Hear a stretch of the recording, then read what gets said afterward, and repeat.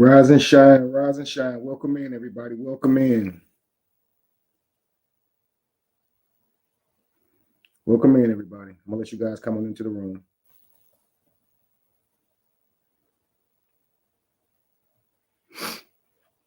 Welcome in. Comment. Hit that like button as y'all come in here, man. Today, I'm going to be going over something that's very personal to me. But I'm not coming at it from a standpoint of bashing or arguing. I want to do this because I want young men and women everywhere to understand.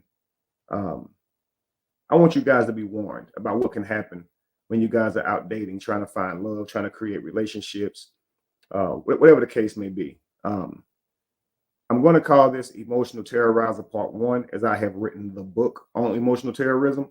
And I think you guys will understand why I believe my information should be valued and why I believe it'll be helpful to the people that's growing up now and age looking for love, and just helpful to the community overall, as it doesn't just solely focus on relationships. It focuses on not just loving relationships, but on romantic relationships, but it focuses on all types of relationships.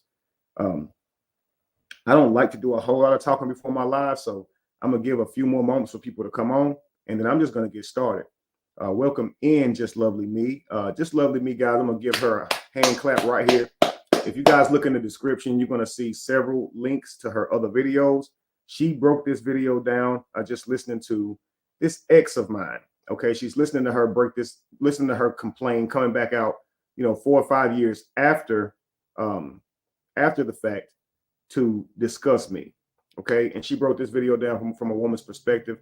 I thought it would be good to show it from her side, and then also give my take as well. Also, thanks to Ashley D, who has for the longest been standing up for me, speaking out for me, pointing out a lot of the obvious things that's been going on behind the scenes where people have tried to attack me.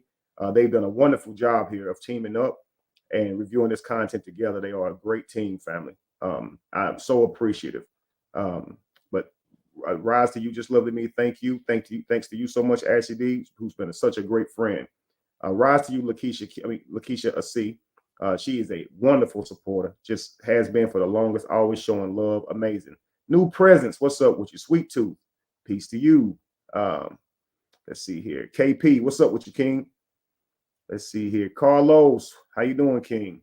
That's you, men. Hopefully you guys can stay for the toll of this live. I hope I'm not up here too long, but today you guys are going to get some real insight on some things to look for in a relationship. And ladies, I think this will be especially good for you guys, because often women are wondering why a relationship didn't last long term and make it to marriage and all those things. And I truly believe that there's a severe misunderstanding on what relationships should look like in today's era. So I want to say this right here before we get started, because it's important that I make this known, make this clear. All right. First of all, I want to say good rise to all of you guys. I like how other people had named their supporters. I thought of a name for my supporters. Okay. And I'm going to start using that. Let me know if it works for you guys. And if this does work for you guys, I want you to put it in the comments. Okay. I'm going to start calling my supporters doers. Okay. Because I believe that doing is prayer. I believe that doing is manifestation.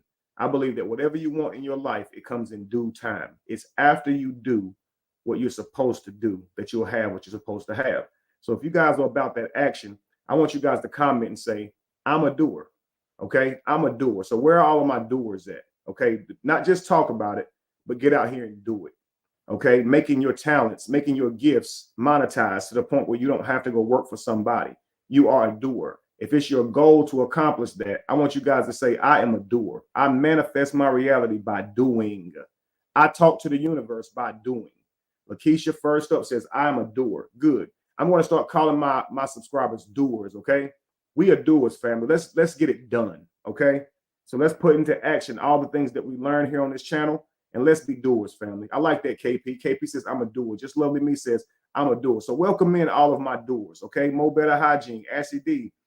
Absolutely. When you do the work, I am a doer. Absolutely. Okay. We got it. Thank you guys so much. Thank you guys so much for jumping on that. So we are all doers. Okay. I think than I do. Right. I must act if I want to get what I get from the universe, because actions speak louder than words, and faith without works is dead. So we focus on the action and the works, right? We are doers, family. It comes in due time. Somebody say it all comes in due time, D-O time, not D-U-E, because it ain't up to the universe. It's not up to some God outside of you. It's up to you. If you want it, you'll have it. You're not even promised tomorrow. So if you guys thinking that you're waiting on God to give you something, y'all are crazy. You're not even promised tomorrow.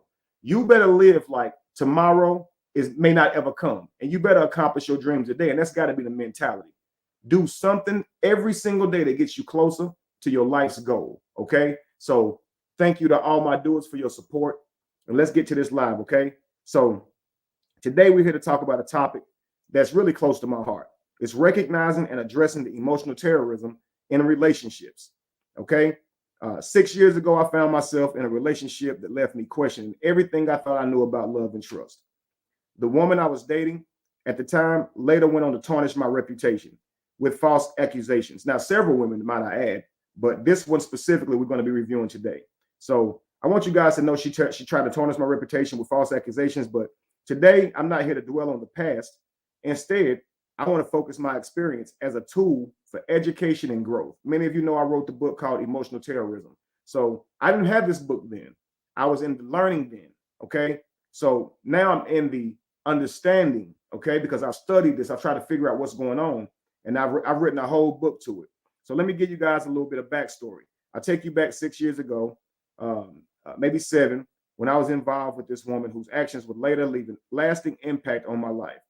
While I won't delve into the specifics, I want to emphasize that my intention is not to vilify her, but to shed light on the patterns of behavior that can lead to emotional terrorism in relationships.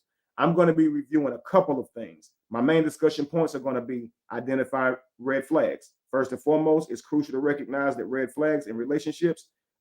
Looking back, there were subtle things and signs that I missed of manipulation and control that I overlooked. Whether it was gaslighting or guilt tripping, these behaviors are often early indicators of emotional abuse. Okay. The next discussion point is going to be breaking down complaints. Okay. So the complaints that she had against me, each complaint has a story behind it, and it's important to provide context. What may have appeared as neglect on my part was often a result of conflicting priorities or misunderstandings. And then last but not least, I want to get into the lessons learned. What did I learn from this experience? Communication is key. It's essential to address early issues or address issues early on to establish healthy boundaries. And most importantly, trust your instincts. If someone doesn't feel right, don't ignore it. Okay, family? Always be an active communicator. If something feels wrong, talk about it, get their perspective. You have your own mind, they have yours. And they have theirs. You'll never know what they're thinking. So don't go off on a tangent believing that they were thinking something or their intent was something else. They are right there, family. Simply ask. Get to the bottom of it. They right there in front of you. Okay, relationships break down because the communication is horrible. Here's one thing I want to point out before we hit play. Okay, I'm going to use my chapter 9 of my Emotional Terrorizer book for most of this video. So chapter 9 in my book called The Emotional Terrorizer. If you have the book, throw it in the comments, and also turn to the page with me. Okay, so it's chapter 9, The Makings of an Emotional Terrorizer, Wife, Nurturing, and Accountability. Hang on one second, guys.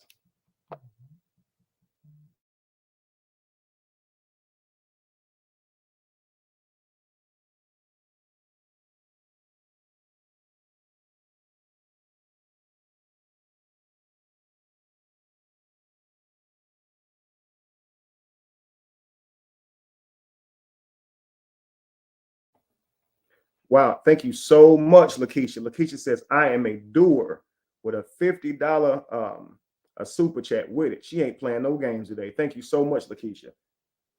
I told you, great supporter. Thank you so much. Guys, here we go. Chapter 9, The Makings of an Emotional Terrorizer. Okay. Now, in this chapter, we're going to dive into the social environment that contributes to the development of an emotional terrorizing woman, okay, or wife. The romanticized ideas of relationships and marriage, the sense of entitlement, amongst young women in today's world. And the lack of understanding of the responsibilities and value that comes with these commitments all play a role in shaping this behavior. Now, I really want you guys to listen here, okay?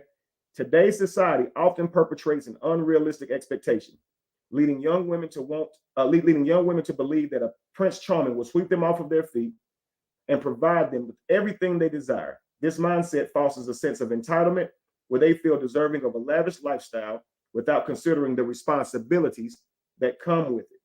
Furthermore, the delegation of marital and parenting responsibilities to others. This is when they allow their children to stay with grandparents, such as daycare centers or whatever. These things contribute to the detachment of the emotional terrorizing wife as well, and from the essential aspects of the family life. The pursuit of excitement, partying, and social connections takes precedence over the nurturing of their own children.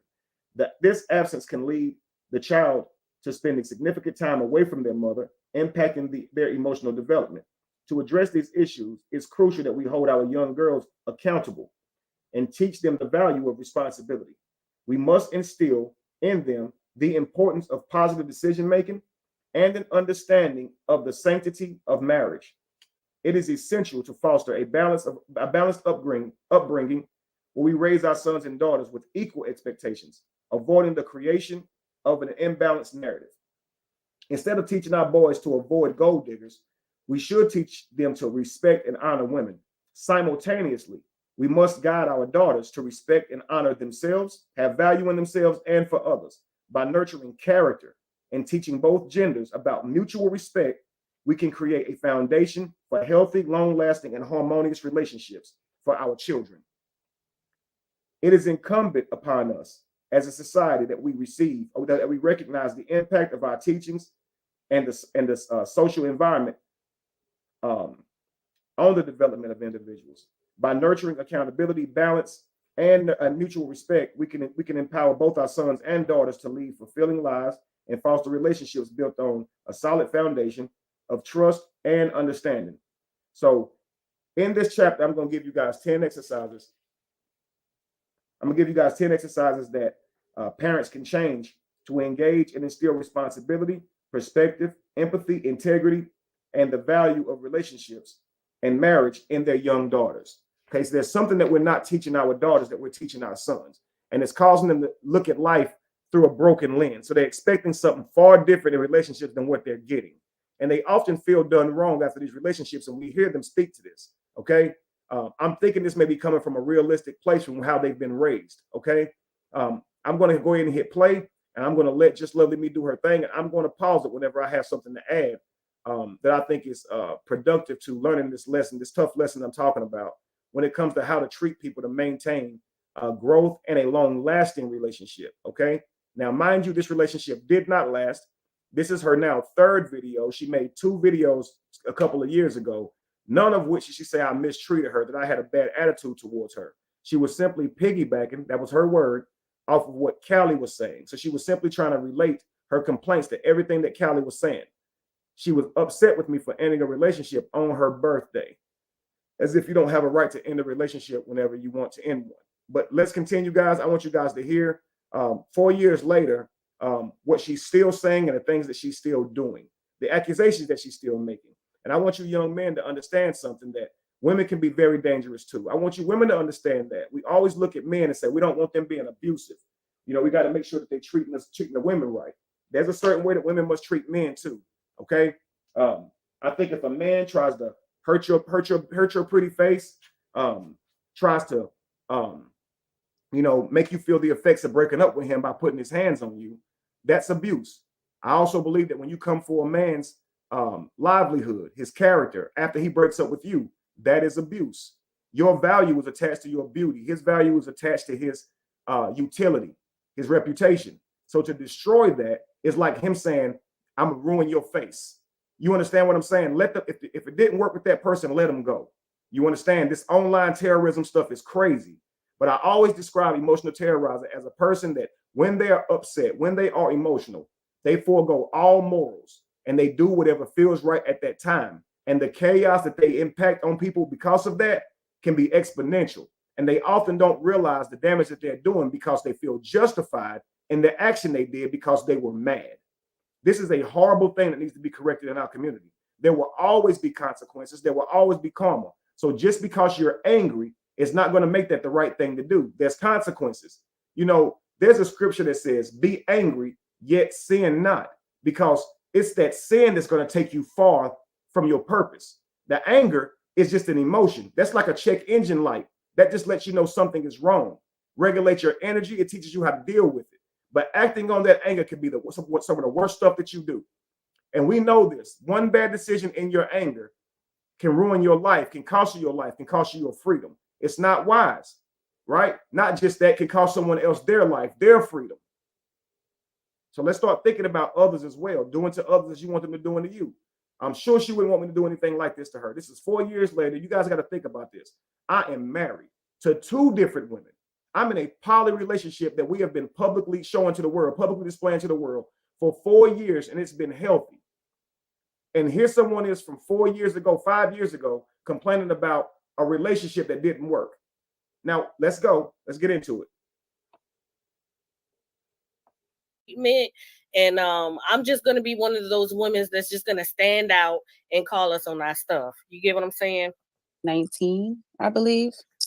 So just a little background about myself. I've been here for about 7-8 years now. And I was actually introduced to him through a video that went viral. I didn't even know it was him, to be honest with you. It was like a voice on this voiceover video about leaving the church and stuff. So I was just going through my, I guess you could say my epiphany stages of just realizing, like, this whole church scene is some weird shit about it. So I started embarking on that path. And that's how I came across, his page, and how that's how I started to interact with him. But truth be told, he jumped in my DM. So on Facebook, that's how it happened. And I honestly was just really interested in his content, like his videos, what he was standing for. I was just really interested in that path. Like, I was going down that path. So I was actually excited that there were other people that was on the same path as me. And that his page was centered around a lot of people like that. And I, in Virginia, this is a Commonwealth state. So it's not that much, going on down here with people that are just waking up or, coming out of the whole, Christian walk and all that. So now I can attest to that because about a few years ago, some years ago, I was going through what I would call a spiritual awakening. And I mean, I went through some steps. Like I reread the Bible for myself.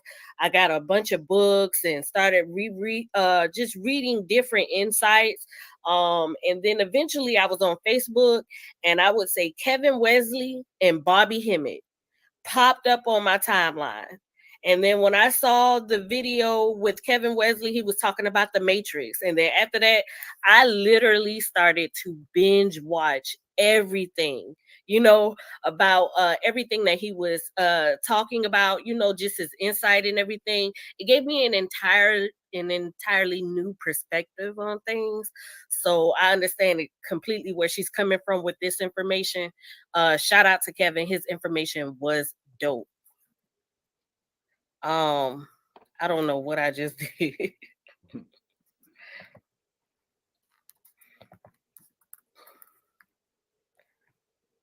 Let me help her out here.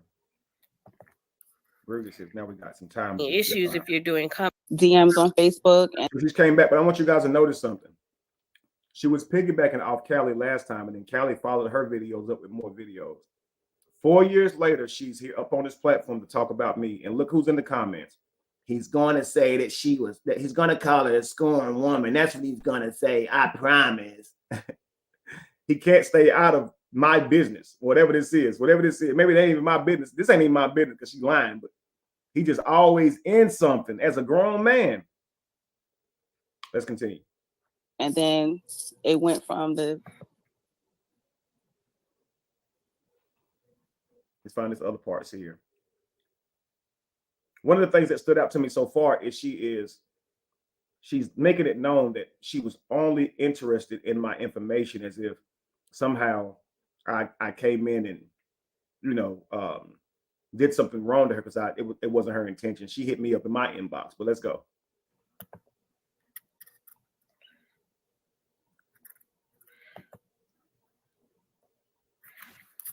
Okay, so oh, I got you on the screen, V. Okay. Let me see if that'll hold for a second until I figure out how to work this stuff. We were just talking, you know, friendship building, bonding. And when he had his surgery, that's when I felt really bad for him. Like all that stuff that was going on with him, you know, all of that really gravitated me into him a little bit more. So once he was done with his surgery, once he had his surgery, I was like, oh, he was like, we should meet. And I'm like, oh, okay, let's meet. So he was living in Carolina at the time. So he was like, he was gonna drive up here to Virginia. Telling that a little bit quickly, guys. She hit me up on my inbox. We exchanged information and we talked for several months. So I don't know why she's like, I was just like, we should meet. No, we built up a little phone relationship and it went from there. Let's go. Oh, friendship building, bonding. And when he had his surgery, that's when I felt really bad for him. Like all that stuff that was going on with him, you know, all of that really gravitated me into him a little bit more. So once he was done with his surgery, once he had his surgery, I was like, oh, he was like, we should meet. And I'm like, oh, okay, let's meet. So he was living in Carolina at the time. So he was like, he was gonna drive up here to Virginia to meet me and my best friend. And we was gonna kind of go on like this little, you know, double date or whatever. So that was like that was right before he came out to everybody with the whole GoFundMe and all the money for the surgery and all that stuff. I don't know what happened during that time, because I think he had like a point where he was asking for money before his surgery. The GoFundMe was before my surgery, not after. And then he was also asking for money after his surgery. So I'm kind of in. So GoFundMe money to try to get the surgery. I didn't have insurance. I didn't have a job. So I needed tube food, supplies, and medicine for after. So I was asking the public for help with that as well. While I was in the hospital, Josh went into my account and stole $1,200 from GoFundMe. This threw me off real bad because I didn't have any money. So now I'm asking the public again. I would have had at least $1,200 from the GoFundMe when I got out, but I didn't have any of it because Josh took it. So now I'm dreading it, but I have to ask the public again. I didn't say Josh stole money because I thought that would have made me look bad.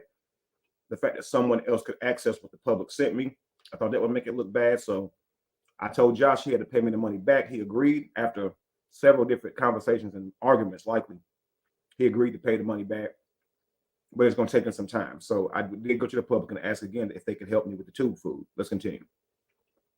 In the whole loop of everything after. Okay. So that was 2019. I was one of those people that definitely supported him before COVID. And I remember the whole tube food, him asking for donations, because another video of his almost went viral when he was in the hospital, and he was, encouraging people not to fear, not to be afraid. He showed people, like, he even did the infamous "No God can kill me," because people was wishing death on him because he walked away from organ. This was a year after my surgery. I collapsed and needed another surgery. That's the surgery you guys see me where I shaved my beard, saying that I still need tube food. That was after my second surgery. So when people try to play and pretend like I never had anything wrong with me, it's totally absurd because the public literally witnessed it. And so did she. And this is what I want young men to understand. You can have this person in your life and you can think that she's for you because she's going to tell you that. But it doesn't mean that she won't distort everything about you later in an attempt to ruin your character. Now, I'm talking specifically to men because I'm a man and this is a woman who put me through this. I'm not saying men don't do this to women, but I got to tell you, I don't see it as often. I think men physically hit women more than women physically hit men, or I would say abuse, because I ain't gonna say they don't hit. It's just not seen the same.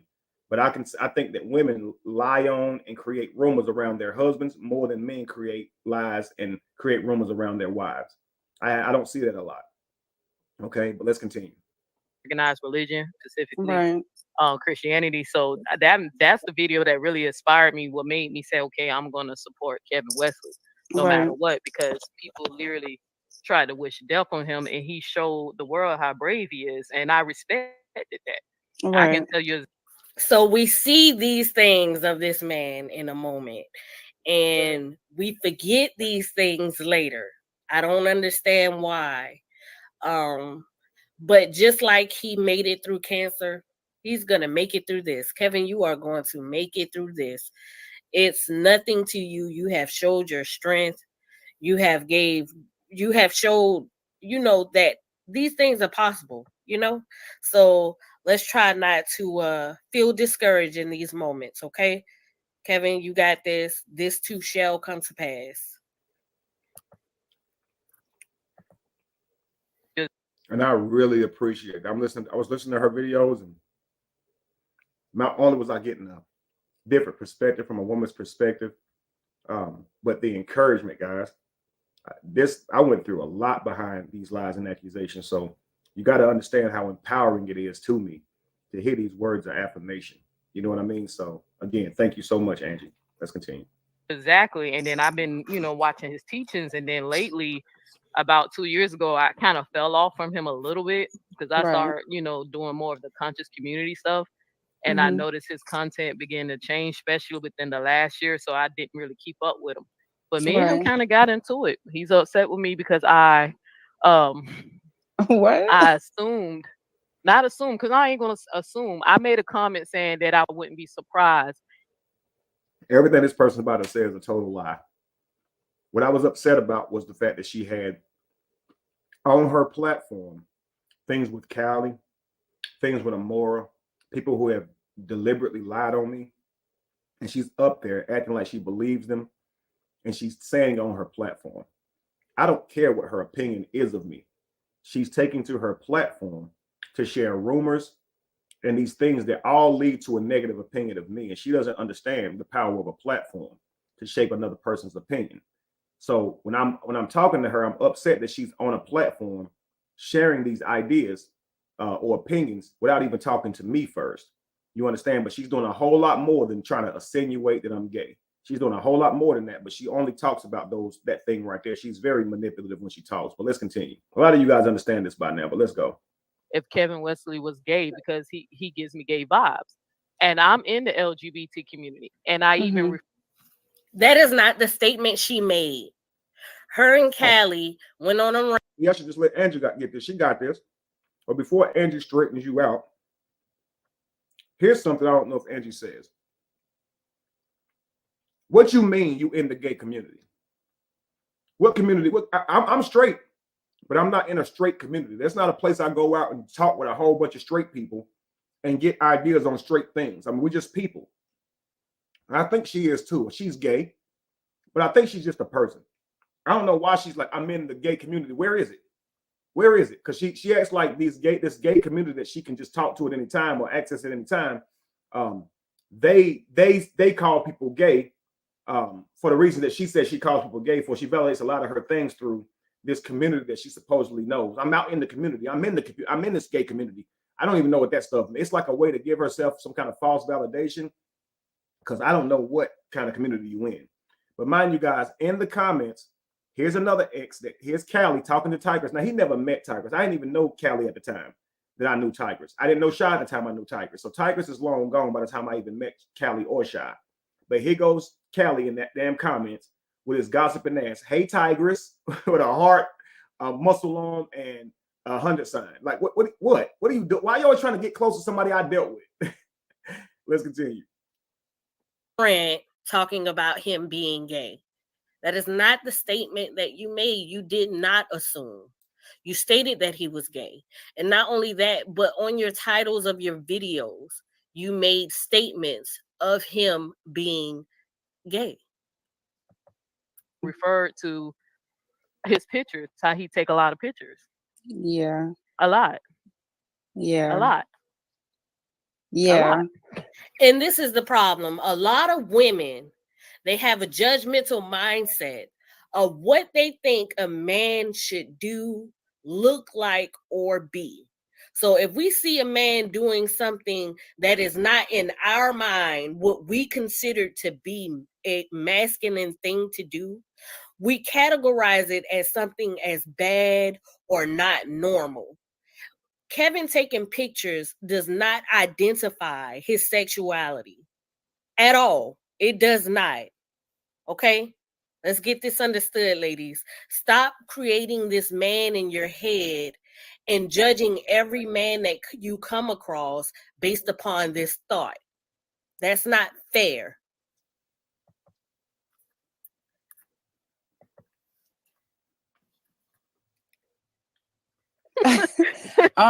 When we first met him, the scene was, obviously this is after he had his surgery. Now listen at this, guys. This is telltale. For me, let me say this. For me, I move a little slower, and I thought most men did. So I have often been told by women that I have like a church boy mentality. So maybe they were trying to say that I was a little bit too slow, and I've had women actually get upset with me because I didn't move fast enough. But you're gonna hear her explanation of this, and it's crazy. I went to meet this girl. We hung out in an Airbnb for a couple of hours, and she and her friend thought I was gay because I ain't tried to come on to her yet. That's real fast. You just got back to the crib. My homeboy there, your girl is there. We got our own rooms, but we ain't went to those rooms. We just in the living room. And plus, I'm not healthy enough for sex. I just came out to see her. So little did I know she's gonna be thinking something weird if I don't be all on her. And to me, that it starts to make things make sense to me. I always used to wonder, why do a girl think you gay if you turn her down? And I think that's because dudes have very low standards. I hate to even turn this to men and say this is a man's fault, but I do think that is. I think because most men will fuck anything, women think it's weird when you won't fuck them. When you say, no, I'm not interested, they think it's what you must be gay because they have it. They're not used to that. They're used to whatever dude they want, they can get them to at least sleep with them. I mean, even if you can't get a relationship out of them, for women, getting sex is easy because dudes want it. We all know this. If I take a woman out on a date, I know I'm waiting on when she's ready. I don't think she's ever waiting on when I'm ready. You see what I'm saying? But in my particular case, because of how I move, I guess you're waiting on for when I'm ready. But I value myself a little more than that. I ain't just trying to, I don't just want to smash. That's never my indication. I've never been like that. That's never been my purpose. It's just to sleep with a girl. Any girl I've dealt with, is always potential to it. If I'm around you, if you're with me, there's potential, and it could turn into something serious because I don't deal with you if I don't like you or want more with you. I just never been that type of guy. But this right here shows me a lot for you young men out there. If you aren't moving fast, a lot of times women will think that there's something wrong with you because this shows you how quickly other dudes move by their opinion of you. It's so wild. Men used to always tell me, Callie used to say this shit, man, you got to just say that shit. You gotta, and I'm like, if you just go to them acting like you just want to sleep with them, ain't they gonna like not like you? Because I'm thinking they should think you like them, right? Nah, bro, you got to say that shit straight up, and it works. I'm like, that's crazy that you can get with a woman, get her in bed faster while being, what I would call not a gentleman. But Olaron's Palace Tarot says, you ain't lying. I lived that. Hey man, I learned the hard way, especially just hearing her explanation here recently. Just listen to this, guys, and ladies, if I'm right, let me know. But this is a little bit weird that she thinks that I could be gay because I'm not coming on to her. And I just got here. Like we ain't even had breakfast yet, so to speak. You know what I'm saying? I like Ralph from what is it called? Infinite Waters. He'd be like, we ain't even had breakfast yet. Like we just got started. Let's check it out. Which I didn't even think at this point, like he should even be traveling. That's number one. He's telling me, his stomach is removed and all this. So I'm thinking like, this is like kind of dangerous. Should you be traveling and stuff? So I'm just going to tell you what my best friend told me, because my best friend is older than me and she's like my mom. You know how you got an older best friend or a sister, even a friend that's like, y'all real cool. And they always try to tell you something you don't want to hear. And you're just like, listen, I don't want to hear that. I want to be in this delusional state, So all the stuff he was telling me, I'm believing everything he's saying, but it took an outside person in to kind of look. When we met him, she was like, she literally didn't. No, what happened was You went to someone without any formal education as far as cancer and the removal of your stomach goes, and she gave you an opinion based upon how you perceived it to her. That is exactly what happened. That is not healthy. You had a concern. You asked him directly. He gave you an answer. You felt okay about it. And you went to talk about him to your homegirl. And that's how a lot of relationships fail. Because if you are seeking advice from someone, and it's not saying that it's a bad thing, the best person that you could get advice from is somebody who has a background or they specialize in these specific topics of your concern. Didn't even care when he was sitting on the couch in the Airbnb that he rented, literally looking at her. She like, so let me get this straight. You don't have a stomach, but you eating? Because that's what she asked him, and that's no cap. Like, now, here's what's crazy. This woman I've been talking to for months while I'm going through my go through. So how is it that she don't understand my condition? I've explained it a million times, but now I'm down here and they're giving me the third degree about how my stomach works if I don't have a stomach. It's like they don't believe me. They can see how skinny I am. I literally been on bed rest for damn near 6 or 7 months. I shouldn't even be out right now. All this is true. And you're sitting here questioning like I'm making it up. How can you eat and you don't have a stomach? Like, I mean, Sean work in the medical field. So guys, for you guys that don't know, they attach your esophagus to where your stomach was. So your esophagus takes place of that, and then it has to stretch. So you don't have a feeding tube or a bag of nothing outside of you, but it takes you longer to eat. So you eat smaller meals, and you have to get and stretch that new what would be your now stomach to size. I still struggle with eating. I still do. So I still have to do supplements. My brother does supplements, B12 shots, all these things so we can get the nutrients that we need, because your stomach is a very needed organ. All right, but let's continue. she asked him, I'm like, yo, don't, I'm like defending him. And she's like, I just don't understand. So if you can explain it to me, then, then I guess I'll understand. So he really just basically said that he had, a trace of cancer in his stomach, and the doctors want to prevent it, from, spreading, or, him actually becoming diagnosed with this gene, or, whatever he had going on. Remind you guys, I went with my homeboy down there named Dez, okay? Ramon Dez. And I don't think she particularly liked Ramon Dez, her friend. But I do think her friend was attracted to me. I could just tell, okay? Olaron's place, Terrell says you went from 240 to like 170, 150, my guy. It was crazy. I weighed 135 at one time, brother. This is how crazy it was. I got back up to around 175. Like, yeah, so what 135 I was before. I was that when I was out there.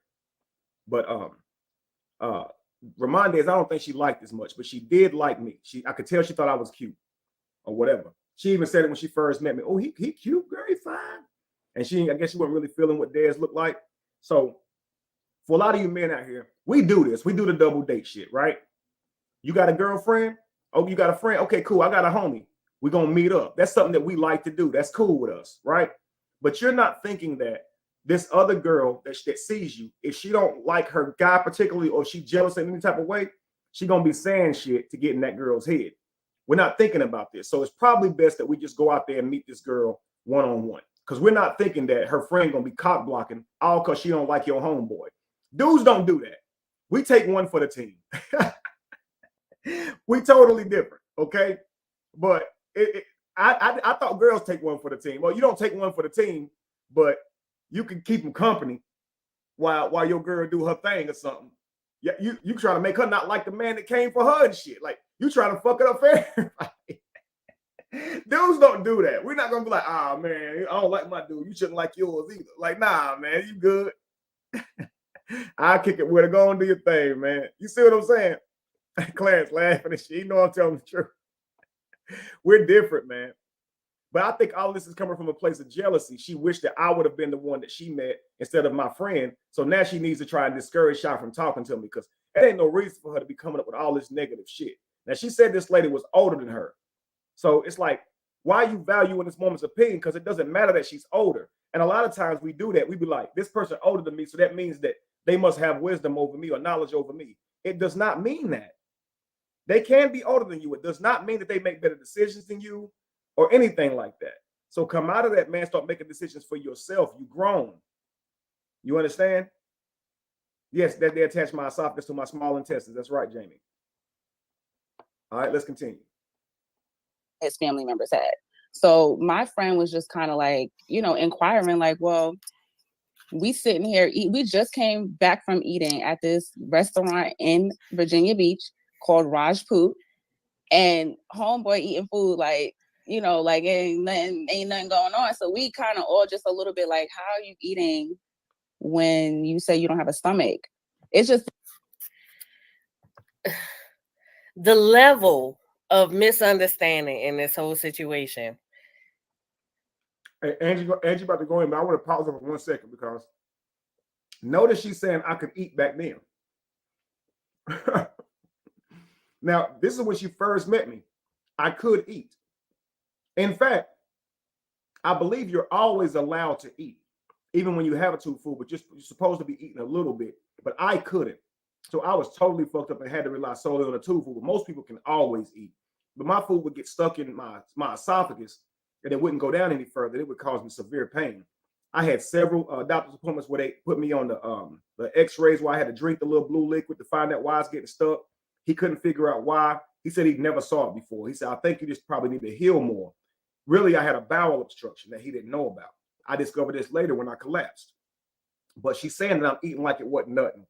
Actually, I'm nibbling because I still can barely eat at this point. Now, I've been on bed rest for about like 6 or 7 months. So I am up trying to eat a bit. But like I said, most of the time it gets stuck, especially things like bread would really get stuck.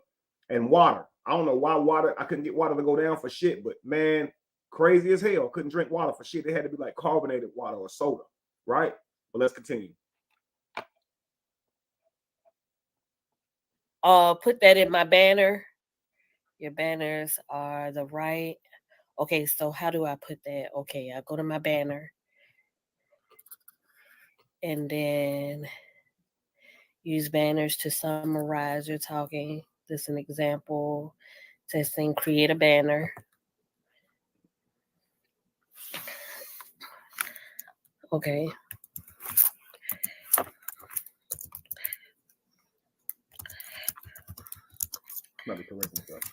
I'm pretty sure once I get like more confident in my craft. Okay.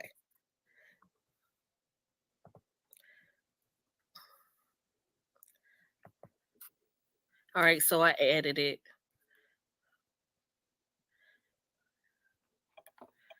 And let me go back to the chat.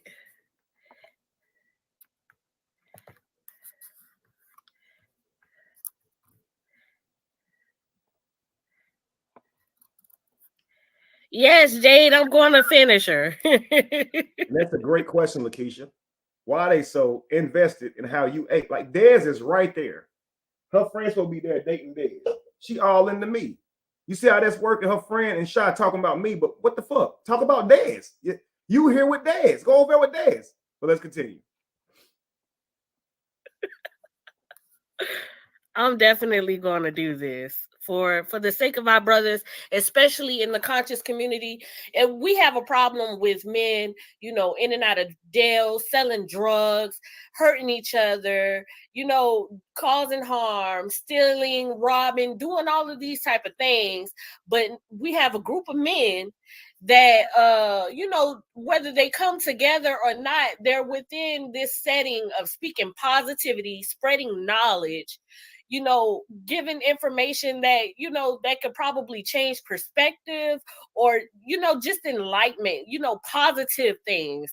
We have brothers who are in homes with their families, taking care of their children, you know, they're beating all statistical odds, but yet we still have a group of us women who are, we have a toxic mindset, an ungrateful mindset, and we tarnish these characters with lies and deceit. Not to say so much as what the exes are saying may be of lies. I think their perception is through a view of unhealed mentality. You get what I'm saying? Which a lot of us women carry I'm not saying that they aren't deserving of any correction, but at the same time, I don't think that these are continuous patterns that they just deliberately go after men for no apparent reason, like Neo does.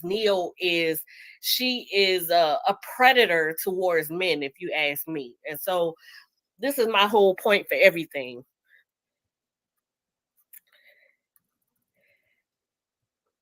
Right, V. Right. The mentality of her is just very is I know some 20-year-olds who has a little bit more. So you know they say the narcissistic mind is a mind of like a toddler behavior. So we'll go from that.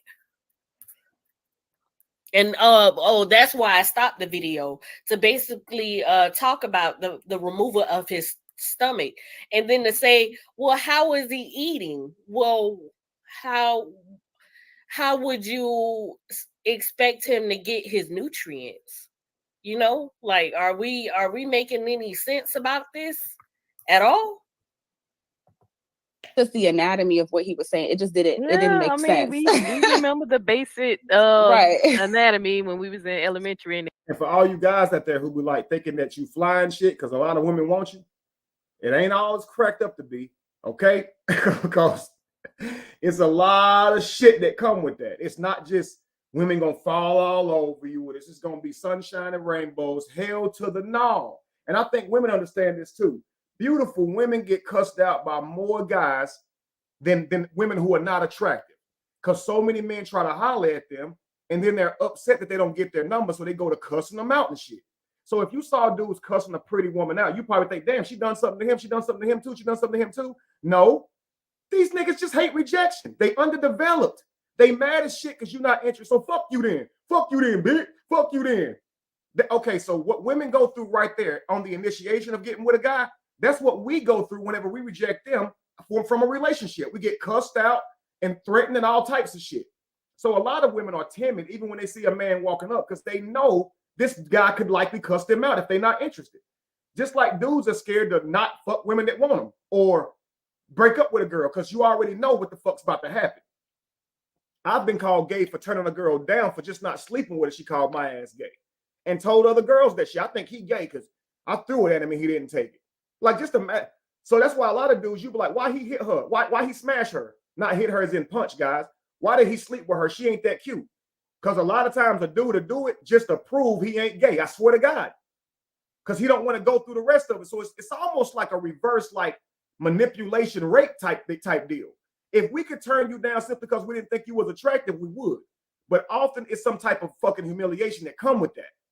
So a lot of times it's like, yo, he'll fuck anything. It ain't just that he'll fuck anything. It's that if he tell your ass no, your words are powerful. You're going to go into your female community and say a whole bunch of shit that's going to ruin this man's name. And these girls they just believe each other. They're just communal. Like Neo sitting up here believing everything that Shy says and even being emotionally moved by it. Look at all the men in the comments saying true. Women, now Jeannie is saying true. I didn't know she knew this on this level as far as what a lot of men go through. But I think that women in often cases are not exposed to a man's world. That if you turn her down, you got hell to pay, yo. I swear to you, you do. All around said, nope, if I don't want it, I'm going home. I don't give a fuck. I'm the same way. And that's why I'm going to get a whole lot of unwanted fucking criticism and lies. I was once at an event, man, a speaking engagement, and a girl caught me backstage and asked to take a picture with me. So I took a picture of her with my phone real quick. She left her phone outside. I mean, out on the little chair or whatever, in her purse or wherever it was. She said, can you send me the picture? I said, I will after the show. They're going to call my name any minute to come out and speak. They was doing my build up. His videos went viral for teaching about religion. They're about to call me up. I said, I'll send it to you after the show because they're going to call me up. She said, okay, no problem. Let me tell you something, man. At the after party of this event, this woman said I was gay. I heard her say this to a bunch of girls. The girls was like, ooh, Kevin, cute. And she was like, yeah, but I think he gay. Why? Because she said I threw it at him and he didn't take it. She never threw it at me, number one. She just asked me to send her the picture to her phone. She never offered me sex at all. But she told them she threw it at me and I turned it down, so I must be gay. This girl wasn't even all that. Girl, come on now. You got to chill, yo. Don't act like you never been turned down. Maybe she hadn't been turned down before. That's what I be saying. A lot of dudes, man, I think if you like at least a 6, if you giving ratings, I think if you a girl and you at least a 6, you probably haven't been turned down. Because I noticed when a girl is kind of cute and you turn her ass down, oh my. Now, mostly women who aren't attractive at all. And we know what we mean by that. I don't call nobody ugly, but you know what I mean by that. Often those women are already mad at me because they already probably know I wouldn't like them because they probably, you know, had this certain type of treatment from other guys or not used to getting the guys they like. So I can smile with them. I can tell them they're beautiful at the cash register just to try to brighten their day. They'll all get an attitude because they don't even believe my ass. I swear to God, I've seen this. But so they don't even holler. They won't even try to holler, especially like a girl who's not, you know, not that attractive or whatever. But seem like cute girls who try you, man, I don't think they ever been turned down. And when I say she wasn't all that, I mean she wasn't busted, but she probably was like a 6 or 7. You know what I mean? And women hate being judged like that, but y'all get to call us broken short. So just understand, men know what I'm saying right now.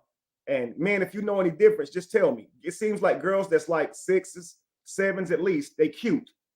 It's like they never been turned down. Because as soon as you say, nah, I'm not interested, I got a girl. You can even have a girl. You don't get no excuse. These girls ain't used to dudes turning them down for even having a girl. They're not used to dudes having standards. I guess every dude be cheating too. So if you say I got a girl, they just look at that like, oh, you just turned me down. They think you're supposed to do all that shit. They think you're supposed to not care that you got. I swear to God, I'm not making this shit up. You know how they all think men cheat anyway. So they probably think that, hey, they probably do think that.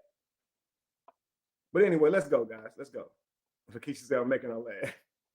They teach Right. you your major organs, Mouth, your heart, liver, your esophagus. esophagus, Yeah, food, yeah. like, They so- teach you, Yeah, and they let you so- know you have the stomach, then you have the intestines. That you know. Right. And So- digestion starts with the mouth. So we just, you know, it just didn't make sense. So basically, from that point when we left, because they were trying to get us to stay, because he brought his homeboy with him, and I can't remember this boy, for the life of me, but I'm gonna find his information because he's in my messages somewhere. But he brought his best friend. Apparently, it's supposed to be his best friend from Carolina, and he was obviously supposed to be there for my best friend, and I was, you know, it was me and Kevin, and you know, the little double date thing or whatever. But they did want us to stay at the Airbnb. But my friend, she was like, "No, we're not staying. Like, I don't know this guy like that." And you know, I'm like, "Well, let's just meet up the following day." But the following day, just some shit hit the fan because my bestie was like, "I don't trust him. I don't think he's, you know, he seemed a little off."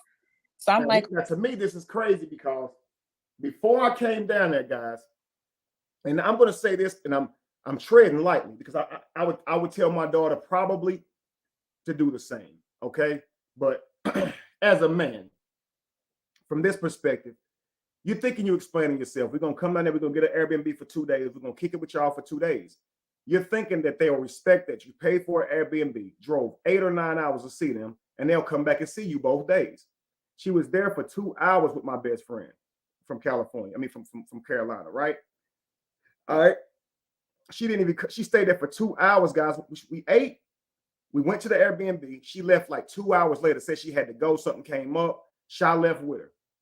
That girl said, now I don't trust Dez. I don't trust going back out there. Just say you don't like him, number one.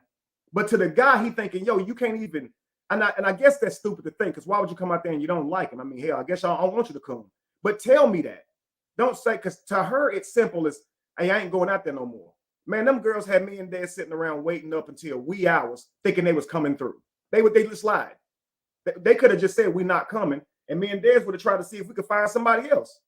I mean, I know that sounds crazy, but dudes just, when women turn us down, we just go back to the fucking drawing board. So, hell, it is what it is. But they didn't say shit. We come and can't wait to see y'all. And they kept stalling until the whole night came. Dez done fell asleep.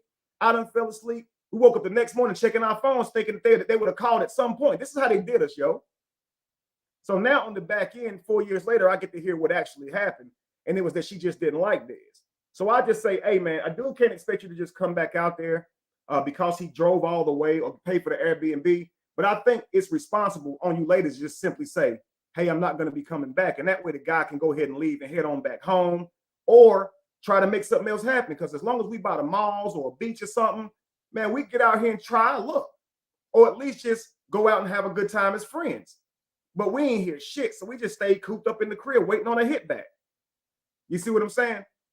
But I would tell my daughter, if you don't like the guy, don't go back, even if he drove down. But I would say, tell him, be responsible.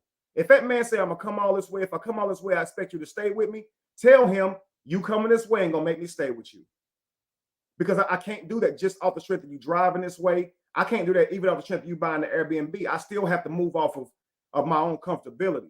So if you want to take that risk and come on down, that's fine. I will come and see you, but I can't guarantee you I'm staying the night. I don't know you that well yet. I think that women should always leave that on the table, but you're not obligated to stand with this dude just because he drove there. It don't make him a good guy. He could just be wanting some ass.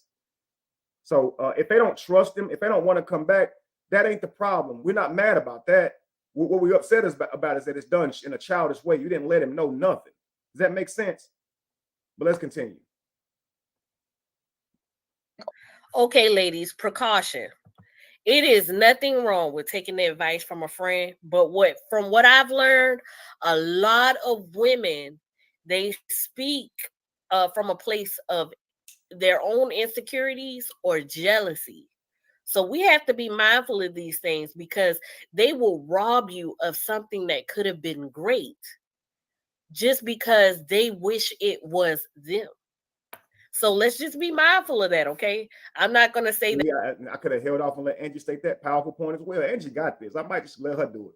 But look, Freedom Fry said something that's absolutely a fact. High value men don't chase women like that. Women see that as simping and they run. The guy who paid all that and did all that, sent major signals about being low value. Notice I said I was insecure back then. I didn't even like my own body.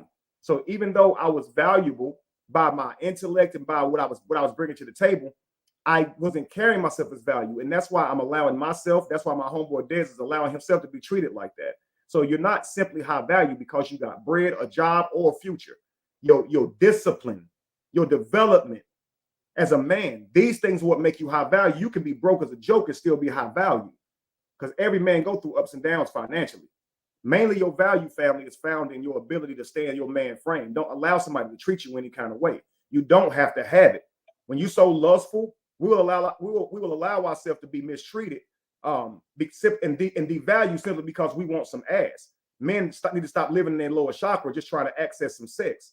If you're not treating me right, man, it's a wrap. When they left within 2 hours and didn't come back that night, we simply should have left because that wasn't the plan. You came over and just left that quick. You see what I'm saying? Like, why did we sit around waiting all day for them to hit back? All these things are indicative that we even had low value. So you got to understand, it's yin and yang. Why are you vibrating this behavior to you? Because you're willing to allow it. And 99% of what happens to you is what you allow. You understand? So if I was in man frame back then and knew then what I know now, I would have never met this person. I would have never gotten familiar with this person because I'd have left that day and said, she knew I drove down there 8 hours to see her. She knew these things and still left my ass. Just I'd have knew she ain't interested and I'd have been out of there. You understand? But I didn't. Let's go ahead and continue. Great point, Freedom. For real, for real. That this was the case in this situation, but it does happen. It does exist. Off how?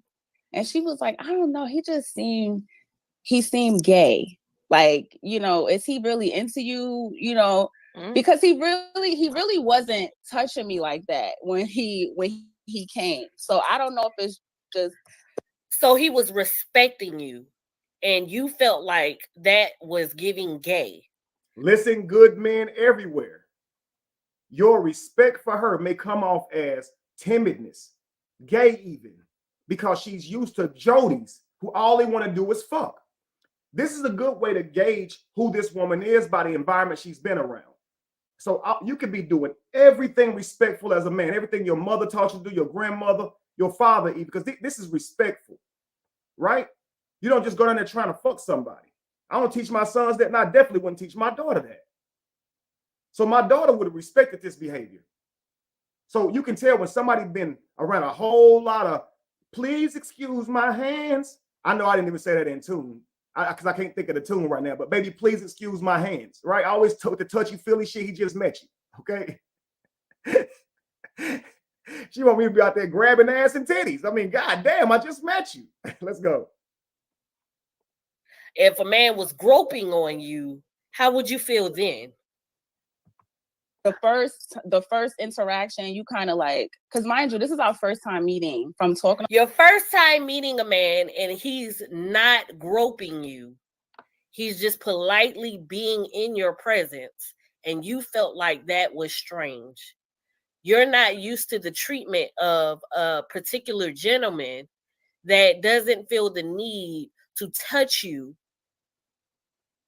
so fast. I'm not understanding that. on the phone, texting, FaceTiming for months. You know, when you see someone in person, sometimes you gotta adjust or you gotta feel a person out. So I wouldn't say he was all over me, but I wouldn't say that he wasn't. Like, you could tell it was me and him and her and the dude. But so we made our eye contact with each other's vibes. So she said you could tell that it was me and her. You could tell that there was some interest. But listening to her friend telling her he seemed gay because he wasn't all over you. Number one, why are you over here in what we got going on? You got Ramondez. You got the player from the Himalaya. That's my homeboy. So I ain't got nothing negative to say about Ramondez. Okay, you missed out. Okay, Ramondez is a good guy. But anyway, you should have been in the Ramondez. Damn. See, I ain't got my hair no more, y'all. Ramondez got a full head of hair and shit.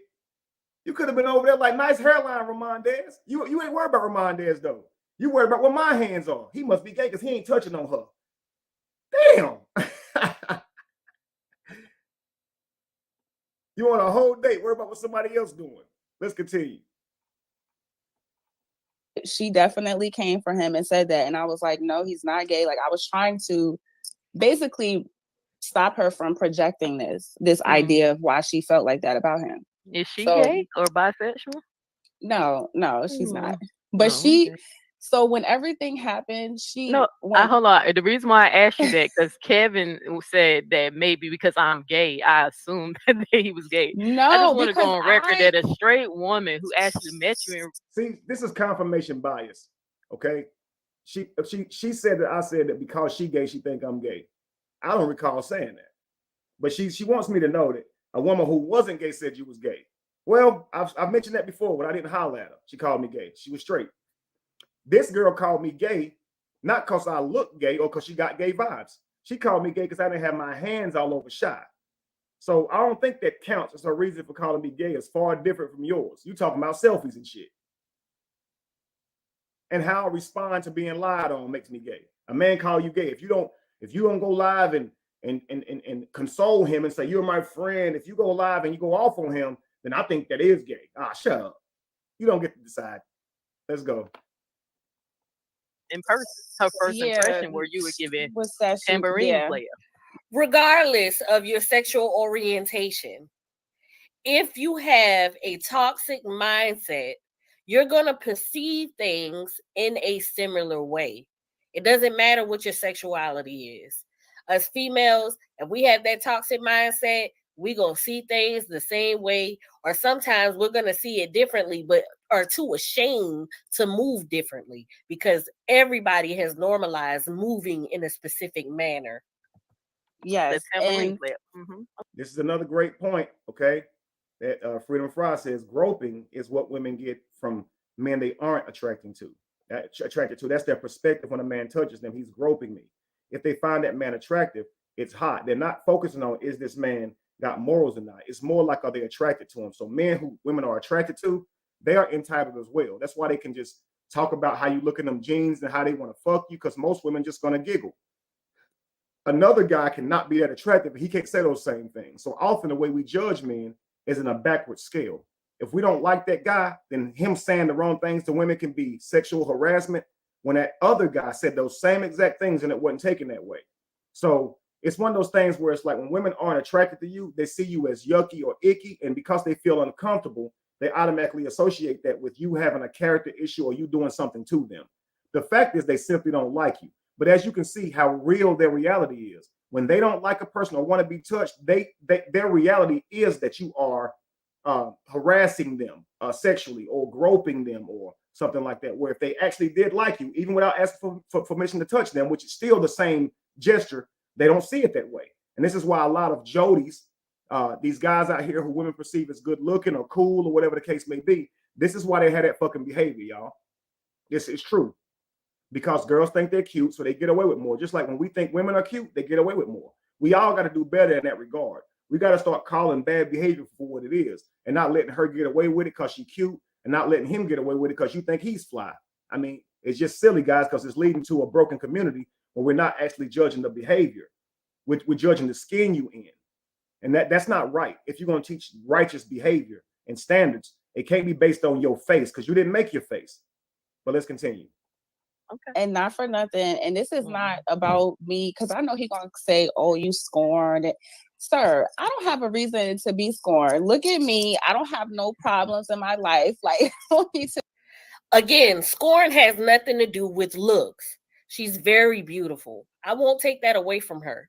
But scorn has nothing to do with looks whatsoever. It is a behavior pattern. It is a thought process. And she's going to get into it. We're going to help clarify this scorn. To be pressed over you, okay? You was pressed like a very panini. Beautiful girl. Thank you're very you. Beautiful girl too. Thank you. He was pressed like a panini, not me. Let's get the facts straight. So he was pressed, but he wasn't touching you. See the contradiction in that? Was he pressed or was he not that into you? Which one was it? I mean... and want you to come back to the Airbnb so I could see you ain't pressed. It's like you knew I was coming here for 2 days. Why ain't you here yet? Why ain't you coming? Are you coming? Yeah, we gonna come. We just gotta finish up this last couple things. Then she just gotta finish what she was doing. And then she coming right over here. We're gonna meet up and be down there. It never showed. Let's continue. But he will tell it like as if I'm coming at him in I'm trying to keep up with you guys' comments, but great point, Lacey. You mean that guy that you were concerned about that was fresh out of surgery, who you said for months talked to you about the ins and outs and building with you. Why weren't you trying to take care of him and make sure he's straight? You were fake concerned. Exactly. Because they everywhere else, but anything I'm worried about. Me, they worry about why ain't damn groping and damn all this type of other shit. That's wild. But let's continue. This way, but he just, it was just the way that he did me wrong. Like if he would have just owned up to it and was like, you know what, I really did this, I did that, I'm sorry, then we could be good. So you felt entitled to an apology based upon your emotions, and then we wouldn't even have this discussion in the first place.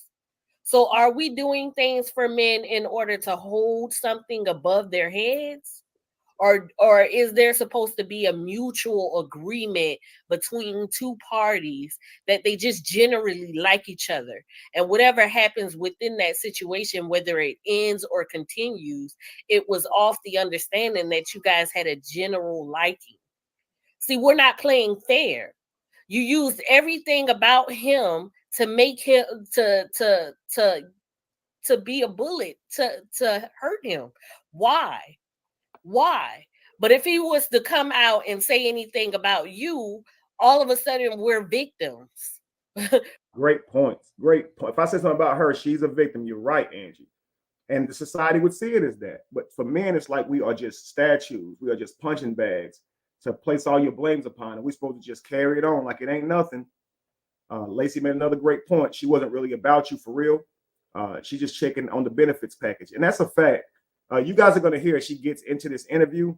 Nowhere do you hear that this woman had any love for me. Now she's trying to act like it on the overall perspective, like we had this relationship for 2 years, but she never cared about me. You can tell she's joking about how skinny I was, and all these. Just listen to the things she's saying; they're not indicative. A man can't indicate from your behavior that you care about him. So if you think you're gonna last long term, and I'm gonna tell you something, I always say this, man.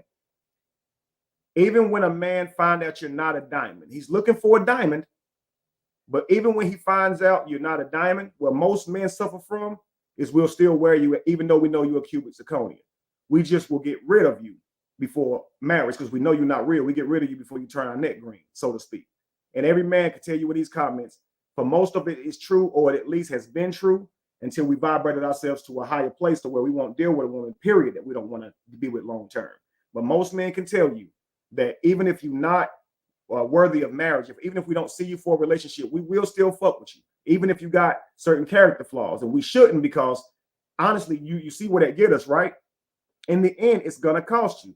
These low character flaws where they lie to your face and become lying to the public about you.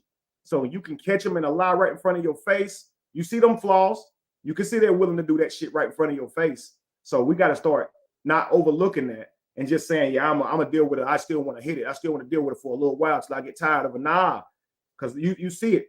It becomes even more likely that they'll do this to you because now they're upset that you dealt with them for so long. How many times you see a woman say, I was with this man for 8 years and he didn't marry me? See, she didn't know that treating him the way she was treating him would never get a marriage. And he didn't tell her that. And now when it don't get her marriage, you wasted all of her time. So don't waste the time. You know you don't want to be with her. You don't waste the time. Men need to learn how to shuck and move on, how to get rid of somebody and just move on. Because keeping them around like that speaks to our value as well. It's like saying that we're willing to take this behavior for any reason. And it's just and risk our life, risk our reputation. Because as long as you're around this person who's doing this stuff with you and to you, man, I'm telling you, you're risking it. Because if you snap one day and say some shit you're gonna regret, or do some shit you're gonna regret, that's your freedom or your life. So this is why I wrote the book Emotional Terrorizer, so we can learn that these behaviors from anybody around you, get away from them. But especially in a domestic situation where you're dating or living with this person. Now, what we had was we was dealing with each other. If you want to call it a relationship, that's fine. But it was open. I could do what I wanted to, and so could she. I only saw her once every 2 months. Sometimes we didn't see each other that often. Sometimes it might have been twice in a month at the most frequent, and that might have been only 1 month of our whole 2-year relationship. You understand? But upon our relationship ended, she pretended that we were never open and made other women that I was dating for poly think that I was lying to her while dating them. Callie teamed up with her to help with this crap. But again, everything you think that you're saying to this person, everything you think you understand to this person will be a misunderstanding when the relationship ends. It'll be totally wild. You understand? So I'm going to read the rest of you guys' comments so I don't leave anybody hanging, and we're going to get back started. Wilding like hyenas, absolutely. Smoking Conversation says, I really applaud this passes soon for it's just a sham. And we are trying to humiliate people when humiliation is an experience. Absolutely. Standards need to be the same for everyone to be fair. Absolutely, V. Bennett. They do. They just have to. Righteous behavior is what men need to stick with. Absolutely, no matter how much they want to get with the woman. I like the way Kevin coined that. Not nice, righteous. One is simp, the other is strong. Absolutely. Claire said that's true. Men, now what do you bring to the table? What do you add to the relationship? Modern women, I exist. And I think that's due to how we're raising our young girls, man. We're not teaching them the value of their nurturing, the value of their responsibility in a relationship, in a partnership. They don't understand how powerful they are. So they don't want to matter. They don't want to be needed. I wish they understood how much they bring to the table so they can take pride in that. It's a great glory, the things that she brings to a union. But this world and feminism has taught her that those things are to be shunned, or they're like making her a slave. And that's sad, man. Women joking about him being skinny. This is classic shit test. Absolutely. The man needs to parry and play it off. Facts. She's trying to see where his buttons are. Classic shit test. Run. Absolutely. And it shows she doesn't value this man, because we're going to go through ups and downs. He's not always going to be his healthiest. So how you treat this man when he's not healthy, it shows the type of woman that you are. Because we're looking for somebody who's going to have our back through thick and thin. If you show me early on that you ain't got my back through thin, hell, why would I ever want to give you the fucking world? That's crazy. I think when a man sees a woman, and he should truly be in love with her existence, her beauty, her character, the way she carries herself, her politeness, her charm. He should be in love with that, because that'll make him inspired to want to give her the world. And a woman should get with a guy that she sees a potential in, a mighty potential in, and say, I believe I can nurture him. I can give him, I can devote my support to him and nurture the best out of him. And I believe if I do that, this will be the mightiest man that I've ever met. And believe in that enough to have faith in each other enough to produce that. You see what I think? That's what it should be about, because that's what it's always been about. Women chose men based on their utility. It's important because that's going to be the father of your children. But she should choose a man that she knows that if she nurtures him, he'll be even stronger with her. Because you see this mighty hunter. Okay, he's doing that without your nurturing. You got to be thinking that, okay, if I'm in his life, he now has to hunt for 2. And if we're going to have children, for more. So how can I make him a mightier hunter? With your nurturing. He's already going to be inspired to want to hunt more just because of your beauty and your softness. How about make him feel like he's the strongest man in the world? How about make him feel like you need him?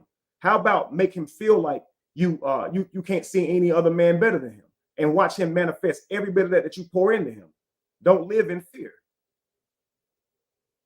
I'm serious, because if his goal is to ultimately give you the world, don't you know that the way you accessing that is to nurture him? If I get on a horse and that horse is the goal of this horse is to take me along this journey, I know I got to feed him. I know I got to give him water, and I know I can't kick his ass and be mean to him the whole way. At some point, he's going to slow down. He's not going to be as inspired to run. But if I make him think I believe in him, if he knows I believe, and that horse going to run as fast as he can just to show me how fast we can go. Like, I'm going to have to say, whoa. Do you understand? Men work best when you pour into them. But let's continue. We're crying, he's so wrong. He's so wrong. No, you were wrong, because whatever happened in your relationship, it should have stayed there unless it was something so dramatic and ill will that people needed to hear. This man did not abuse you. This man did not grope you in an ill manner. He treated you as in a light as if he was a gentleman, from what I'm understanding, and you weren't used to that. Personal stuff should be kept offline. Thank you, Jade. Because I'm still waiting for the Kevin, $2,000 that he was supposed to be paying me back, but I still never got that back. Kevin, you see how I keep saying I should be your master teacher now? I literally said, instead of you jumping on the internet trying to discredit her, calling her a liar, saying that she's crazy or she's scorned, an apology can go a long fucking way. She wants to be somebody's teacher, but I spoke about this, how she stated about unconditional love was only meant for one person in your life, and how if you had multiple children, you were to favor one, because that's what conditional love was, and that you only have one soulmate. But yet and still, she wants to advocate for homosexuality, thus trying to break the conditions of love. Okay, Grandmaster Teacher, let's go. Yeah, because I'm sorry. Also, Angie, to add to that, the excuses that are given to Shy here. I told you, Kevin, I should be your master teacher, because I told you all you got to do is just apologize, and you can avoid all of this. So this is a punishment for me not apologizing. Apologizing? I ain't seen this lady in 5 years. I haven't seen her in 5 years, and I dumped her because of the shit she did to me. She owed me a fucking apology. What would I apologize to her for? She's capping. So it's like, if you didn't apologize to her 5 years later, it's still okay for her to come out and talk shit about you. Let a man try that shit. If she just apologized to me, I wouldn't even be on here talking this shit. Like, man, come on, bro. Quit being childish. The man is with somebody else. He's happily married. Just had a newborn. This is what you up here for. You can't fuck up his potential like women, because he already with the women he gonna be with. And if he that bad of a guy, it'd be displayed in this new relationship. See, my thing is, even if I had a bad relationship with a girl, 5 years later, if she got a relationship that's working with somebody, I'm going to assume that she learned and turned over a new leaf, or at least the person she with, they're not toxic together. They don't have problems together. What do I need to tell the community or anybody, like the public, what this girl did to me for? That's crazy as hell. It makes no sense. If men did that shit, if men could leave relationships saying, look, she cheated on me over here. I caught her texting this dude. I caught her cheating on me over here. She used to say this and that to me. She used to tell me I wasn't going to be shit. She used to tell me my damn thing was little. What are you telling us that for, sir? Move on. We don't accept this from men. Nobody cares. Unless this person's doing something real bad to you, beating on you or something like that, the relationship's over. What are you out here complaining for? He was broke. He was broke. Man, that's crazy. You was with him. Let's continue.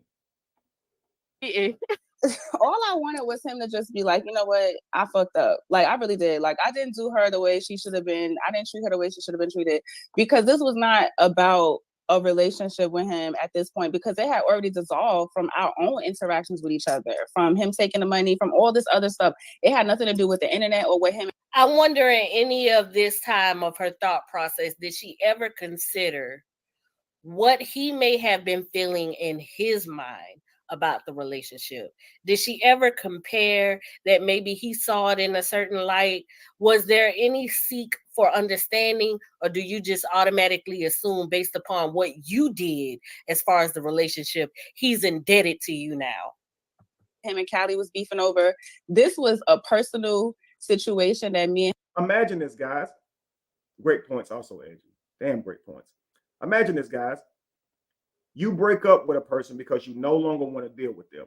And for some reason, they think you owe them an apology for how you've been treating them. How do you even know you've been mistreating them? They still with you. You breaking up with their ass. Do you see how crazy that shit is? The mistreatment is the things they agreed to. See, I'm going to deal with other women. You can deal with other men. They may not like that, but they'll say, okay. They don't really want to fuck with other men, but they'll say, okay. They don't really want you to fuck with other women, but they'll say, okay. They'll agree to that shit. And then in the end, you was mistreating them. I mean, come on, man. You was mistreating you if that's the case. I told you what it was. Now, here's the thing. It's cool because I'm vetting for poly if they're chosen for poly. But if they're not chosen, oh, now I used you and I took all your time away. Like, listen, you know it wasn't going to be all of y'all. You knew that.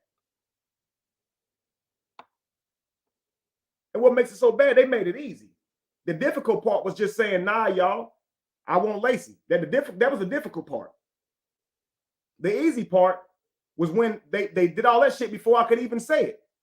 Callie get mad at me. Now all them motherfuckers reaching out to each other, trying to be in cahoots and figure out who was out there more. And it became some whole competition. And Lacey didn't get involved with that. And in seeing all of this, Jamie called to support me, have my back through it. I learned a tough lesson, man. Just because people are around you, they smile in your face. Listen, let them get mad at you. They'll try to destroy everything that you are. No conversation, no nothing. All off some shit somebody else said. Callie told that other lady, the millionaire lady, no, he never told you about me. Told me about you. I never heard of you. So she like, you never told him about me? So you never told your friend Callie about me? Like, Callie, no, I told this man about this girl. He just lied. So here her ass is hopping in the shit. So I ain't talking to you no more either. And all of them mad. They all still wanted to date me, but they online talking shit.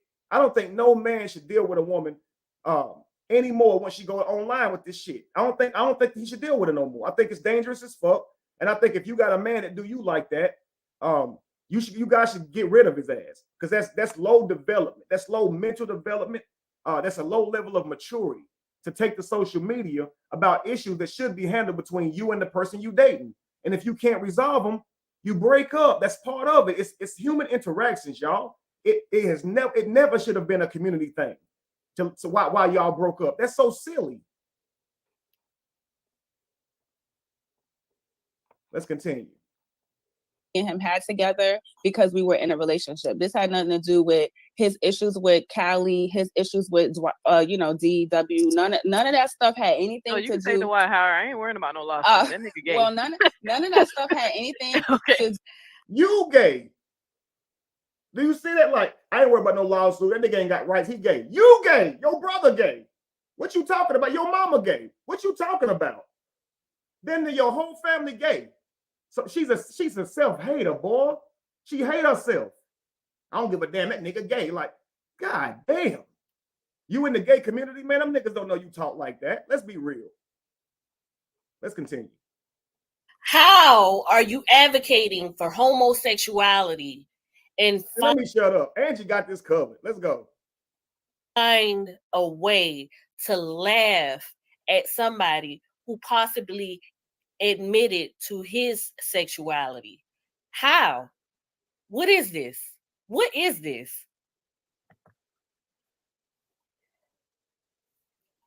But to continue. do with me. Now, because I was there, yes, I'm going to speak on it. Like, I didn't sign no NDAs. Nobody told me I didn't have to say nothing. So, I mean, you know, but there was moments that I was with him and he would be doing some shit and I'd be like, that shit is mad gay. Like, it just would give, it would just, to me, oh, no, he didn't. Miss Peaches. When you with somebody, this is a person who's advocating for homosexuality. Let's not forget, y'all. This is a person who's. I was about to pause it again and ran again, Angie. But look, I couldn't find the pause button, and you already had it covered. Let me let you go. Advocating for homosexuality, who's making fun of homosexuality, like all the time. Like she's using a trope. This guy, this flamboyant gay guy, she got a clip she got in the holster for this. That's like a black person putting like the most thuggish out scene they can see that represents black people in a stereotypical way, and throwing that up there in his shit like just that. Okay, you're just gonna put us out there like that. Okay, huh? Okay, cool. It's funny, yo, that gay is synonymous with that trope when gay is liking the same sex, right? And gay people want so badly that they stop being, put in boxes like that. But again, it's crazy. But again, here she is. She's about to try to paint this picture that I gave her gay vibes, but you dating me. You see, then I broke up with you. Then you're mad. I thought you thought I was gay. If you think a man gay, don't date him, y'all. Come on now. And here's the thing. People in society need to learn this. When they call you gay, you winning. It's because they try to lower your manhood. It's because you are a great example of masculinity. So they have to say you're gay, or they have to say that you're broke, or they have to say your penis is small. These are just simple, they're the most simplest of tactics, y'all. And we should learn this shit by now. Okay? So believe that shit never when they come out with this shit. Only believe what they can prove and what they can show you. But they always try to come for that man's sexuality. You know this. Now, it's not a way to denigrate women to come for their sexuality. And that's why you don't hear men saying, you gay, you butch, you're a lesbian, because it doesn't lower men's value. They're only using tactics to lower your value in this social system.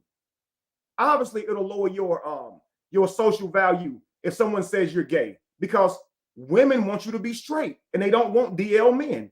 And they know socially how that looks as well and the things you'll go through. So they know what they're doing. Stick your chest out when they say that shit. Say, oh, I'm gay. Oh, okay.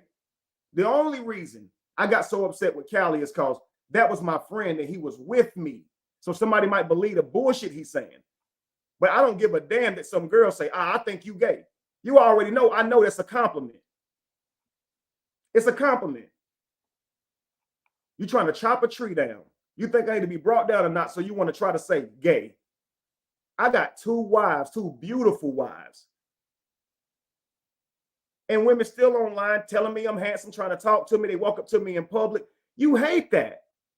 So of course you're going to try to say you gay. You're just using the women as a cover. Ah, come on. We get this, right, guys? We got to understand this. Let's continue. You start picking up their mannerisms. You start picking up the way they walk, how they talk, how they interact with people. And there was a lot of moments that I would be sitting there like, I don't know if, am I bugging?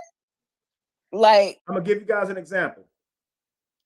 A woman doesn't like a man online. What she's going to say is gay, small penis, short, you don't have a job, those types of things, right? Okay. Abuser, things like that. Now that's what women say to men. When women don't like women, they say, you ugly, you fat, you ain't got no ass, right? You body shame, you are a whore. These are the things they say, because these are the things that lower women socially. So listen, in a world where women say all women are beautiful, piss them off, and they're gonna come for your damn looks. Nobody insults a woman's looks like a damn woman. I'm just telling you, y'all are the best at verbal wars. Men are the best at physical wars. So y'all got this shit in the bag. We can't compete with y'all at all. Often women have no boundaries in what they're gonna say.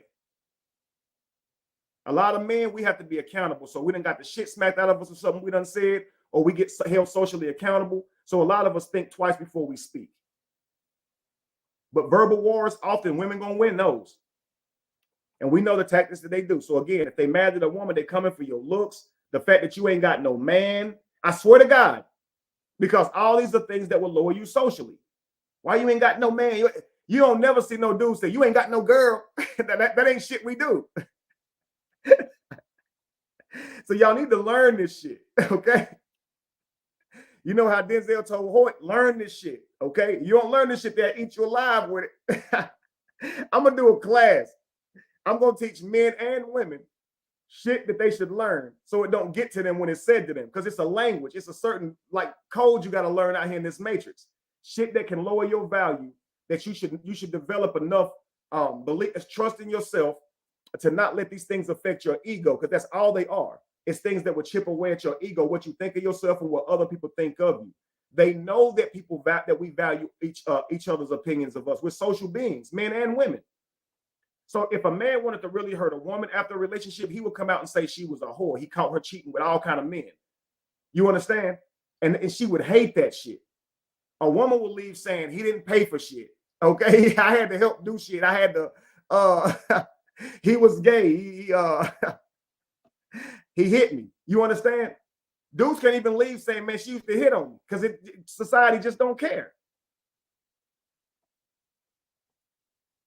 We're not a fair society, y'all. I swear to God. Ashley says, sad but true. Unfortunately, it's a fact. Women, you know, when a woman get mad at you, she about to find something on you that she don't like and come for that shit. Have your edges together, okay? Have your weight in check. Don't let them know about your medical history or your kids, because you know what the fuck about to happen. And if you a dude, you know you're getting ready to be gay, okay? Probably a pedophile. You probably beat your wives. You don't be short, okay? Stand on something, okay? Find something to stand on before you call them out, okay? And if you manly, you're gonna be a bitch, all right? If you confront them and hold them accountable and don't take bullshit, you're gonna be a bitch, all right? If you call them out on their shit, you a bitch, because they don't believe that dudes should be able to hold them accountable for shit. You're gonna be a whole bitch. Just get ready for it. Don't let it get to you. Let's continue. And it just would be I something. say this jokingly, guys, but these are really good lessons to learn when you out here trying to navigate this world socially. You better understand this shit. In my spirit that would just be, and it's not nobody is coming around me telling me. There was nobody saying he was. Nobody came to me and said that to me. This is just my intuition, my feelings when I was with him. It would just come up like in my soul. Oh, look, girl on the left, she is loving this shit, boy. Confirmation bias. Anything to her that she could say make me gay, she's like, yeah, tell me more, tell me more. Tiger's gonna come up there and say, I ain't never saw no shit like that. Yeah, that's your story.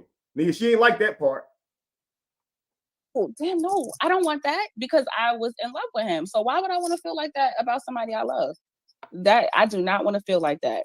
Now, didn't she say she felt that way? Now, why do I want to feel that way? And she's saying she loved me, right? Now, listen to the interview, and I'm going to show you love, guys, is more than just a feeling in your chest. It's how you treat somebody. So if you really enjoy being around somebody, if you really are enthralled with their being, you enjoy kicking it with them, you may feel like that's love. They don't understand it. They don't feel those feelings in your chest. I always say love is working together. Love is doing. Love is action. Love is having somebody's back when they need you. Love is being loyal to that person. Love is every conversation y'all have, that shit is on lockdown. That's fucking love. I don't care what you feel in your chest.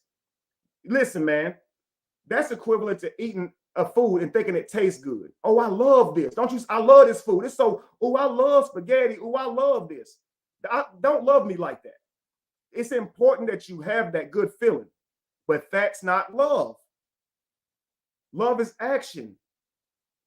People don't understand definitions these days. Having your back is loving you. What you care about how bad that man want to sleep with you and kiss all over your body, if when you need him, he ain't there for you.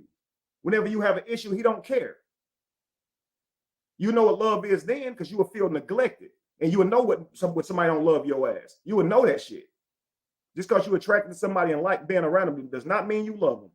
You don't. It don't, man. Now, a lot of dudes be thinking they love somebody just because they heavily attracted. You in lust. And we didn't understand that back when our parents were saying, no, you in lust. You're not in love, you're in lust. Because love come with a commitment, man. You gonna know when somebody love you, yo. They have your back through thick and thin. This shit wouldn't be love. If you ever loved somebody, you wouldn't be doing this shit. It's amazing. Let's continue. I At wouldn't want all. to feel that way either, sis. I No. wouldn't want to feel it. But you know, it's a double standard with women can be. Look, guys, we are a more romanticized society. And about you born in the 80s and up, you're probably what old heads would call soft, because we really love this word love. We want to hear it, we got to hear it. A lot of children before that time, that wasn't a word that they was taught they needed to hear. So they didn't thrive on hearing that word. What they thought love was taking care of their responsibilities. And that's often like, you got the scene in the Denzel Washington movie, right? Where he says, don't I go to work every day? Don't I put food over your table? Don't I put a roof over your head? What you mean? What mean I got to like you? Why you want to hear I love you? All these things. Don't I show you I love you? And parents at that time, I always think they should just say I love you if that's what you need to hear. But what they're trying to convey is love is not a word. It's not something you say, it's something you show. And so when you make it precedent that somebody say I love you, you're crippling yourself and your village, because love ain't a word. Love is working together. And that's what Black people overall need to understand. You got to work together to survive. If we were in a village, I don't care how mad I was at V. Bennett, we got to go hunting tomorrow. And he still got to have my back if that wild boar get on my ass or some cheetah climb out of the bushes. I'm still going to need his help carrying that damn kill back. It don't matter what we disagree with. Love is working together. You got to keep working together. So if I'm upset with the ladies in my tribe, you think I can stop working? You think we can stop taking care of our responsibilities? That's crazy. So whenever you stop working together, that's when you don't love each other. I'm telling you now, because that's when you're going to see all the harmony and that shit go away. We are soft because we too worried about feelings in our chest. We'll sever our whole marriage off of some feelings in our chest. And literally you got a good business, because that's what a marriage is. You got kids, man, it's dependent on y'all staying together for a lifetime. And you talking about emotions.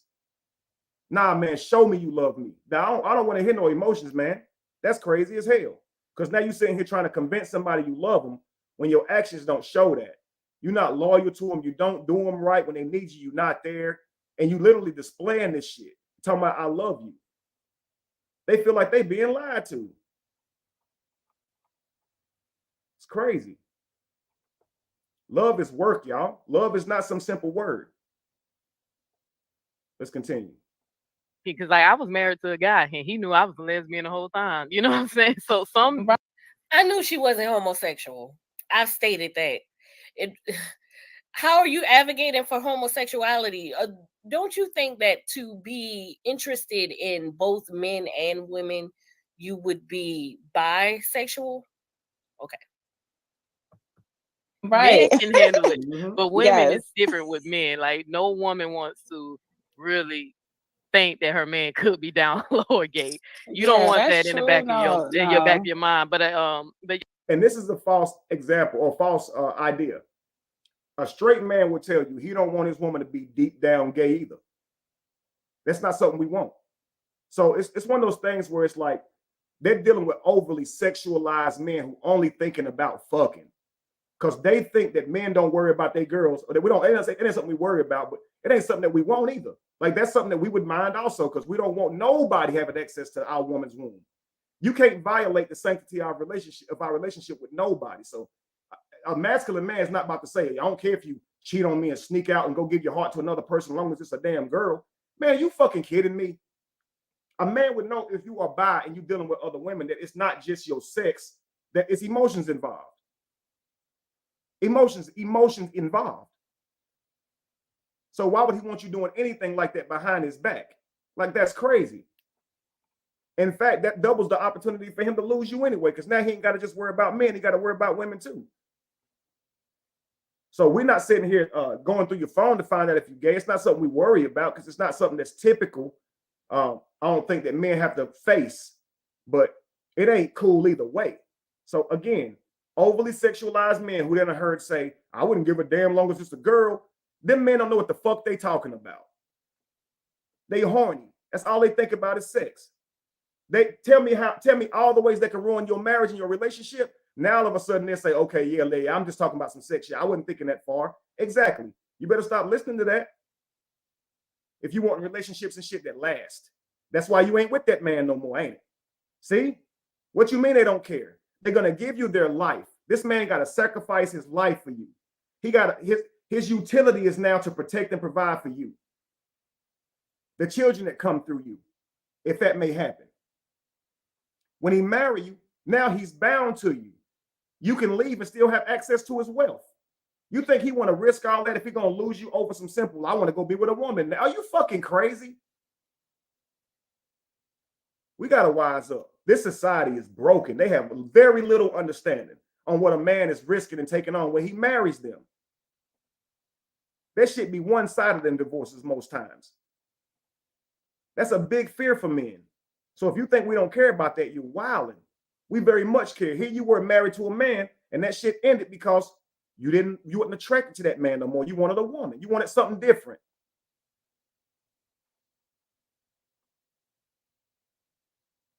That's crazy. That whole dynamic changes when you go from a man to a woman too. So it's like she ain't really valuing your utility because she'll leave your utility and then go put in half and half and 50-50 with a woman and never complain. But if she's with that man, all of a sudden it's like he got to do the most or at least the most of the bill so I can do all this. It becomes this leverage type of thing because I'm a woman. But when they get with another woman, it's a little bit different, ain't it? And don't get it twisted, guys, that women can't be Jodies. They use single mothers too. They'll move in with a single mother too. Sit on the PlayStation all day or YouTube all day playing video games, like making videos, playing games with people's damn reputations and shit. Meanwhile, living off of a woman with a child. But left their husband though. Come on, man. Let's continue. I know you said nobody really told you. I just want to remind you that your friend definitely said her first impression. I was not hearing that, okay, because that was my man, and I didn't care. I didn't care what she was saying. Thanks for pointing out a blatant contradiction. Nobody ever came to me and said they thought he was gay. I never heard that from nowhere. Well, didn't you just say a few minutes ago that your friend said that? Oh, but I wasn't listening. But didn't you just say your friend said that? So they had, right? Whether you was listening or not, you confirmed it. Let's continue. He is a nice looking guy. Like, it makes you wonder if her friend even said that. You see? But let's continue. So fine to me. I mean, I don't want him said shit. I'm sorry to keep pausing, but it would be kind of weird to suggest somebody gay because they ain't feeling on you when they first get you inside the house in front of you and his friend, right? That would be kind of weird. So I'm going to go out on a limb and say, hell nah, her friend ain't saying no dumb shit like that unless her friend done been ran through. Because some shit it's some shit with that. Okay, we all in the same room. So I'm going to say she ain't say that shit. Let's continue. But he's a nice looking, even when he had the chipmunk, but even when he had the big face and the chipmunk cheeks, he was cute, you know? Right. And I think that a lot of it too, like some of the things that really, like Kevin, no doubt is a manipulator. Like he will manipulate the situation, manipulate your thoughts, make you think you're thinking some shit, and it's not even it's literally not even you, it's him. But there have been so many situations that I've been in where I mean, I lost best friends over him. I have people that family members, like they don't even talk to me no more because of the, situation, because they kept telling me. I want you to understand what narration is, guys. I talk about this in my book. When someone is trying to ruin someone else's name, they'll often begin narrating and not actually disclosing the dialogue. So it'll be like a Morgan Freeman thing. He's manipulative. They're not saying what the person said to manipulate. They're saying that he's manipulative. He tries to gaslight me. He ruined my friend's relationship, but they don't go into any detail as to these things they're saying. Meanwhile, the listener is just flowing with them as if these are facts that they're saying. Also, he manipulated you, fact. Also, he gaslighted you, another fact. Also, he caused a deterioration between you and your friend's relationship, another fact. How is that possible? How could I break up your friendship with your friend? How? How did I manipulate you? What were my words to you? It's just broad. He'll try and make you think what's going on with you was really you, but it really be him. Ain't that what Callie said? She's just repeating it. But let's continue. kept telling me like, listen, what are you not seeing? But when you're like, it's almost like a brainwashing state. You know, it's like you're just brainwashed and you're just thinking like, wow, I can't see nothing. It's just similar to Christianity. Like you have that cognitive dissociate that happens to your brain shuts. He's trying to say cognitive dissonance, but let me go back some. You know what I'm saying? So I knew she wasn't homosexual. Over him. I have be interested. God, like I told me, he's Yeah, fine to me. I mean, I because- don't want him sexually, but he's a nice. So I'm fine to her. She don't want me sexually, all these types of things, right? Now, watch how shy I think she even hates to admit this right now that she thinks I'm attractive, but now she's going to segue from this to I'm manipulative, and just see if you can listen to this statement, guys. Really listen and tell me if what she's saying it's coherent. Listen. And Neo doesn't stop her to say, explain some of this stuff. Just watch this. Looking, even when he had the chipmunk, but even when he had the big face and the chipmunk cheeks, he was cute, right, you know? Right. And I think that a lot of it too, like some of the things that really, like Kevin, no doubt, is a manipulator. Like he will manipulate the situation, manipulate your thoughts, make you think you're thinking some shit, and it's not even it's literally not even you, it's him. But there have like stop right there. Name me one time where give me an example of this, is what she should have said. But let's continue. There's been so many situations that I've been in where I mean I lost best friends over him. I have people that family members, like they don't even talk to me no more because of the, situation, because they kept telling me like, listen, what are you not seeing? But when you're so she had friends and family members kept telling her, what are you not seeing? I never met these people, okay, except for the friends that came to her Airbnb. And I met them in one weekend. People seem to know a whole lot about me in one weekend though. So, maybe I'm just revealing a lot of shit in the haze and the bias, because I don't do a whole lot of fucking talking between now and then and shit like that. I don't know, guys. But anyway, they tried to warn her about me to the point where they just stopped fucking with her. Even though she ain't talked to me in 5 years, they still don't talk to her no more. I think they don't fuck with you because of you. I think you fell out with them people because of you. Because I mean, ain't no damn way. Let's continue. You're like, it's almost like a brainwashing state. It's like you're just brainwashed and you're just thinking like, wow, I can't see nothing. It's just similar to Christianity. Like you have that cognitive dissociate that happens to your brain shuts down and you can't think about nothing other than what you believe and it's just, that's just how it was. Like nobody could tell me nothing. Nobody could say, oh, these things are not, or these things are true or they're not true. So that's basically how some of our interactions and situations went with him. It would just be like, oh, what he says is gold. Like his word is what that means, or what it's supposed to be, if that makes sense. No, it don't make So sense. is that how you perceived it in your mind? Maybe he was giving insight of a different perspective, and you had this idea in your mind that what he was stating was supposed to be treated as gold. That was a thought process of your mindset that had nothing to do with what he was sharing with you.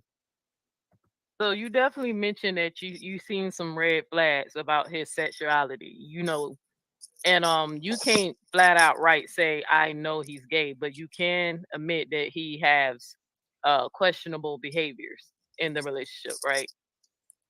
Yeah. So some red flags. Okay, so let's go straight to the juggler. Let's just go to one of them. Can we talk about the gay porn thing? Oh, okay. Yeah, let's go straight for the juggler, because I keep, because if I would have said it, he would have said I was lying. I didn't check with him to see if he's going to actually admit. I think in this moment, she's upset. She's probably thinking, why would you bring it up? This was something I wanted to just be between me and you, because it's a total damn lie, and you're going to ask me about it online.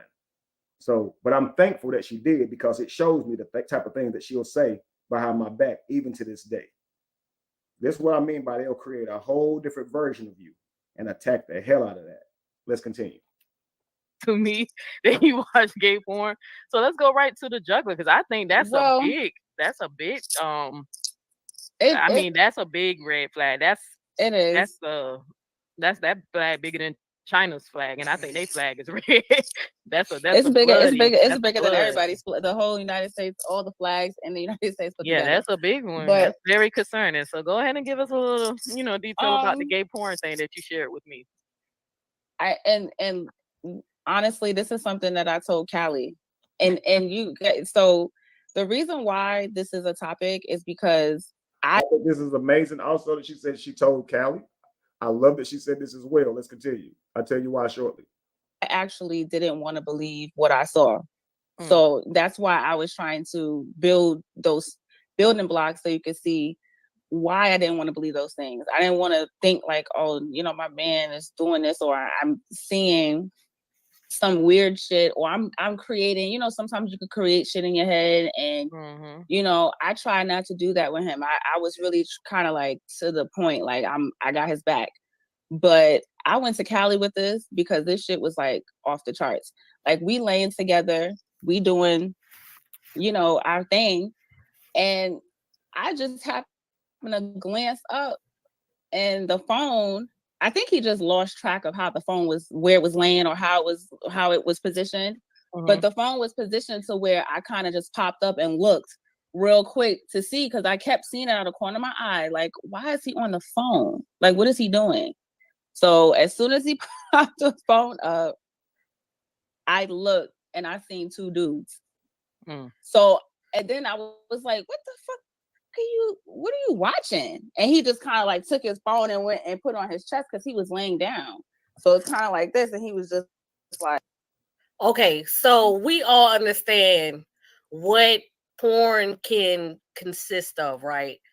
So we don't have to go into a lot of dialogue about this, but you could have seen two dudes, and it could have been a certain situation with multiple guys and female, or males and females. You saw a clip, you didn't see the whole thing, so your assumption was to scream gay. You get what I'm saying? I can't take away from her perspective as far as actually seeing it, but I can kind of suggest that even when you see something, it doesn't necessarily mean that that is what you saw. You saw a glimpse, he took the phone. You saw two males, he still took the phone. How long did you of that clip did you watch to fully determine that it was actually just two men having sex with each other? How long?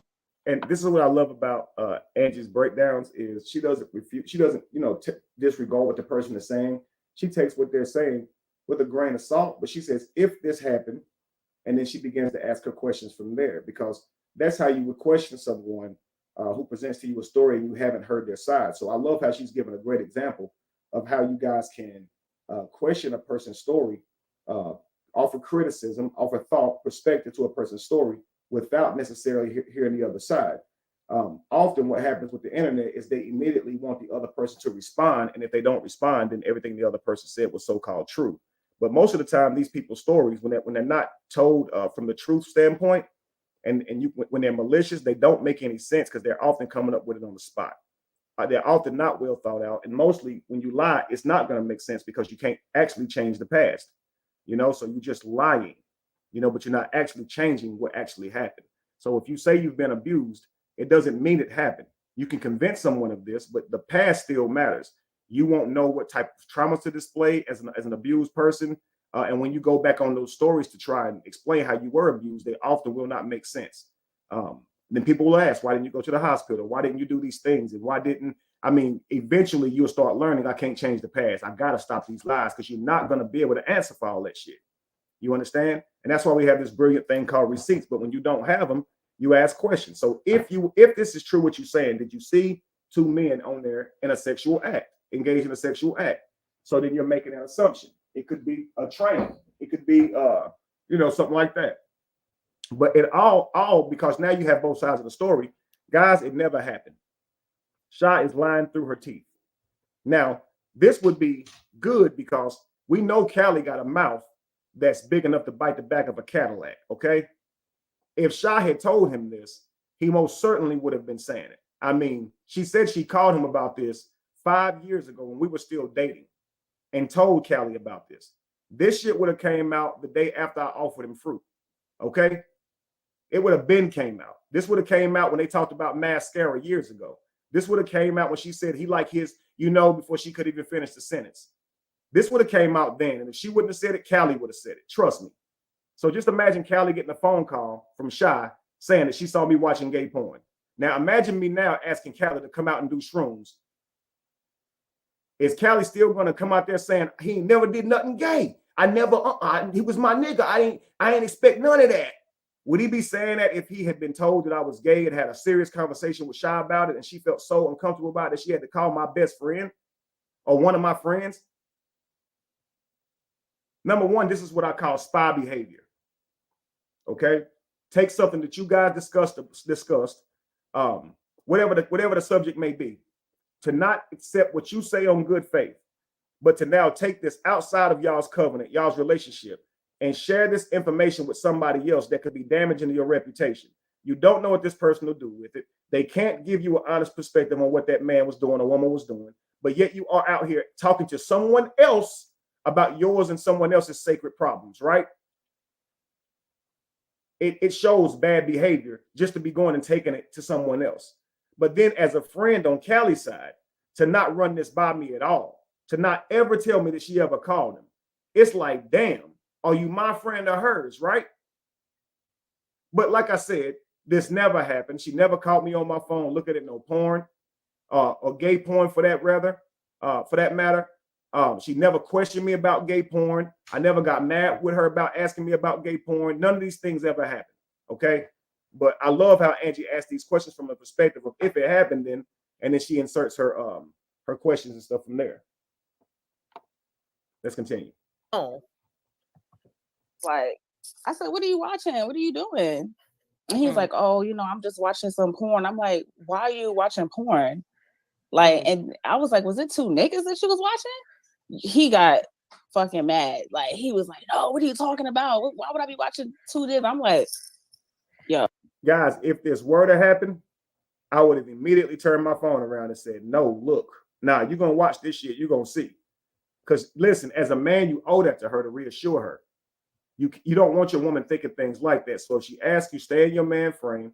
If she has that question as a serious question, don't get in your ego. Just show her. You know you're not watching something like that. You know you're not doing something like that. So just have the conversation, clear your name up, clear her mind or whatever. And if y'all can get back started where you were, go ahead. But ain't no way I would have not shown it to her, let her think some shit like that. But it's all cap. Let's continue. it's an obvious response of a straight man to be offended. See, what happens is this is how you plant a seed. Words are seeds. Your friend suggested something, and then it became a thought process. So now you're looking at certain things. These certain different things are happening with. Hey, listen, before you guys in the comments, I know y'all thinking this is crazy. It's funny, but if you haven't seen it yet, you may. This is what abuse looks like to us men. We tend to believe everything we see on the internet, but once this happens to you men, you'll begin to question everything that you see. And this is what creates this divide between men and women, where women are saying, trust women. But where men who's been through this is saying, man, but y'all lie too. Damn. They're like, but you don't trust women? Because they know they've been hurt before. But it's like, yo, we know women that said this shit when we didn't hurt them. So we got two different views, and we got to have some type of understanding. Because we can't sit here and deny each other's experience either. But I don't believe none of what I hear. I tell you the truth. I don't trust nobody. I listen to logic. I want proof. I don't like being convinced of shit. I just don't like that. But let's continue. In the relationship, and then this moment right here, and all of a sudden, a highlight of a gay moment. This is what happens when you take in toxic information. Ladies, we have to stop doing this. And then to say that he was wrong for being offended, he was offended. Why would you ask that? Oh, I swear, I just see two niggas. Like, I mean, and this is my head. My mind is like telling me, like, I did not see this shit. I'm hoping that he would turn the phone to me and say, no, this is what I'm looking at. This is what I'm looking. He did not do none of the above. Damn, so he wouldn't even turn you to show you, like, girl, I ain't no, looking he at no wouldn't niggas. show me. No, he just went straight to how he do. Like, he just manipulate the whole situation, say I'm fucking crazy, I'm bugging, or just flipped it. And then he was mad at me for the rest of the time. Like, it just that's what he do, but that's what manipulators do. And I know this word has been popular. Exactly, V. I feel the same way. Yes, Jay. I'm telling you, what was the reason for coming out with this nonsense? Like, seriously, you have no substantial proof whatsoever. We're just going based upon your word. It's to me, it's the need to be relevant, especially with what has been happening lately. With the background of what his brother and his brother's soon to be ex-wife, they're going through a very toxic divorce situation, and it's just a lot of people are coming out with their toxicity, and it's disgusting. And it's ladies, it's women. We are definitely not we. I won't put myself in this, but a lot of women are showing how traumatized and toxic their mindsets really are with this situation. It's sick. Great point. Also, how they weaponize the word manipulation. At some points, they're smart enough to see straight through you and the truth, and their insight and their intuition are key indicators of things that they knew all along. On the other hand, they play like their mind is some fragile thing that can be just manipulated at your basic will. Listen, if a man is telling this story and he says, I know I saw my girl with this other man, I saw it, I know I saw it, she never showed me a phone, she manipulated the situation and gaslit me, but I went on ahead and stayed with her, we're going to say, then why did you stay with her? If you knew that she was manipulating you at that point, why would you stay? Because now you're sitting here blaming them for your bad decision making, because you knew they were manipulating you. You knew what you saw, and you saying, okay, so what? Months later she cheated again. Like, what are you saying? Because now you blaming her. You know what type of person this is. You see where their values are. You see where their discipline is. You see what their morals are, their standards are. Don't trust people's words. Don't trust their words, because actions speak louder than words. So therefore, you got to trust their patterns, right? We're doers, right? So we got to trust what other people do. Don't trust what they say. Trust what they do. So if they're showing you that they're doing these things, don't believe their words. So here she is saying she saw me watching gay porn, and then I manipulated her and got mad at her, because that's what manipulators and narcissists do. But meanwhile, I had to break up with you months later. So I don't understand it. If you know I'm manipulating you right there, at least you feel strongly like that, then why don't you say, I'm going to end this relationship? I believe he's manipulating me. I don't trust him. I believe what I saw was some gay shit, and I'm not going to be there for that. I'm out. You understand? But then I'm going to make this point. She says, I loved him. I was in love with him. What is love when you're saying things like this? Talking about a man's sexuality, claiming he's something that he's not. I got a grandchild, y'all. So I'm like damn near an old man with grandchildren now, and got people questioning my sexuality. So she don't care about what any of them may hear or see on the internet. There's no love here. She doesn't care what she says, if it'll be detrimental to my brand or my relationships or anything that may be. This is not love. So you have to ask yourself, okay, 5 years later, after the fact, what's the purpose of getting up here saying this? Just like the point that Angie just made. But let's get back to it. On the internet, everybody want to call somebody a narcissist, but I mean, he kind of does have those tendencies. He has a lot of the traits. We just can't diagnose him because we're not psychiatrists, but he definitely has the traits. Right. So, you got to think about it. Callie's like my brother. So, mind you, the one on the left here, she does not know me at all. She only knows me through the content that I create and our interactions when she has been up there defiling my name, my past, my history, everything about me she gives in a negative way. And I don't treat her anything like Callie treats Ashley D and Angie. Okay. But based on all of that, I'm a narcissist, I'm this, I'm that, right? But she misses all those cues in Callie, that he's all those things that she's trying to accuse me of. You understand? Or that she ain't even know those things. Because she certainly is. Let's continue. I immediately call him up. I'm telling him like, yo, this is what I saw. And he's like, nah, this is when they was cool though. So he not telling me like, yeah, this is some shit right here. He kind of like, I don't know, you sure that's what you saw? And I'm like, I know that's maybe. Then I start second guessing myself. And then that's when that's hilarious. Classic saying. Freedom Fries said, classic saying, hell hath no fury like a woman scorned. Absolutely. All you have to do is listen to the gay porn crap to hear the butt hurt, the butt hurt that she has. Pardon the gay pun. Normally I don't, entertain gay puns, but fuck it. Get it? But fuck it. All right, let's continue. And the shit starts, like, damn, did I even see that? But it's so I want to highlight this as well. You're not only talking to your homegirl, but you're talking to the person that you're dating, homeboy. And a lot of men have toxicity as well, where they will say something to cater to a perspective that you're bringing to them, only so that they can come in. And even if they can't come in, who says they're not gonna try? And not only that, but there's a lot of men out here who are low-key jealous of their own friends. And we'll get to that as well. Great point, Freedom. Let me see what you said, V. Even if it was gay, she's not doing this because, yeah, correct.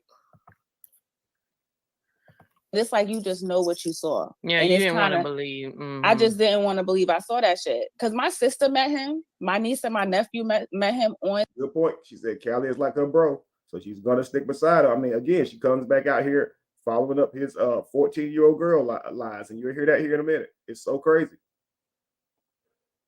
White's property. Like, I guess I shouldn't even be shocked by it because this woman once said I drugged her. Again, backing up Callie's lies.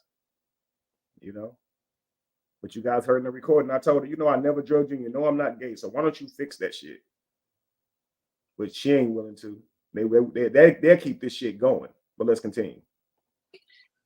Listen, you know how Evelyn said you are not a motherfucking factor? No, I was a factor. Okay. So I was there. I've been in situations. I was at the house. We was together. So that's the thing I want to clear up because it's not boy. Listen at how the fast talker. She from New York too, and don't get mad, New Yorkers, okay? But we know how y'all swindlers out there and shit. But with Tim's on and shit, with y'all Yankee hats, y'all out there, y'all swindlers, man. But here she is about to sit here and here she is about to toot her chest out, about to stick her chest out, right? I was there. I was there. Trust me, I was a factor. All this type of shit. All right. But notice it's just narration again. Watch this. And a lot of men have toxicity as well, where they will say something to cater to a perspective that you're bringing to them, only so that they can come in. And even if they can't come in, who says they're not gonna try? And not only that, but there's a lot of men out here who are low-key jealous of their own friends. And we'll get to that as well. Let me see what you said, V. Even if it was gay, she's not doing this because, yeah, correct. It's like you just know what you saw. Yeah, and you didn't want to believe. I just didn't want to believe I saw that shit. Because my sister met him. My niece and my nephew met him on Dwight's property. Guys, here's how that happened. She called me one day and said her sisters was coming from somewhere. Her and her sister, and she had her kids in the car with her. They were coming from somewhere. And they were close by, about an hour out the way. And would it be okay if she stopped by and said, hey? I said, sure, you can come by and say, hey. She came by. She had a sister in the car. Her sister met me. I think her kids came in the bathroom and used the bathroom. And then they left. That's all. She's trying to make it like if we wasn't serious, why would he meet my family, my sister? It's like, why cap? And meeting your sister don't make nobody no damn serious. Anyway. They use any type of thing they can to make it a factor, to make it matter. He met my sister. That means the shit. Like, we together. Nah, ain't what that means. Stop. listen, you know how Evelyn said you are not a motherfucking factor? No, I was a factor. Okay. So she wanted her sister to see the white property. She wanted her sister to see the social media star that is Kevin Wesley. She wanted to show off. That's why she drove an hour out the way to say, hey. That's why she did that shit. Let's continue. Oh, I was there. I've been in situations. I was at the house. We was together. So that's the thing I want to clear up. Don't be naive, man. Don't be thinking that it's just about you. It's a lot that come with you sometime too. You successful, you going somewhere, whatever the case may be. You known. These are things that women like as well. So often you may think she like you, but a lot of times it ain't that. You know, ladies, I'll give you a flip side so you can understand this. You meet a guy, he taking you to meet all his friends, his brothers and shit like that. You think he really like you. It could be that he think you really fly and he just want to show you off. And he gonna come back and brag about it later. So all his friends and cousins and brothers can say, man, you stay with a bad one. Now I ain't gonna tell you why I know this, but I know somebody who used to carry on like this when he was young. Okay. Okay, I know him well. It don't always mean that he trying to be with you. He just might be trying to, you know, get his rep up. Because guys, you know, we gotta let you see that we can pull them. Don't mean nothing now. It does mean that we like you. It does mean we think you fly. But it does not mean he's interested in a long-term relationship. He could just be showing you off, I swear to God. And women show men off too. Let's be real. Let's continue.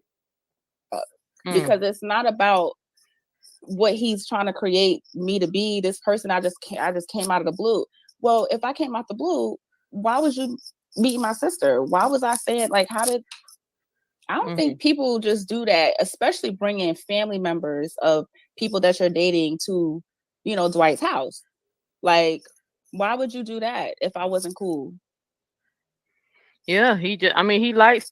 Why would you? If I wasn't cool, Angie probably about to say something like that. What you mean if I wasn't cool? How did it get all the way down to cool? I thought you was a factor and it was a whole serious thing. But why would you meet my sister if I wasn't cool? Oh, okay. Well, we was cool. Let's go. Let's Angie get this. You introduce your family to someone that you just started dating. Why would you do that? You don't even know if the relationship is promising. You guys weren't dating that long. I don't know if Kevin was probably trying to introduce you as well, but this is a sign to show us that this was not the timing for certain things were wrong. Your family shouldn't have met him so soon. What was your reasoning behind that to bring your family to an NBA player's home? What was your reasoning for that? To do that, he likes to downplay stuff, manipulate, paint the narrative, exactly. that the narcissistic traits that we were talking about. He has this godlike complex that he's never wrong. Even though we literally got a video, me and Callie roasted his ass of him gossiping. He claimed he doesn't gossip, and I told him, bro, you're doing the same thing we're doing. You gossip too. And he wound up gossiping about a major influencer that finally saw what he said, even though the video was 2 years ago. He lied and said that this man's wife murdered somebody, and it wasn't the case. Instead of him apologizing and saying I got the information wrong, he made a whole video blaming me. This is why I call her Pinocchio, because every time she lies, her nose get bigger. That's why that shit is from one side of her face to the other. But so what happened is it was on the news that one of the ladies that he was dealing with at the time, because he was practicing polygamy. To me, that's one of your wives. Had shot someone, and that person did not make it. So it was during a week with a whole lot of other strange shit going on, and I took to social media to talk about all these strange things that was going on. But look at how she tells this. I literally lied and said this stuff and then had no reason to write for saying that he was gossiping. It was on the news. What TKO Capone is saying is that wasn't my wife. I'm not with her anymore. That was for an audition.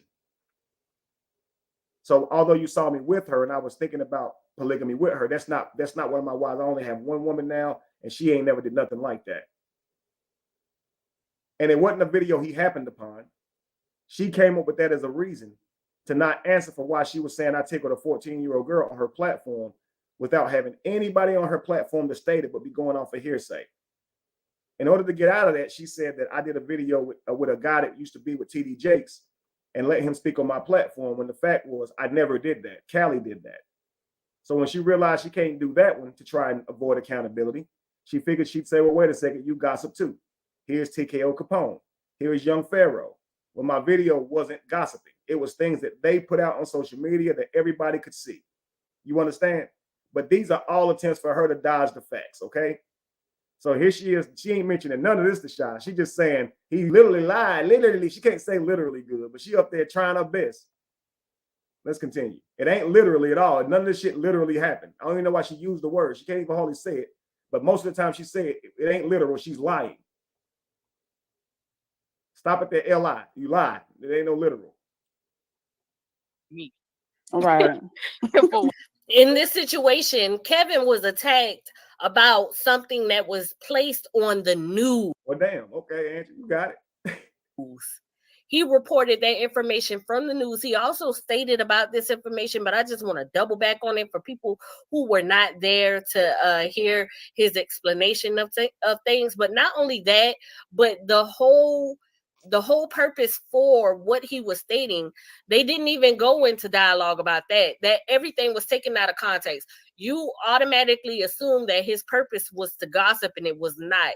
It was to shed light to the many things that were being vocalized about people within the conscious community. And he had a purpose, a reason for what he was saying. Now Kevin did explain this information, and it was a good explanation. It made a lot of sense. And not only that, but he acknowledged that if he offended this man, then he did apologize. And not only that, but he gave the man an opportunity for them to be able to vocalize and speak about these things. I don't know if they ever went through with that conversation, but he did highlight that he wanted to, speak his terms of acknowledgement to how this man felt. Okay. Why So he what? was gossiping. I don't know, girl. I ain't even watched the whole thing. I just said, bro, I ain't even keep responding to Kevin. So And now she plays aloof. I don't even know, girl. I don't even. This shit, wow, yo. It's crazy. Right. clearly he's delusional as hell. Or he's just a No, compulsive liar. You No, know what I I'm think, saying? yeah, he's definitely a liar. And there's so many images or just instances of things popping in my brain right now. When I talk about this situation, so many memories come up about different times that he lied in my face. But he would swear up and down that I was a liar. Like, I'm the liar. Like, I'm like, what would I have to lie? Now, his birthday situation was completely, there was a lot of things that I was trying to put together for him. So he might want to say, oh, I lied about this and that. Okay. Oh, yeah, let's get it. Now, here's something that you don't get from me, from my side, because she don't tell this. Neo cut her off because Neo stay cutting the motherfucker off, okay? She cut her off, and I think Sha was about to even say the shit, which would have been wild. But I think I get one opportunity at least to tell y'all some tea, okay? Don't judge me because this wasn't my idea, okay? Sha asked me one time about a threesome, if I ever had one. No, I have not. Is it a fantasy of yours? I said, I think that's a lot of men's fantasy. You didn't answer the question. You're right, I didn't. Yes, I would have to say that is a fantasy of mine, right? She says, well, I want to give you a threesome on your birthday. And I got the perfect girl. I ain't going to let you see her yet. I already got it set up. Trust me, you're going to have a good time. So anyway, months go by, and I would still ask certain type of questions about it, right? But she would try to keep a little bit of vagueness to it. But needless to say, I'm going to enjoy myself, she says. My birthday gets here. We got an Airbnb for after the party. We have the party. We go back to the Airbnb, and I'm waiting for this girl to show up, right? So actually, when we walk in, I'm kind of looking around thinking she could be in there or something, the girl never shows. Sha says she couldn't make it. I said, well, listen, if she couldn't make it, at least let me see what she looked like, right? Sha was like, I don't want to show you yet. Like, nah, man, I want to see what she looked like. Man, at least she couldn't make it. At least let me see what she looked like. Sha shows me this girl on Facebook, just shows me her front page on Facebook and said it's her. And I said, but you said I would like her. That ain't even my type, number one. the girl was I ain't gonna describe it because it'll make it seem like you know, because it's not about my description. It's more like what she looked like to me. But it was just a girl on her page. She looked wholesome. She had a child with her, and she didn't look like she'd be on no shit like that. Number one, so I was just like, she don't even seem like the type, even though she's not my type or whatever. For just a sexual experience, you know what I mean? Like, I'm expecting something different. But anyway, she said, well, that's her. I said, I don't believe it. How'd you meet her? She said, we chatted through the inbox. I said, okay, well, just hit the message button. Let me see if you have a messenger. She didn't want to do it. She eventually did it. And there's no messages between the two of them. And so I'm telling her, look, why do you have to lie all the time? Because it ain't even about the threesome. It's the fact that for months, you were trying to convince me that you got some threesome, and you don't. Is it because you thought that I wouldn't celebrate my birthday with you? Is it because you're thinking that, you know, I date other women and you want to make sure that you spend your birthday with me? I mean, spend my birthday with me? Like, what? Why did you do that? Why tell all those lies? You never had anybody. You just lying. And then you send me a picture of this woman. What if I go in and inbox her? You know how embarrassed she'd be? You know how disrespectful that is to say that she was going to do something like that with somebody? I guarantee she don't even know you, let alone me. You see what I'm saying? Like, it's so crazy. So it's just a blatant lie, another blatant lie, like just like the one about the time she was at the hospital, just lies. So that's what she said I would say she lying about. That was a blatant lie. That's crazy. And then she tried to switch that to, you shouldn't be happy I threw you a party. This has nothing to do with a party. You're not going to try to switch it and say I threw you a party and you don't like your birthday. No, I'm telling you about lying. There's no need to lie. The threesome wasn't even important to me. You're the one that said all that shit. Because I was kind of nearing nervousness anyway. So, I mean, I might have been a little bit relieved. But I wanted to see what the girl looked like. But I think she wanted to lock the birthday down. So she was like, I'm going to try by any means to keep this man's interest or something. Because she never had this girl. She never even had a girl lined up. It was all cap. So to me, I don't like when somebody like play with your head. It's like literally create a like illusion that's not true at all. Like they're not doing none of this shit. Like that's crazy. And so again, low man frame, low self-value, because I did not get rid of this person over blatantly lying to me. So even though she celebrated me and it was a great birthday party, I won't take that from her. It's still behavior that you should discontinue dealing with somebody for. So I broke up with her on her birthday, but damn it, I should have broke up with her on mine. To be honest with you, looking back, it's like, yo, I should have ended that shit right there. But again, low self-value, thinking that you can explain something to somebody, thinking that you can counsel them in a way that this can never happen again. So you're trying to talk to them about the lies they told you, but they don't want to even be accountable to that. I did have a girl set up. It wasn't that girl. You clearly don't know that girl. I promise you I did. They ain't never going to be honest about it. When really you expecting them to say, you know what, I did do that because I wanted to spend your birthday with you. I really like you and I wanted to spend that time with you. And I shouldn't have done. I would love some shit like that. But for a lot of I ain't gonna say just women, people, period, they're not developed enough to just come all the way clean and just let it be known why you did the blunder, why you did the bullshit. Because we are human. But when somebody can't be accountable to it, I think the man at that point or the woman at that point should say, let me go ahead and end this. You understand? Because otherwise, that's the only way we teach somebody how to treat us, man. But instead, I was with a lecture trying to say why lying is wrong and the detriment you could have caused her reputation. What if I'd have reached back out to her? I mean, I'm a known person. She could have used that shit against me. Like, and all it's just crazy. But let's continue. Into that, because I brought that up on my show when I was calling him out on him being watch how she was saying it, but Neo cut her off. Said, bro, I ain't even keep responding to Kevin. That he clearly he's delusional as hell. Or he's just a compulsive liar. You know I think he's definitely a liar. And there's so many images or just instances of things popping in my brain right now. When I talk about this situation, so many memories come up about different times that he lied in my face. But he would swear up and down that I was a liar. Like, I'm the liar. Like, I'm like, what would I have to lie? Now, his birthday situation was completely, there was a lot of things that I was trying to put together for him. Completely what? lied about?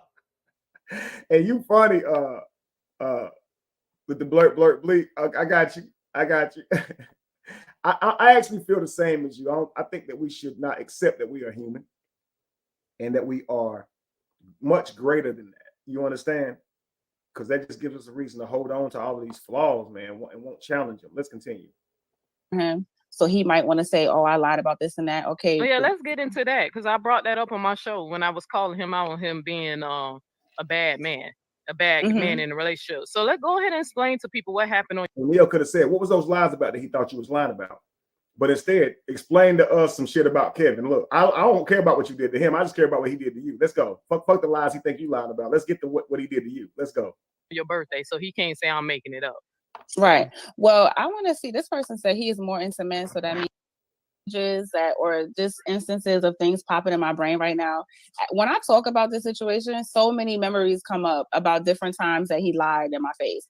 But he would swear up and down that I was a liar. Like I'm the liar. Like I'm like, what would I have to lie? Now his birthday situation was completely, there was a lot of things that I was trying to put together for him. So he might want to say, "Oh, I lied about this and that." Okay. Oh, yeah, let's get into that because I brought that up on my show when I was calling him out on him being a bad man, man in a relationship. So let's go ahead and explain to people what happened on your birthday so he can't say I'm making it up. Right. Well, I want to see. This person said he is more into men, so that means he's gay. I never said he was gay. Yeah, she can't. I'm yeah, not she saying can't that say he's that. gay because he obviously was with me. I'm not saying that. I just believe. You're not saying he's gay, but you're insinuating that he is. I don't understand it. I don't understand why we do this to our men. You get what I'm saying? Like, why are we suggesting that someone is gay and then in the same sense say, "I'm not saying he's gay"? Like, what is that? Believe that he probably maybe has experimented with men, or maybe he's maybe he likes men and he likes women. Like, I mean, what the fuck? If that's what you like, that's what you like. But I'm not saying he's strictly gay. That would be stupid because he was with me. But I mean, I don't know if it's just a cover up or if it's just him. Honestly, I'm gonna keep it real with you, sis, because I'm in the community. I know they're called trades where I'm from. I'm from Florida. Right. I don't know what they call them in New York. I know. Oh, okay. Yeah, I don't know, but where I'm we don't even call them bisexual. We call them trades. They literally entertain women. They have the most beautiful women on their arm. They be married. Plenty of. They look like the Family Guy, but they fuck boys or what they call. Looks like you trying to describe me. That's crazy, man. We call them punks on the low. And that's strange that if he couldn't even perform. Right. That he even had to look at porn, even though he had, and then it's possible you saw two guys. That says a lot because you remember Dwight Howard, his story just came out. Dwight Howard got a whole text message, a thread of text messages asking another man to see his dick, and then in that same text messages, he said, "I'm not lying." That's why he's getting sued now. But in this text message, even though he's asking another man to show him a picture of his dick, he literally says, "I don't want you to think I'm gay or anything. I'm just nasty." Even though Dwight Howard situation, whatever the case may be with that situation, it is of no relevance to Kevin. They are two different people, okay? Dwight Howard and Kevin, they were childhood friends. They went to high school together. Dwight Howard helped Kevin as far as a business movement. It had nothing to do. It didn't have to do anything with any sexual gathering or sexual agreement. Why is this? If he's not gay, why are we suggesting that everything that he does, everyone he encounters, seriously, the hypocrisy, like, what are we doing here? You're stating that everything about him was in a gay manner. What are we, y'all? I'm just so frustrated in this. No, what he's doing would be considered gay. Right. And if he's sleeping with trans, that is gay. I don't care what nobody say. That is a man dressed like a woman. Right. Or, So Right. it's gay. I'm in the community and I don't have a problem just telling the truth and stop playing games, you know? Right, So- right. You know what I can't stand? When people say, "Oh, I'm a part of this," or I'm a professional in a certain thing," and all of a sudden everybody is just supposed to believe what they are saying. No, that's not how that works. So Right, it yeah. speaks volume if this man had to look at gay porn to perform with you. Because that Right. means maybe he was reliving something. I don't know if this around the Mhm. time he already met Dwight Howard or what, but that's This is doing nothing but showing your own insecurities. To say that there's something wrong with the man looking at porno has anything to do with his performance towards you. It's only screaming insecurity. Insecurity. Some people are just into watching specific things. It has nothing to do with you. And the fact that you do feel like it has something to do with you, that's a you problem. But again, it's lies. And it's sad that when you tell lies, they have to spend more time talking about the lie. This whole rant that they give it right here is on a damn lie. It never happened. That's the funny shit about it. Let's continue. that speaks volumes. But let's get back Yeah. to the birthday thing. Mhm. So let's get back to that. Yeah. What did you want me to Oh, go ahead and tell what happened. Yeah, you can. Or what you did for him Oh. on his birthday and what he did to you on your birthday. That birthday was crazy. But basically, I got to read this. That's another great point. These women would spend zero time on an actual gay man. They were better than that. They're trying to rewrite history in an effort to boost their self-esteem. I hope they read in the chat. Boost their self-esteem and devalue the man that she's dating. Punish him. You broke up with me? Nah, I'm punishing you. I'm about to say a whole bunch of shit that I know you would hate.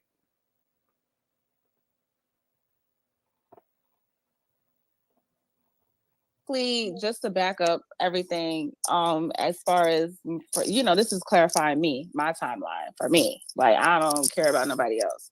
But for me, if you're not my man, I'm not doing anything for you for your birthday. Like, point blank, period. I don't care if you're a best friend. I don't care if we've been friends since high school. Like, if you're my man, you're gonna be treated like my man. Like, I'm gonna do something. I'm gonna go above and beyond for you. For his birthday, I made sure that he had a spectacular event. Like, I mean, planned everything out. I didn't get no help from nobody because this is what I wanted to do for him.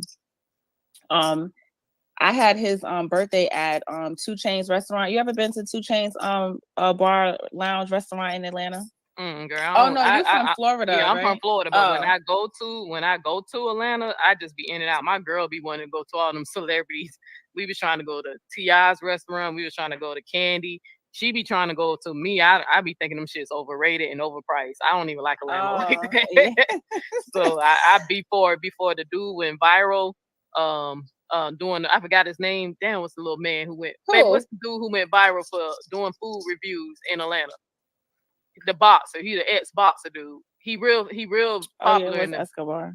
I forgot his freaking name. The boxer dude. He's an ex MMA fighter, but he went viral for exposing restaurants in Atlanta, and Candy restaurant was one of the ones.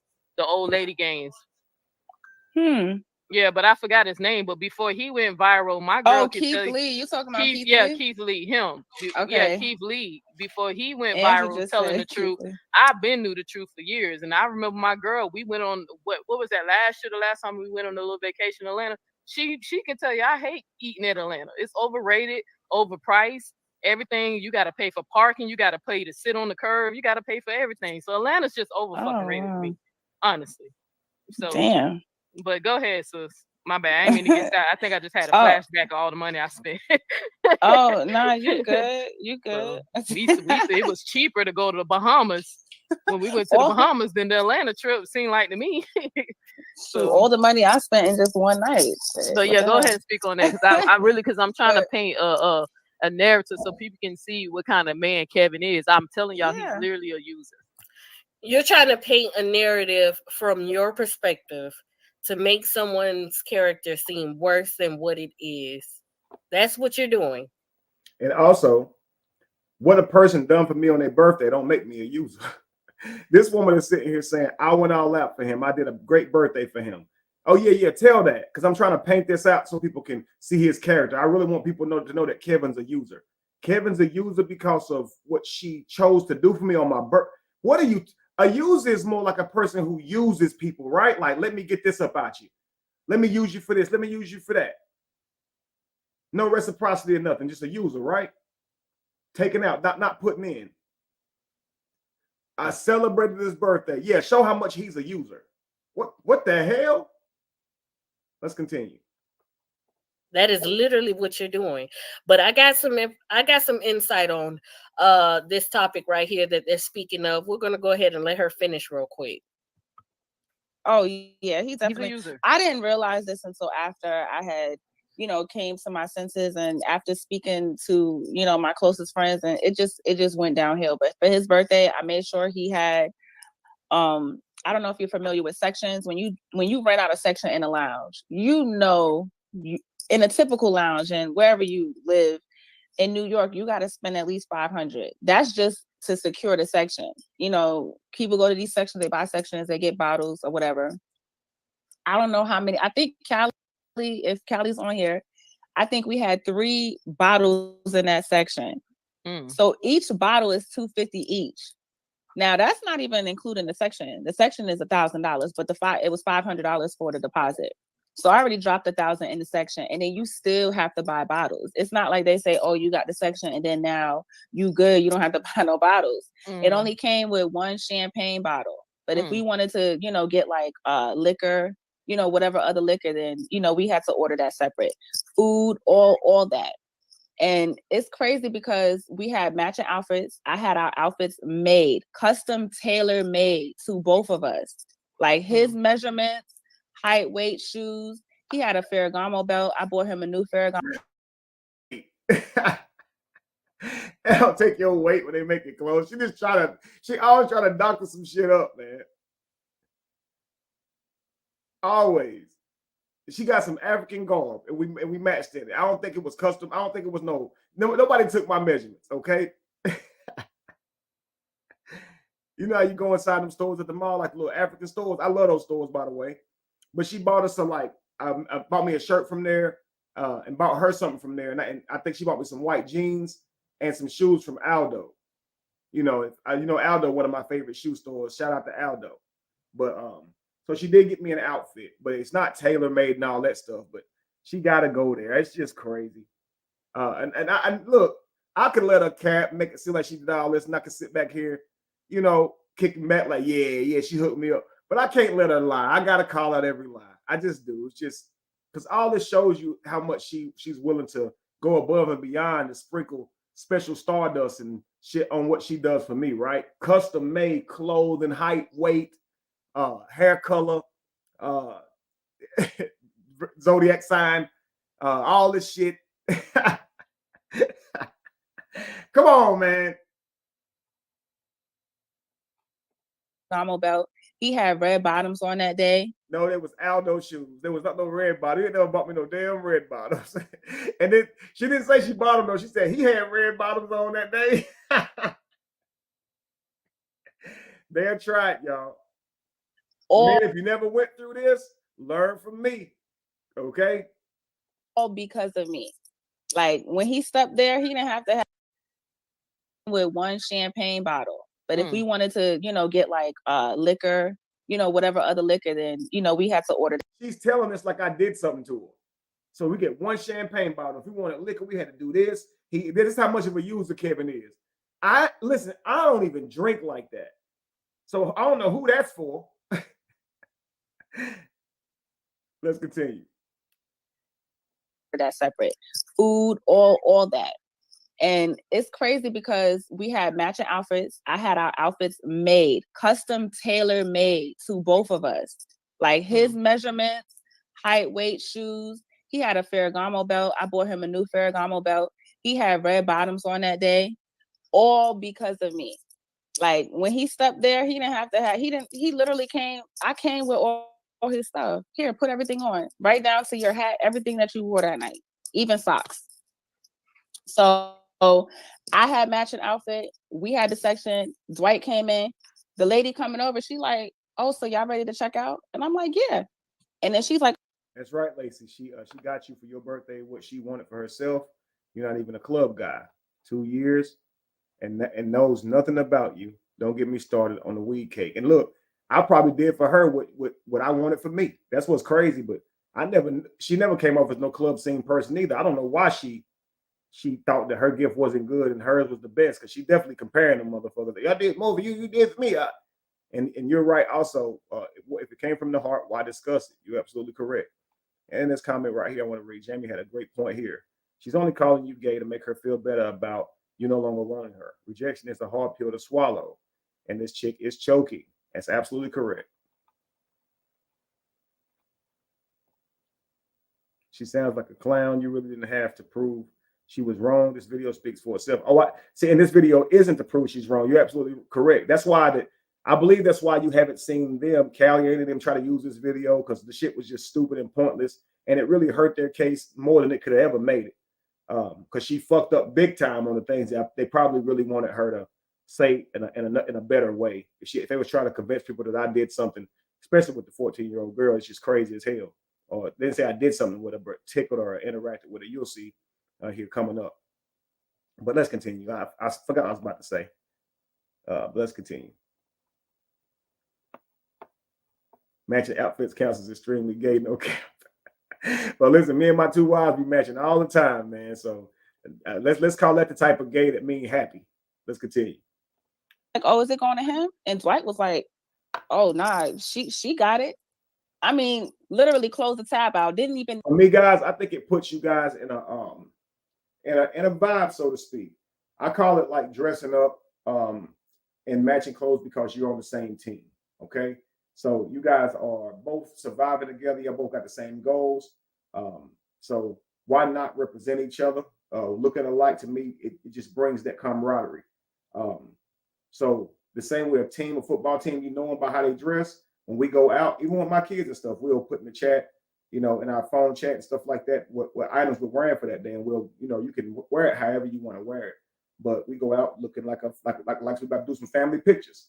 You know what I mean? So, but again, the thought in mind is we are a team. We represent each other. We are a village. And villages look alike. You look back through our culture, you could tell the village people by in the culture by what they look like, right? But that's kind of why I do it. Need your millionaire friend. Your millionaire friend that could have been like, oh, Shaw, let me take this, or let me help my brother. And now it's like Dwight's fault for not taking her bill.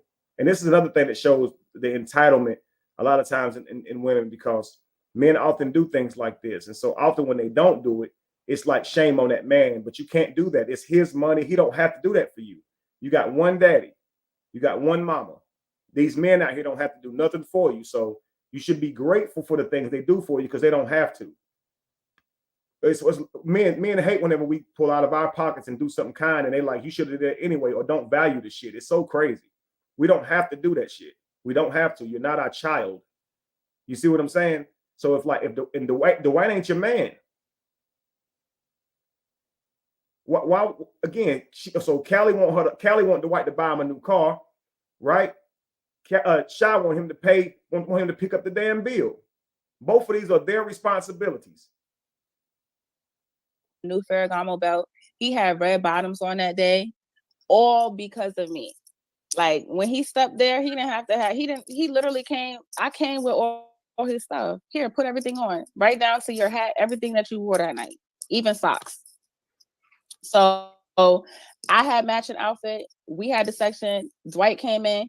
The lady coming over, she like, oh, so y'all ready to check out? And I'm like, yeah. And then she's like, oh, is it going to him? And Dwight was like, oh, nah, she got it. I mean, literally closed the tab out. Didn't even need your millionaire friend. Your millionaire friend that could have been like, oh, Shaw, let me take this, or let me help my brother out for his birthday, my best friend, or whatever they said they was, right? And I got him this weed cake. This weed cake was fire. It was created like a book. So, and it was infused with weed. You know how a cake is in the design of something. It was designed like a book. It was created like a book. She want to put that shit. She made it like it was created like the Bible and shit. Like, you know, people think the Bible just popped into existence and shit. It was created like a book. She put a lot on that. But anyway, that was funny as hell. Freedom Fries, you very witty. I said village people. Jesus, just kidding, bro. This is crazy, man. Let's see. Anyway, yeah, so you can see her saying that she did all this without my millionaire friend, and how my friend could have picked up the tab if y'all friends or whatever y'all are. It's like, man, y'all sound just alike, you and Callie. Right down to your hat, everything that you wore that night, even socks. So I had matching outfit. We had the section. Dwight came in. The lady coming over, she like, oh, so y'all ready to check? Why is Dwight came in even mentioned? Just think about this, y'all. This is my homeboy. My brother was there. She ain't mentioned that. A few other homeboys was there too. She ain't mentioned them. It's like Dwight came in like like I said yesterday, like I was some Make-A-Wish kid, and she went to Dwight Howard and was like, you know, you're his favorite basketball player. He calls you Superman. It would just mean the world to him if you come by his party. What you mean, yo? That ain't something you did. You didn't make that happen. Let's continue. Check out. And I'm like, yeah. And then she's like, oh, is it going to him? And Dwight was like, oh, nah, she got it. I mean, literally close the tab out. Didn't even need your millionaire friend. Your millionaire friend that could have been like, oh, Shaw, let me take this, or let me help my brother out for his birthday, my best friend, or whatever. Real quick recap for those of you that's just joining in. Welcome in, Joby. This is the recap is simply I'm reviewing a video of an ex who is it's a personal one, but I'm using this video as a lesson tool so we can understand what to expect from emotional terrorizers, whether they be men or women. I am later going to be breaking down ways to avoid this by how we raise our daughters and sons to avoid these types of things. But yeah, so this is a real life thing that happened to me. This woman recently said these things. She's tried to ruin my name about 4 or 5 years ago with different claims. And now she's back again to wreak havoc again. I haven't saw this woman in 5 years. I'm married to 2 wives, of course, very happily. And here she is again with more ridiculous claims. And so we're just kind of going through them. This video is not to bash her or in any way, bring any negative harm towards her. But this is a video that she put out. And so we're just going over it. Let's get back to it. But they said they was, right? And I got him this weed cake. This weed cake was fire. It was created like a book. So, and it was infused with weed. Like the cake, $400. Jamie Wright, Kevin would have rather the bouquet. A bouquet of flower, okay? Not flowers, but flower, okay? You could have put that $400 on just the flower, and I'd have been happier than that cake, okay? Because I can't even eat that much damn cake. I told you, cake don't even go down that well. She done bought me a damn cake. I'd have rather had the flower, but I didn't complain. I said thank you for the cake. All right, let's continue. The cake alone was $400, just the fucking cake. So it's crazy. Mind you, that shit got taken back in pieces by different people and shit. I couldn't even keep my whole damn cake. $400 you talking about? That should have been given to me in privacy. Not at the damn party, so everybody could take a chunk of your $400 cake. But that's what you got for me. Thank you. I'm a user. Let's continue. It sounds like you went all out. You gave him the birthday of his dreams. He wanted to be a celebrity. He wants to party. Now look at me, yo, trying to project. She gave me the birthday of my dreams. I want to be a celebrity. He wants to party. When did these things? Why does she think this?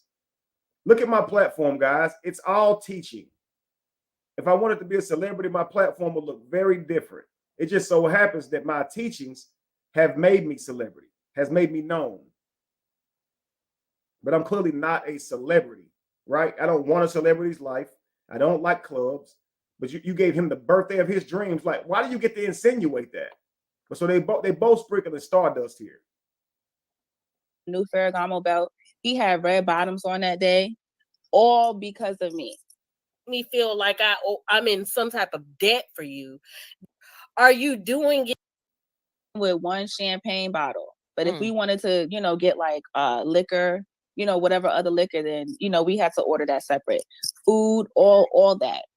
And it's crazy because we had matching outfits. I had our outfits made, custom tailor made to both of us. Like his measurements, height, weight, shoes. He had a Ferragamo belt. I bought him a new Ferragamo belt. He had red bottoms on that day, all because of me. Like, no, the lady with the daughter in the wedding, that was a skit, King. That was for a book I wrote called Before You Marry That Single Mother. Let's continue. When he stepped there, he didn't have to have, he literally came, I came with all his stuff. Here, put everything on, right down to your hat, everything that you wore that night, even socks.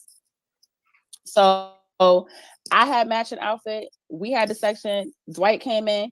The lady coming over, she like, oh, so y'all ready to check out? And I'm like, yeah. And then she's like, oh, is it going to him? And Dwight was like, oh, nah, she got it. I mean, literally closed the tab out. Didn't even need your millionaire friend. Your millionaire friend that could have been like, oh, Shaw, let me take this, or let me help my brother out for his birthday, my best friend, or whatever they said they was, right? And I got him this weed cake. This weed cake was fire. It was created like a book. So, and it was infused with weed. Like the cake alone was $400, just the fucking cake. So it's crazy, No, it sounds like you went all out. You gave him the birthday of his dreams. He wanted to be a celebrity. He wants to party like a rock star. Okay, everybody, let's get this understood.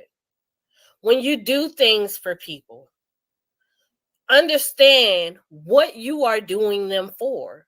Are you doing it to look good, to impress, or to show, or to flex?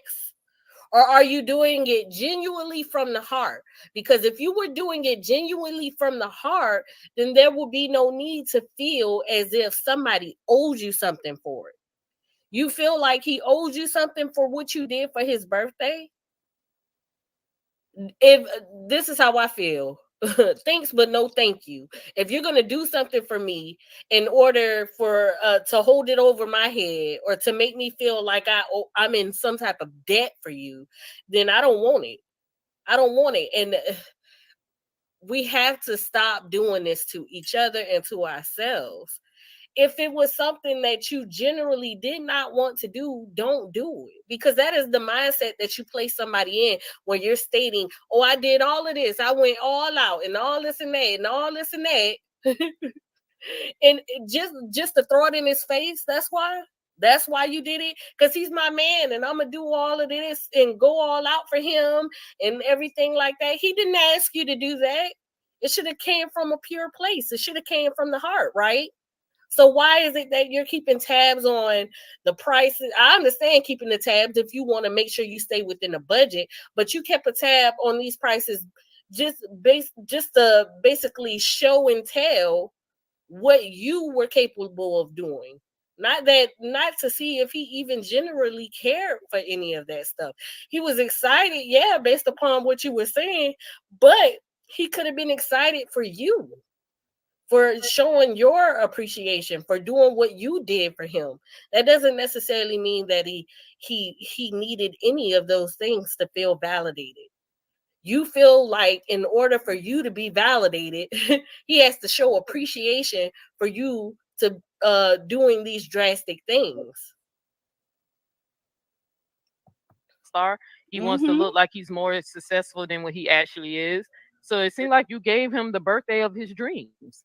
He felt like a celebrity, a rock star, one of the A-list that day. That's what he really wants, And he felt good because Dwight walked in. Once Dwight made the setting, everybody like, oh, Dwight over there in the section. The attention was over, in our section.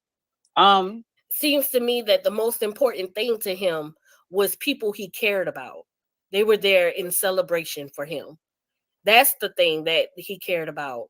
He wasn't trying to look famous or like a celebrity. It was you that created the entire outlook of the whole thing. Remember, you said you did it all by yourself. You didn't ask for any help. You didn't have any help. You did everything. So it was you that created this look that now you want to portray that he's trying to perceive. But even Great point, Joby. Great points, Lacey. You guys are on it. So you were in heaven. You were in heaven. You had a custom outfit that wasn't custom, alcohol you couldn't drink, with cake you couldn't eat, at a club you don't frequent. Child, I want one too. Right. It's important to learn your partner's love language. She didn't know Kev at all. Absolutely. But she's sitting here projecting that I should have been the happiest man in the world. And I might have projected that for her. I mean, I feel like you should be grateful, right? She's not saying I'm going around talking shit about her to all my friends, right? But that's what she did to me on her birthday. All right. She complained about the shit. I ain't complaining about none of this shit that she did, y'all. Even though those of you that know me know this is not my type of celebration. I didn't complain about any of these things. When each of my friends and my brother and things came in, they got my attention. Bro, what up? Like, we do some pose shit, dap up, because you see your friends walking in. So same thing happened with Dwight, my brother, everybody that walked in. When she saw her friends at the Airbnb, she was excited to see her friends. So she keeps trying to make this thing about Dwight. It shows that she sees she is the one who's blinded by Dwight. Because to me, that's just my friend. You got to understand, we've been friends now for years, y'all. For years. So she blinded by him. And actually, at this event, it actually was me and Sha over there sitting down. I was chilling with Sha. I gave Sha most of my energy. I can't see why she would even try to act like I was giving Dwight most of my energy, or anybody else for that matter, or into the crowd. I'm more of a I'm going to be in the cut.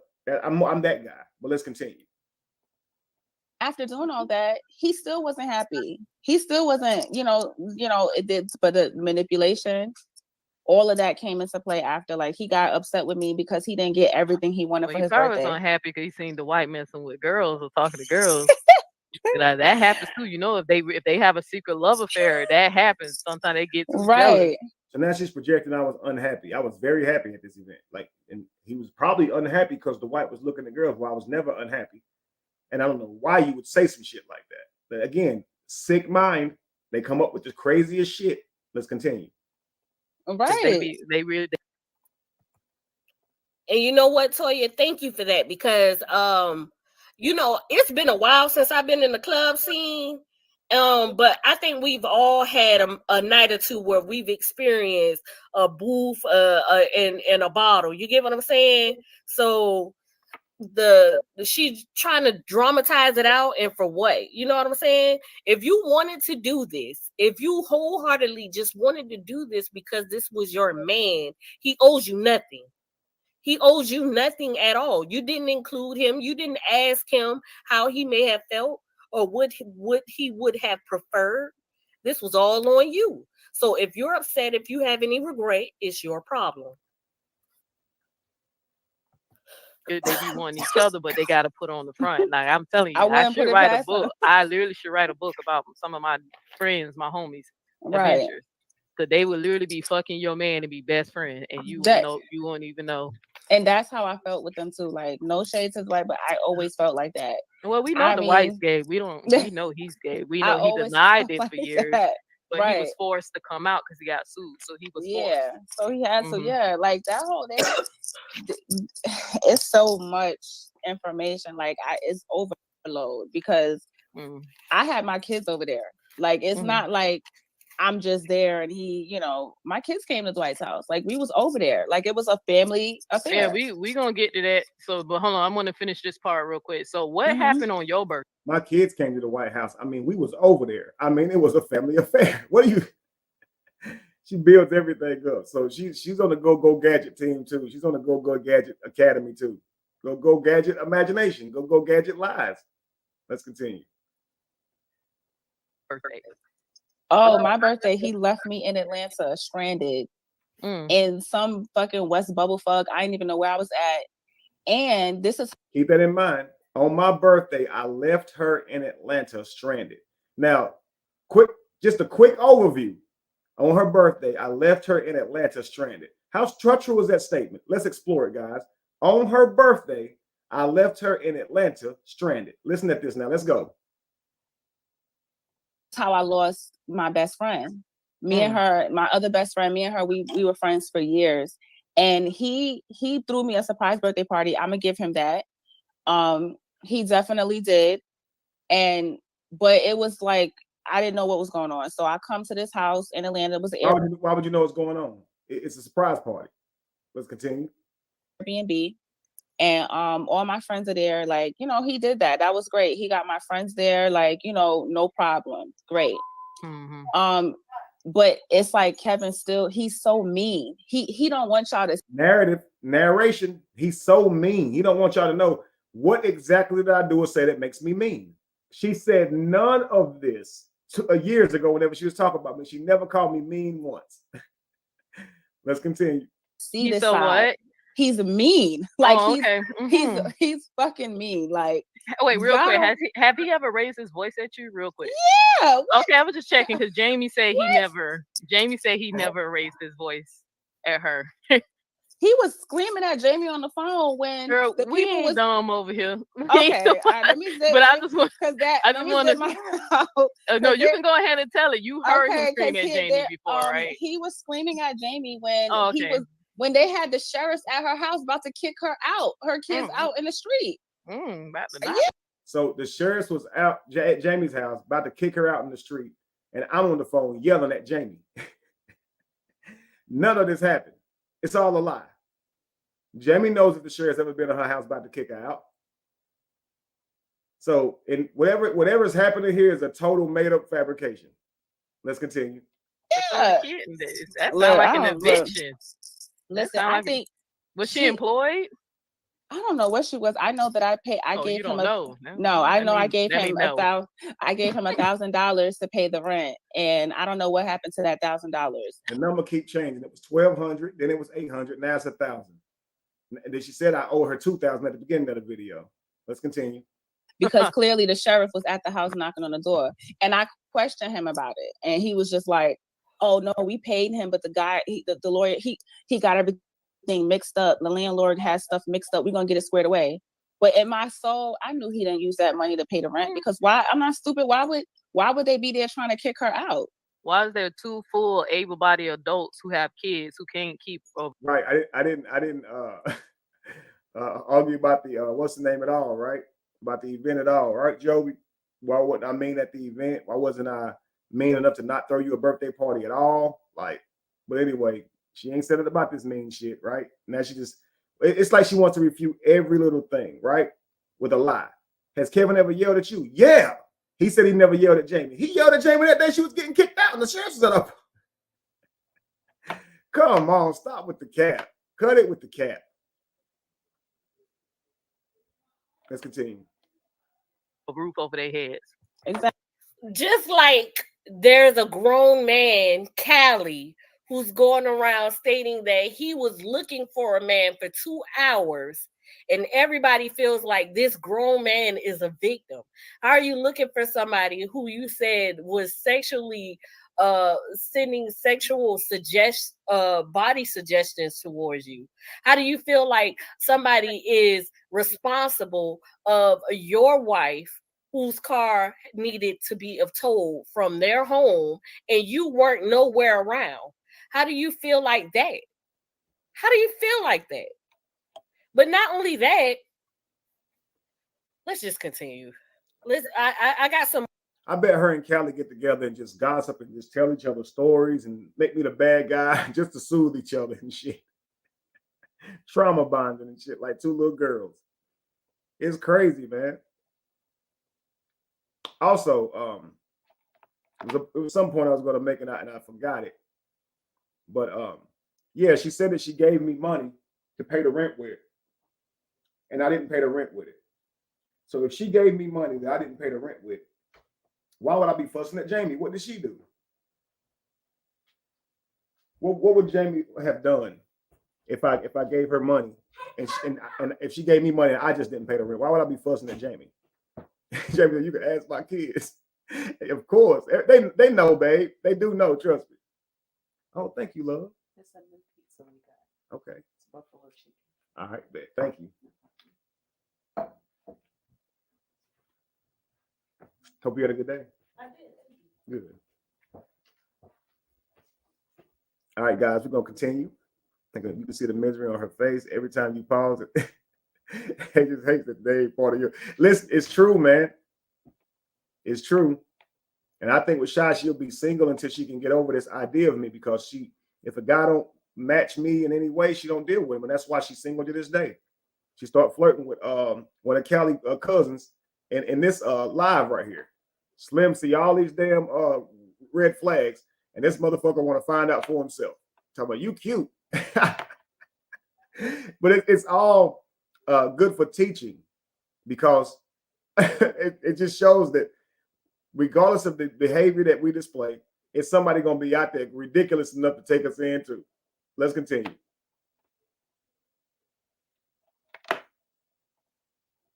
More about this part right here, but I'm gonna let them continue real quick. Exactly. Who are capable of working.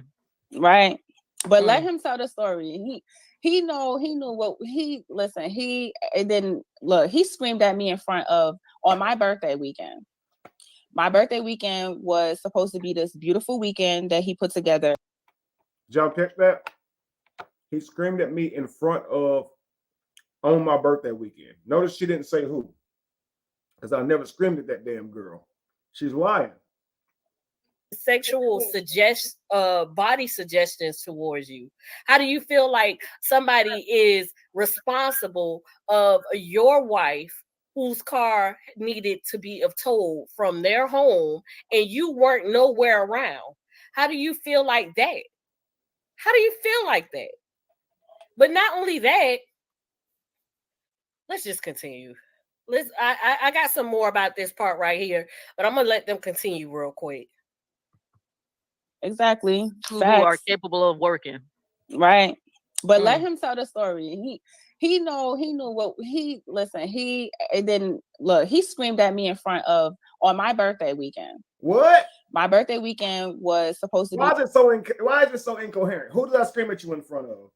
She's trying to think of who could I say saw it, and she probably thinking, well, any friend I say saw it, they gonna know I'm lying like a motherfucker. And will they really back me right here? Like,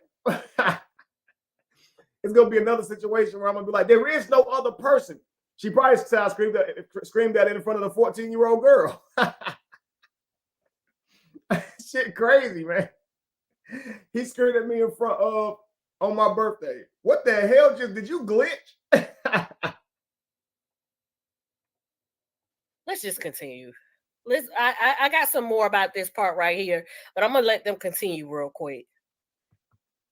Exactly. Who are capable of working. Right. You put a hit out on me. Who did? How did you find out? The person who orchestrated is that what just happened? We having a malfunction at this motherfucker. Them lies, bro. You doing that lie shit again when you start glitching this shit. Let's continue. To me, it shows they're not ready to tell the lie yet. You understand? But let's continue. Right. But let him tell the story. He knew what he screamed at me in front of on my birthday weekend. See, it's the glitching already started because she's trying to come up with some shit. He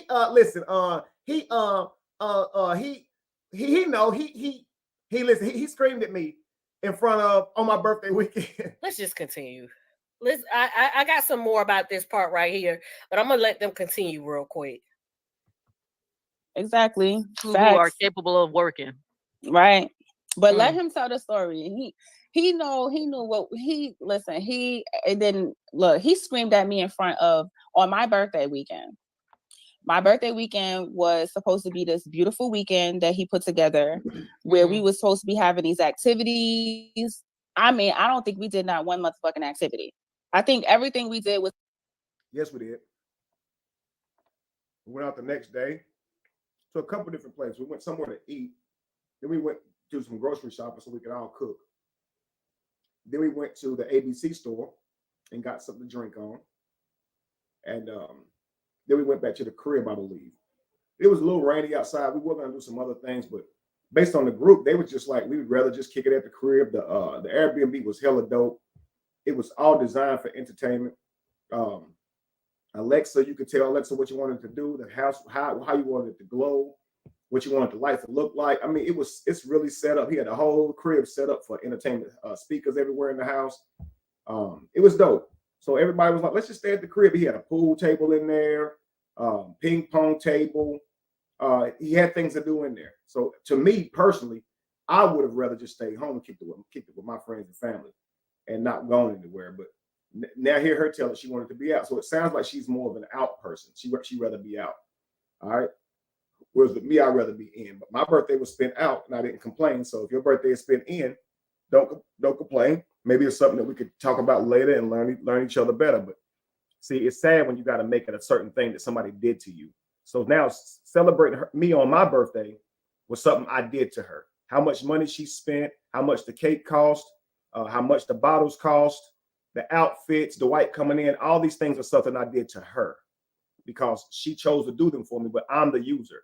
On her birthday, everything that I'm doing for her is something I'm doing to her as well. Okay? So it's like these are things where I'm supposedly wronging her. On my birthday, I'm wrong for whatever she did for me. On her birthday, I'm wrong for whatever I did for her. See how that works? It makes no sense. And in a relationship like that, where you're constantly under skepticism and judged and criticized, a man to get to a point to where he feels like he just can't make you happy. And somewhere along the line, he'll give up. You understand? When you act like you're that hard to please, the man will just say, okay, fuck it then. I promise you, it's better to pretend you like the gift and inspire him to get the type of gift that you want the next time and say you appreciate him thinking about you and the time he must have took to get that for you and try to find something to like about that gift. But if you become a complaining person, a person can't never seem to make you happy, I promise you, you will notice they'll give up. When you're in a relationship, you really need that validation from your partner because they're the person who's receiving what you're doing. The best cook in the world, if his wife has to like his food, you understand? So everybody else can tell him his food is great, but if his wife don't want to eat it, I mean, she may actually think it's nasty. He'd be arrogant if he thought you just, got bad taste. So he would have to start structuring it. At some point, he may think, man, I just can't cook for her. She just don't like my cooking. I just can't satisfy her. Everybody else might like his cooking, but if she don't, that's going to be his understanding of that between him and her. Sooner or later, he just rather somebody else that like his cooking because he's going to get tired of trying to please you. Ladies, if you're complaining about his sex, he knows women who was comfortable with his sex, who was telling him he was big, well, you telling him he ain't. You keep on fucking with him, he gonna go get with somebody who like what he got. I mean, because at some point you got to understand, ain't nobody gonna keep on trying to please you if you're not appreciating it or whatever. Just like if you're doing all these things for him and he never shows appreciation, somebody out there who will appreciate you, right? That's why y'all say you wouldn't treat me like I wanted to be treated. What do you mean by that, right? Drewski voice. What do you mean by that? You're saying that somebody else will treat you better. Let's continue. Was in the house, like in this Airbnb that he got. Mm-hmm. Now, did he pay for the Airbnb? Tell what happened with your no. So tell what happened. Go ahead, sis. Because I have the messages. I got. So I'm not worried. Kevin is a liar. I'm not worried about anything. Mind you, guys, you don't get an Airbnb unless you pay for it. The money comes out of your account before you get the Airbnb. Okay, it's fail proof. Well, let's continue. But I didn't repeat the whole story because Kevin said there was a standard. See, I can't tell your story for you. I have to actually put you. It's his standard because it doesn't work that way. Because Tasha K reports stories all the time, and we don't know who be telling her information until she decides to. That's not true. Every great journalist knows that they have to have information to back their stories. And if your source is not ready to speak out, then you don't necessarily speak on the topic. You might highlight how you may have some information coming out soon, but you don't speak on the topic if you don't have the source already to place out in front of everyone. Great journalism. To interview them, right? But I'm gonna just live by his standard on how to properly be a YouTube content creator. Okay, so well, I told him, I said, if she comes up, I'll let her talk, bro. and you ain't gonna have no excuse after that. So go ahead, talk about, did he even pay the Airbnb? No, ahead, so and Let I'm me not drink gonna. my tea. Go ahead. He's silly. I'm not gonna mention my friend's name because No, don't. No, me don't and her, yeah, we don't talk no more because of this situation. Tell her to talk to me. I get y'all back cool. But go ahead. Yeah, I miss her as my friend. You know, I lost a really good friend because of him, and it just a lot of stuff just fucked up because of him. But she apparently the way he had this whole thing set up, because I didn't know nothing about it, it was a surprise. But apparently the people that was coming to the so I'm the reason that her friendships didn't last. I am. Them people didn't want to be friends with you anymore because they didn't want to be friends with you no more. What are you talking about? What could I have done in a weekend to ruin your friendship? All she owed was $83. The girl, she came with her man. They was engaged. Y'all can't give me the 83 bucks. Y'all ain't gonna be friends no more with Shy because I want my $83. I told him to just keep the shit. I said, I don't want y'all losing y'all friendship over no $83. Just keep the shit. So now 5 years later, they still ain't friends. They was lying to her. They were just looking for any old reason. Yeah, they lying to her. They blaming shit on me too. See, it's cause of Kevin and I don't want to fuck with you. But I don't even talk to Kevin no more. Well, I'll call you back. I gotta microwave this these pots and pans. Quick. I got this beach house I gotta go get in Texas. I'll call you back. $83, man. Come on, man. Why I get blamed for everything? the Airbnb, which was my friends, they were supposed to be paying to stay at this Airbnb.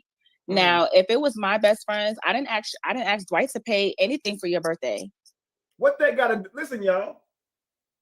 If I ask her friends to chip in on their room, $83 each for their room, somehow her friends done told her this because it's not her business. And this is the bullshit. Don't put them around their friends, man. Isolate their ass. You know how people be like, he isolated me from my friends because you don't know how to act right with them. Damn it. Men be narcissists. Isolate their ass because it's going to come back to bite you. You give them access to their friends for 2 fucking days. All right. And everything that you thought was fucking solid, you'll find out will crumble right in front of your fucking face. Isolate them, damn it. It's the right thing to do. So your friends come out and see you, and in a day or so, you found that they had to come up with $83 each, and you mad. And you mad because you didn't make my friends chip in. What the fuck? So you was happy at first. My friends, it's good to see y'all. It's great. He did that. He got the Airbnb. My friends was there. Okay, great. But I found out that they had to chip in on their rooms. That's when it all went south. Oh my goodness. You dramatic. You're dramatic. And as a man, listen, ladies, we go out and do all that for you. This is what we're calling ungrateful. These are not just words. Your actions, we're doers, right? What is being grateful in that moment if it's doing and not saying? It's never, ever telling this in a way that seems bad because you know this man did something for you and you're grateful. If you're grateful for spending time with your friends, you're grateful for those moments, what are you complaining about? That's not grateful. Everything ain't gonna go your way. It's one of those things, man. Hey, it's a red flag. It's a clear red flag.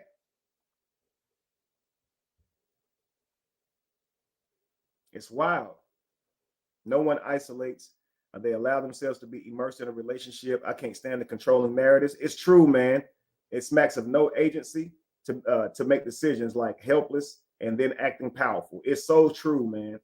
They'll flip from one side to the other. On one side, you can manipulate me, you can control me. On the other side, I cannot be controlled. And I know what's best for me. I ain't got to listen to nothing you say. Like, come on, man. Either you stubborn or you're naive. Quit walking the damn tightrope. It's not a thin line between the two of them. Love and hate, I get it. But there ain't no thin line between being dumb and smart. I mean, come on now. Let's go. So if I'm throwing a birthday for my man, I need to cover those expenses. The only thing that your friend... So you didn't do it for yourself. You did it to hold him obligated to a level that he may not have felt like he needed to stand to. You did it for yourself. You wanted him to spend all of this money on you. What is this called? Bragging rights, I would assume. You wanted him to spend all of this money on you. So in order for him to do that, you did it first. See how manipulation works? You don't need. Absolutely, Angie. Absolutely. And Jamie said she did exactly what she was supposed to do. The universe knew she was no longer needed on your journey. She's just a lesson of what not to do. And this is how men should take this. Don't get bitter about it. Don't allow that to change how you treat women. Just know that this person is who they were, and it happens that way. And learn from each one of them. But it teaches you more of like what you want in the future. So when you learn that there were things you overlooked, and you see how it led to this, next time don't overlook those things. And this is how you learn to move forward. You don't actually live a life where you blame your ex. Learn from them. You understand? Learn from your own decision making that contributed to the situation as well. If that makes any sense to you guys. Let me let Angie get back on her thing. Even realizing that you don't even realize that you were trying to manipulate this entire situation, but that is what it is. That is. Here's what I think she did. I think she told her friends that I'm some big social media star with all this bread, when in fact I was just starting to get on my feet. So the $1,700 that I paid for the Airbnb really set a brother back like a big dog. Okay, it really did. So asking them to chip in was very much needed. All right, I didn't even have it like that. And the thing about it is she knew that, but yet she's still saying you should have paid for all of this. So it's more about her image and ego to me. It's more like she could try to convince them I had it like that, and now they're going to question it because I'm having them chip in, and that blows her illusion that she wants to paint. Because I certainly am not going to sit here and present that I got it all. But she probably presented that I got it all. You see what I'm saying? I knew my situation. I got a job. That's why I stay in this house. I'm not a celebrity, nor do I own this house. People that she bring to see me, she might be telling them something different. Who knows? But let's continue. Exactly what it is. Because it didn't go the way you did his birthday, he was wrong. That's exactly what you're stating. Friends should be bringing is gifts. Okay, that's how I think in my head. That's right. Lacey says, line on your pockets. We've seen these videos where a guy will take his girl out on her birthday and she'll have all her girlfriends with her, and they want him to pay for everybody, like he's supposed to just have money because it's her birthday or have it to spend on these girls or whatever. And they'll be like, they expecting you to pay for all of us. And it's like, because they've been capping on his pockets. It's like, and if he don't do it, somehow he wrong. If they pay for their own food that they ate, he's wrong. It's his money. He don't have to do none of that. If it's your birthday, he's celebrating you. You brought those friends along with you. It makes no sense. But it shows that they'll weaponize a man's utility and try to shame him if they can't just take his money. Just imagine a man bringing all his homies to the house and expecting you to damn give them all some. You'll be like, what the fuck? But she can bring all these women to the table and expect them to dip into your pocket. Man, that's your money. That's what you work for. If you ever showed up at her and said, hey, give all my homies some, you'll be, because it's my birthday, she'll be like, what? You know, here's the kicker, ladies. If that man spent all that money on all your girlfriends, you know that comes out of y'all's bank, right? His utility is not for other people. It's for his family. So when you want them to spend money like that and go all out, you do not value that man or his future. These people, they short-sighted, man. They want to live off your money. They want to experience off your money. They are not thinking about your fucking future as a man and as taking care of their would-be family.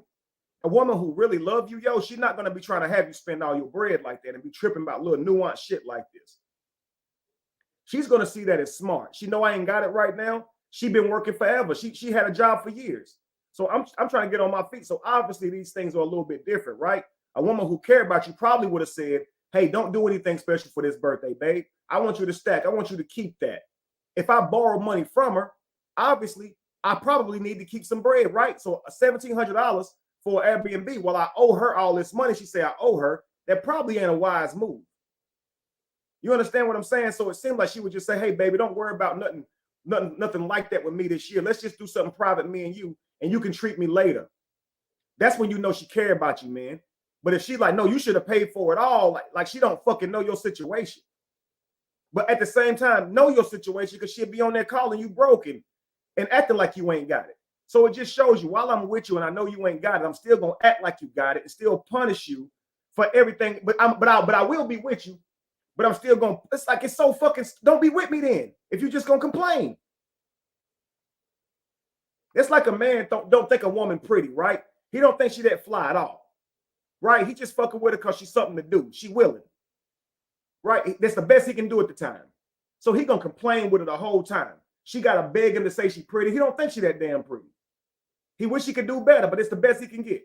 So now he has the right to be like, well, you could be prettier. Well, I mean, put some makeup on. Well, you don't like this damn woman, bro. Just leave her alone. You're not attracted to her, so just leave her alone. God damn. How you gonna choose to be with her but be complaining? That's crazy to me. That's literally crazy to me. You don't like what she looked like. She can't help it. You with her though.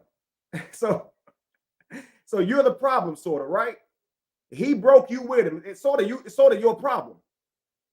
Can he just snap his fingers and be rich? I mean, that takes some time to get him out of that situation. Don't be with him.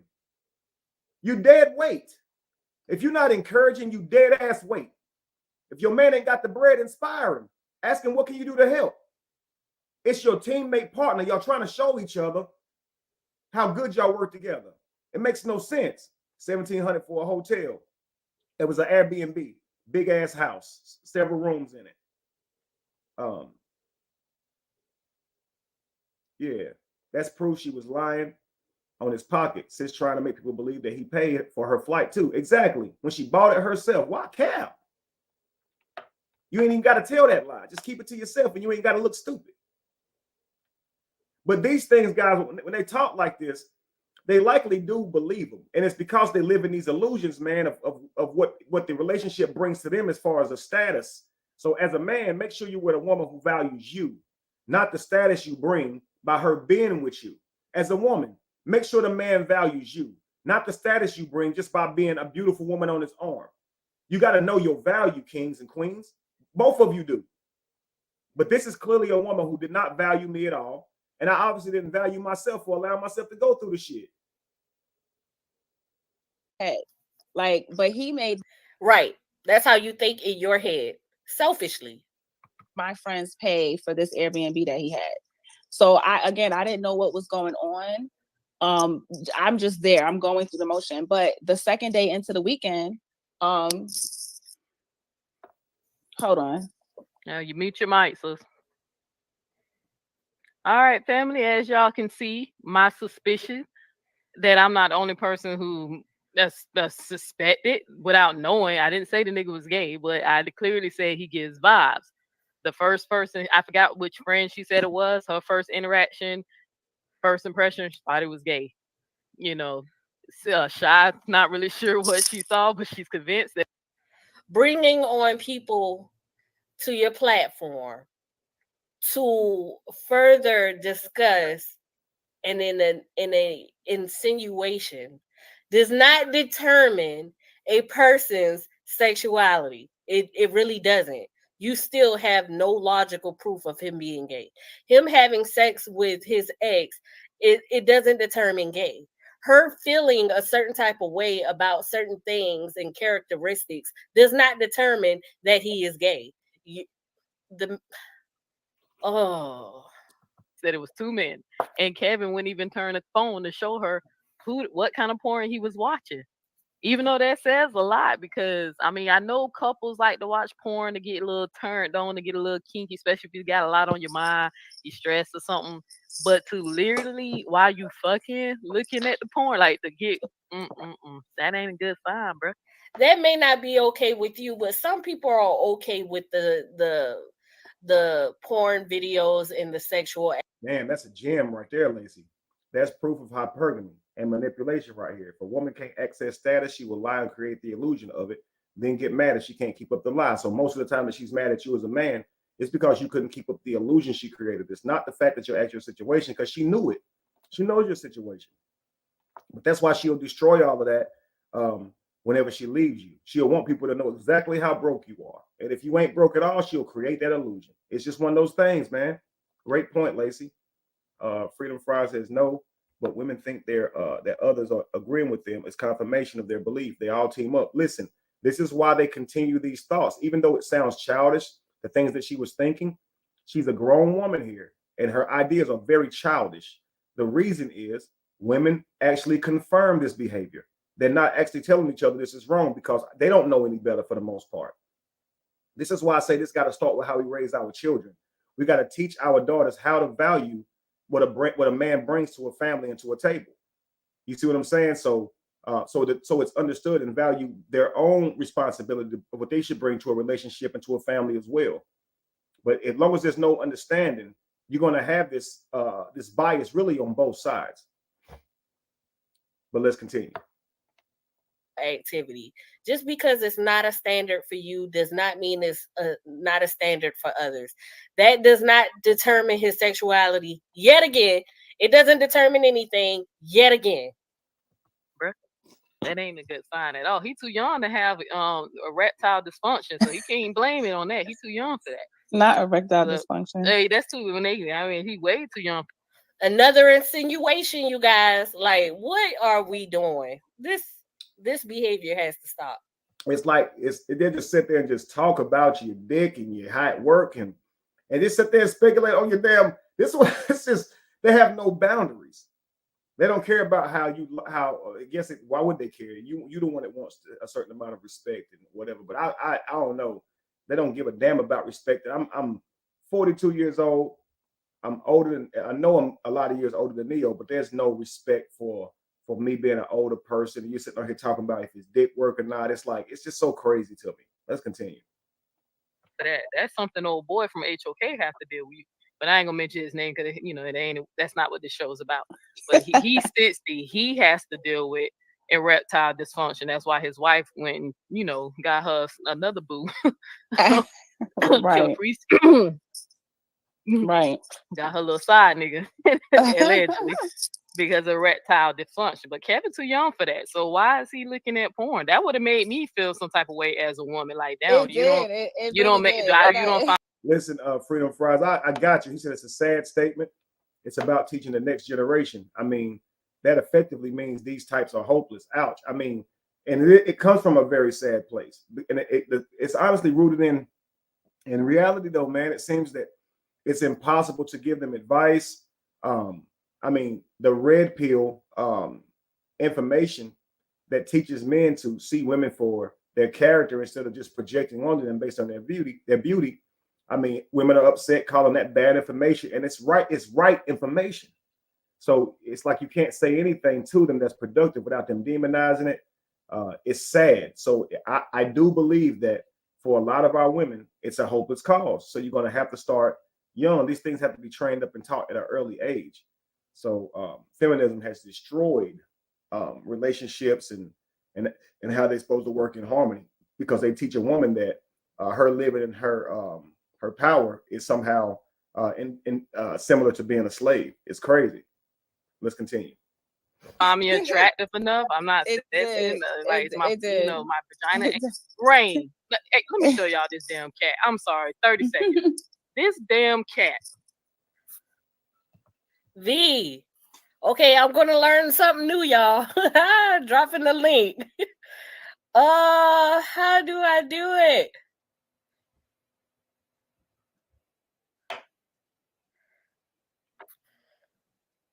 Yes, Toya. She just going by he say, she say yet again.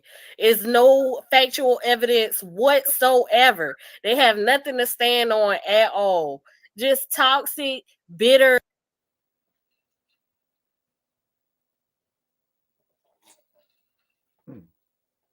exes. And I don't mean to sound insulting to the female, but that is exactly what it is. Like, what are we doing? I don't know how to drop the link. Let me press the invite. I think she goes back to, I think whoever's going to come up later. Let's see.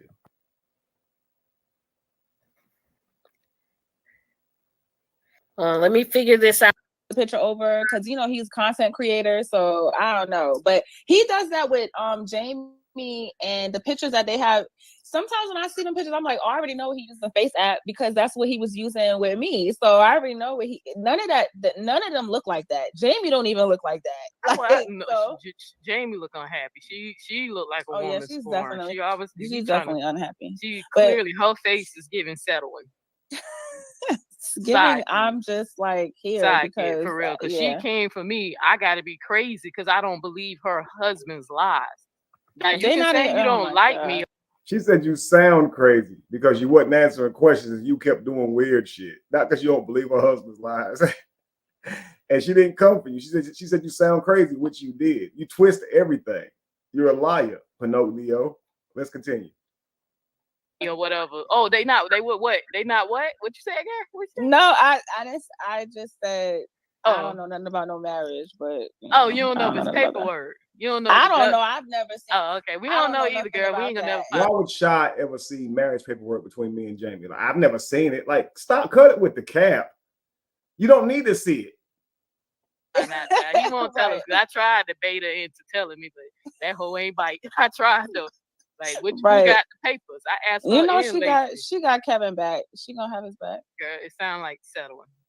Yeah, definitely. I mean, I never really understood the situation. But I just want to make sure because he said he never changed his eye. He gave a whole hour speech on how his eyes is light brown and that they are light. I want you to see this, guys. When I was dating Shy, she used to always talk about how our eyes were light brown. Okay, Shy's eyes are also very light brown. So in this point, she could have at least said, "No, his eyes are light brown," but she don't say it.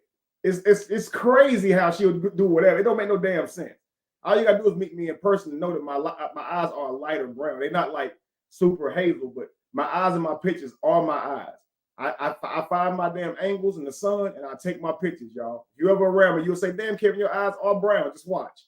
I have very deep brown eyes. I ain't trying to brag on myself and shit, but you know. But here she is. Watch this shit. That she knows my eyes are brown, right? Or whatever that means. It's just, it ain't a big deal. But let's continue. Just watch how Shy looks. She won't admit that my eyes are simply just brown. She can't just say that. Lighter brown when the sun shines. So he never changed his eye color. Even though me and my audience in Cali clearly looking at a picture of him with his eyes green.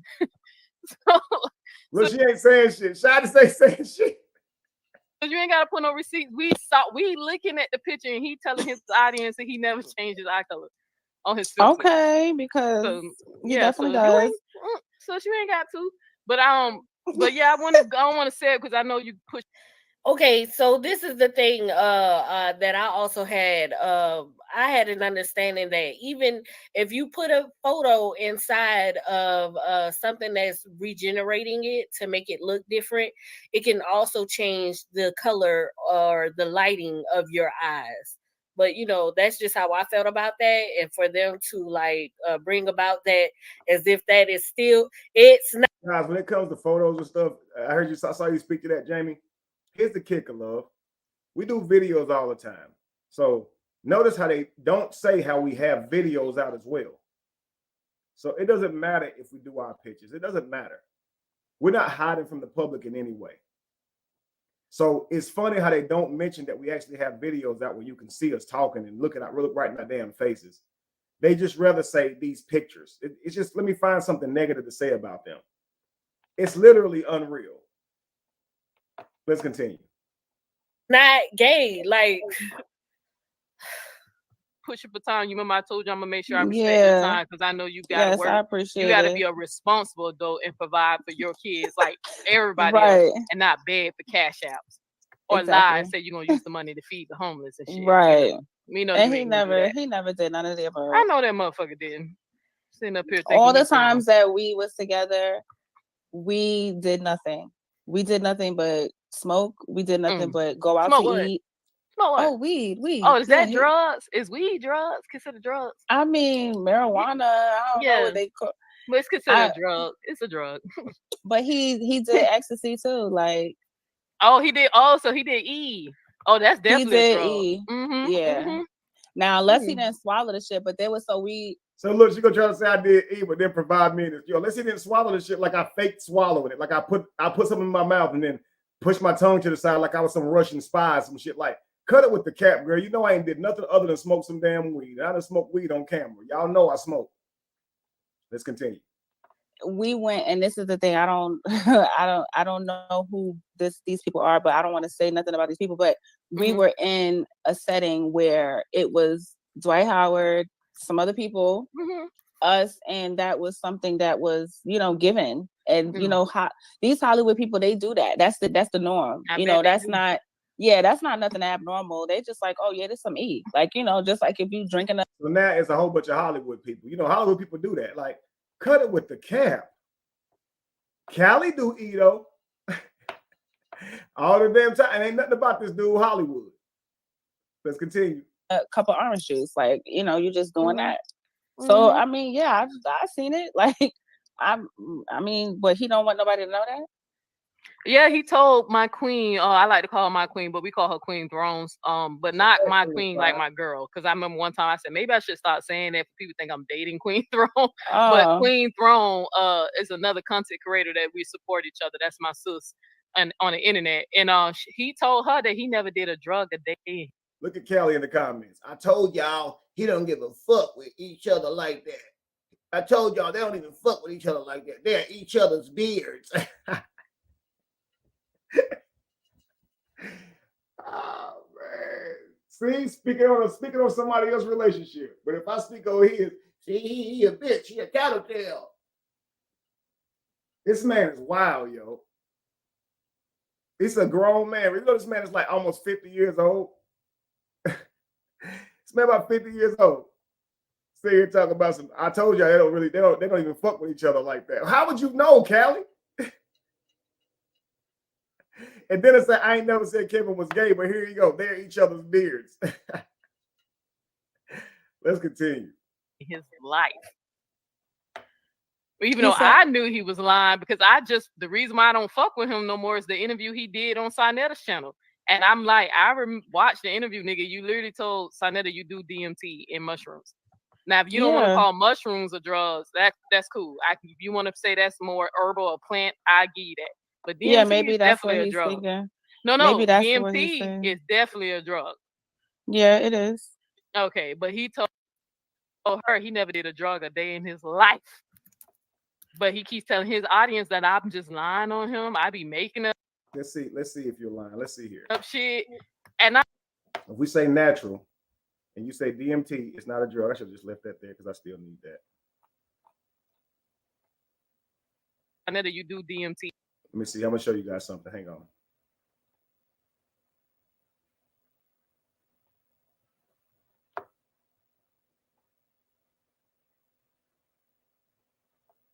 DMT is actually a chemical that your body produces. Dimethyltryptamine is the name of it. But DMT as a substance is the most powerful substance that can be used, that can cause several mental and physical effects. Some of these are desirable, but others are not so much. Let's see here. What is it made of? What is dimethyltryptamine?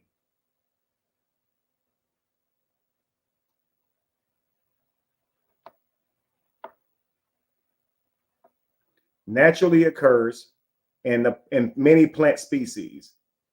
It can also be made in a laboratory. So as you can see, dimethyltryptamine occurs in many plant species. I didn't have no laboratory grade dimethyltryptamine. I had natural dimethyltryptamine. So there she goes with the lies again. Dimethyltryptamine is definitely a drug.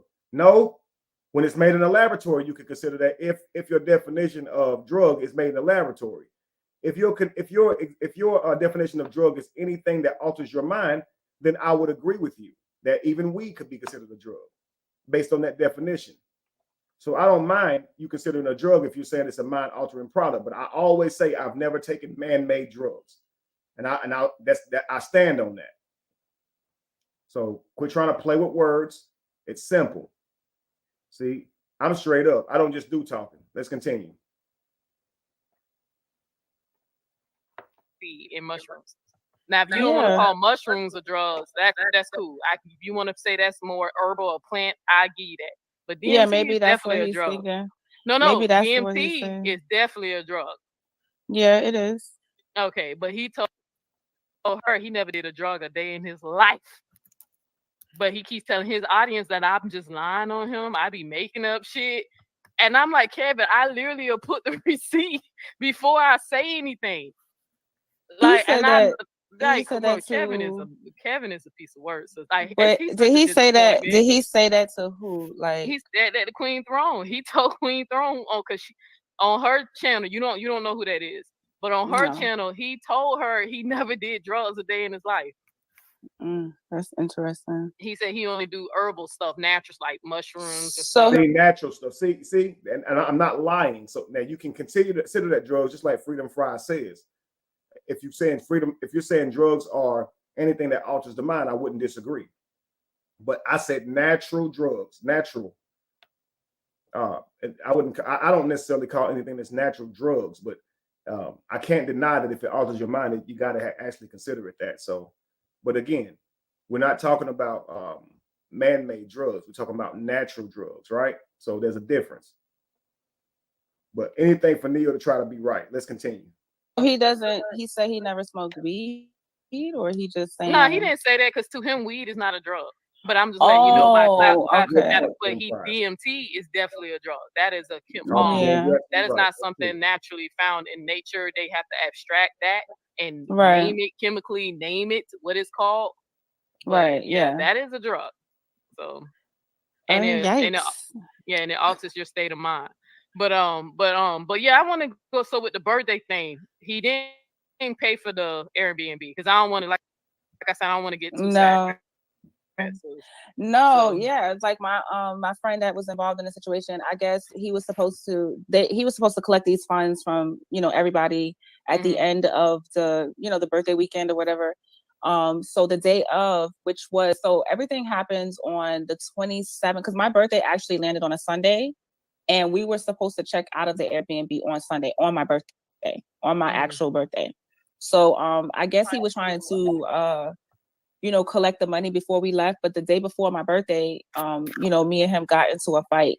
And my best friend at the time, she was telling me like, he's asking us he's demanding money from us. And it's not the amount that he originally said we had to pay. So when she told me that, I was so disgusted because I'm like, how dare you ask my friends to... You guys have saw the message where I sent her saying it's not like I'm asking for more. So what's the problem? It's $83. Why is she tripping? Why is she acting like she don't understand? And we never had a fight. I don't know what she's talking about. My stomach ended up hurting worse than ever. Callie and another guy had to help me inside the building, the Airbnb. I went upstairs and went to sleep for a couple of hours. And when I woke up and came downstairs, people was acting all weird and different and shit. You know, you could tell somebody been talking about you. That's what happened. And Shy had not checked on me at all the whole 2 hours. She was just downstairs with her friends while I was upstairs with one of the worst stomach aches I'd ever had. All right, let's continue. To pay to come here. Like, you should have just handled everything. Like, they should have just came out here and enjoyed my birthday. But like I said, I didn't know none of that was going on. So I didn't know nothing about the money. I didn't know nothing about everything.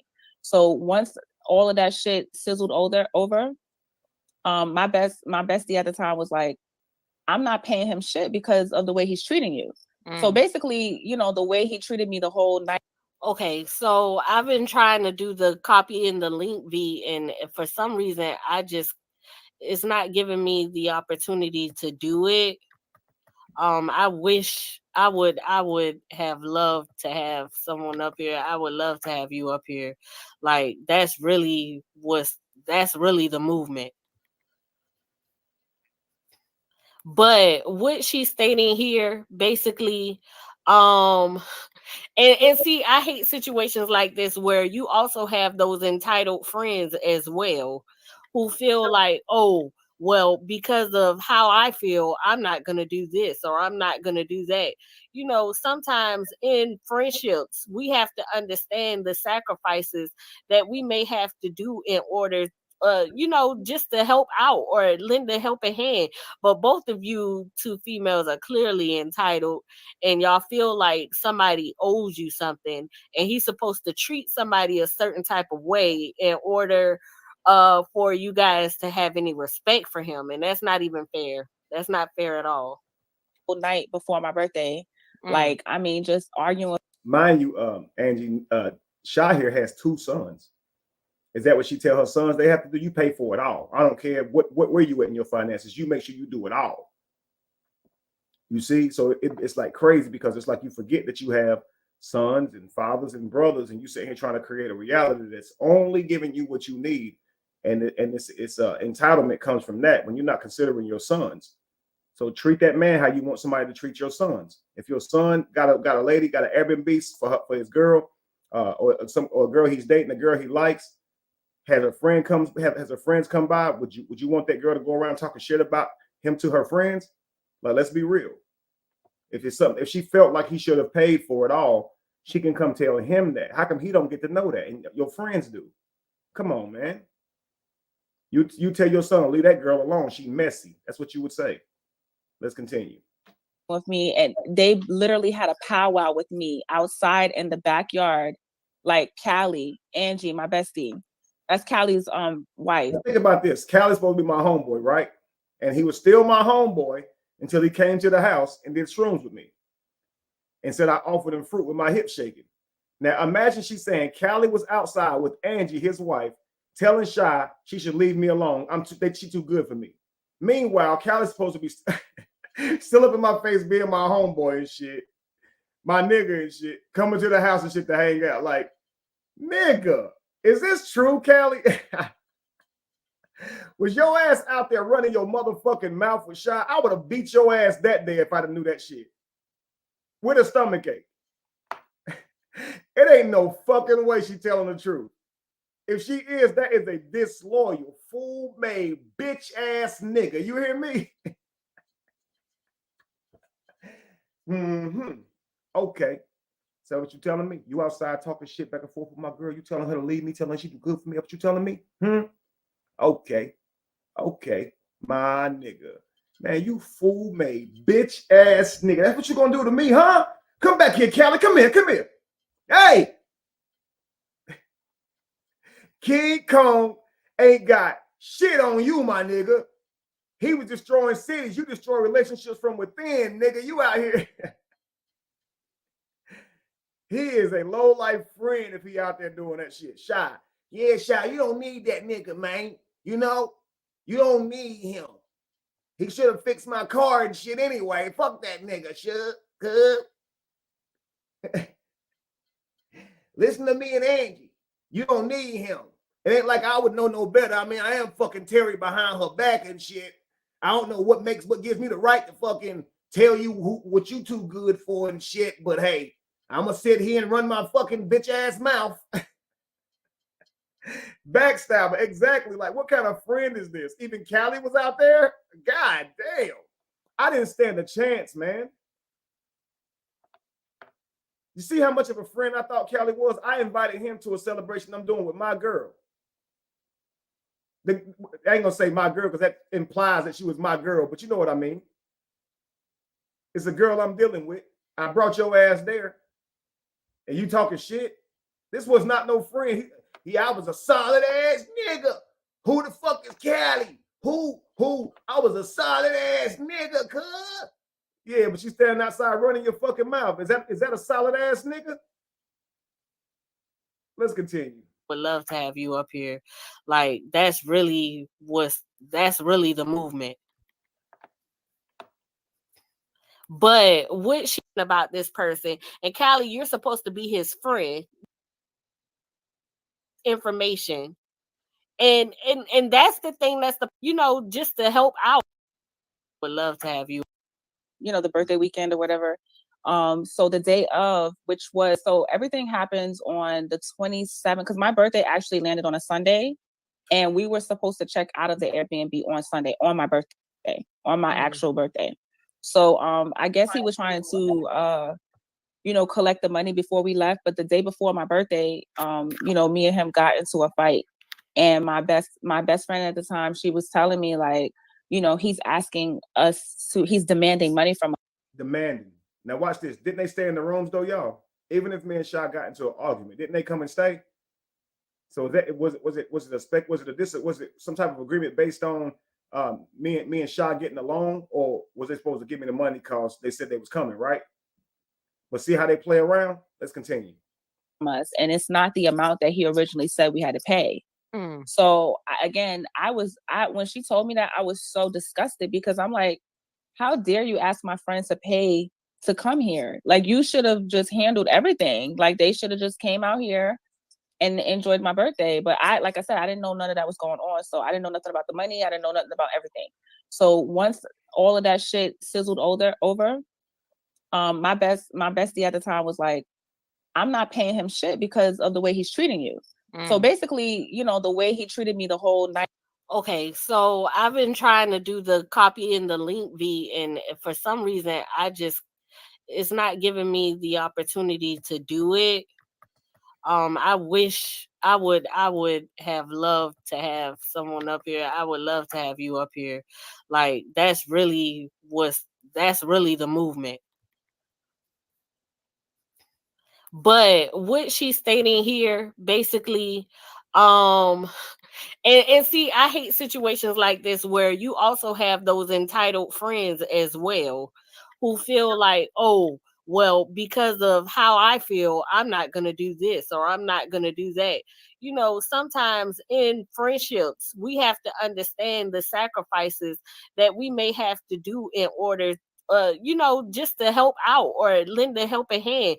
But both of you two females are clearly entitled, and y'all feel like somebody owes you something, and he's supposed to treat somebody a certain type of way in order for you guys to have any respect for him. And that's not even fair. That's not fair at all.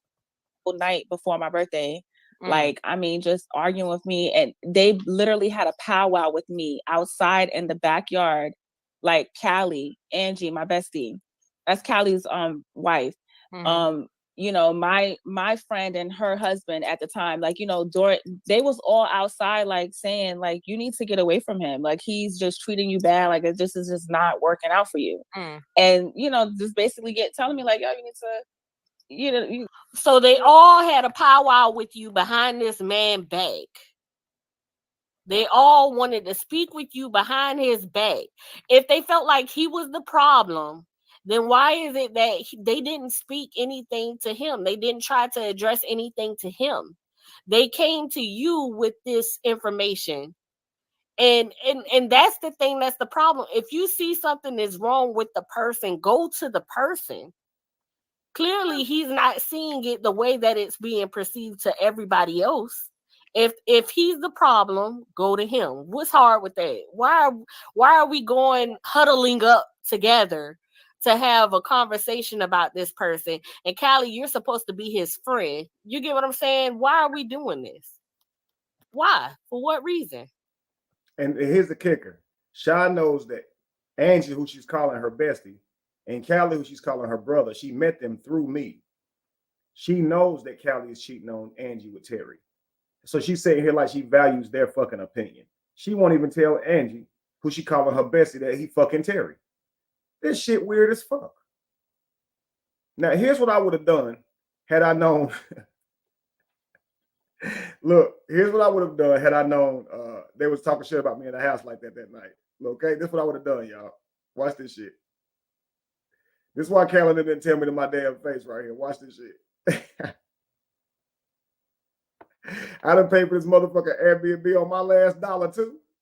This is what would have happened, y'all.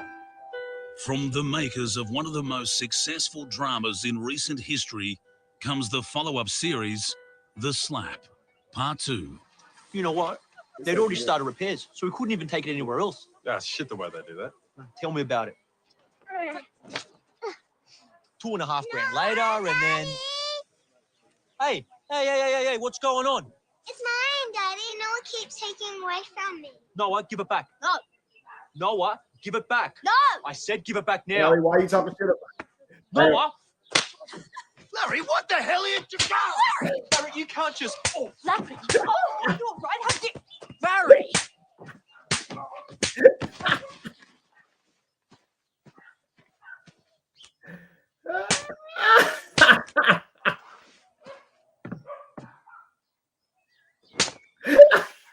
Righto. What's going on here? Oh, sir, I'm arrested. Oh.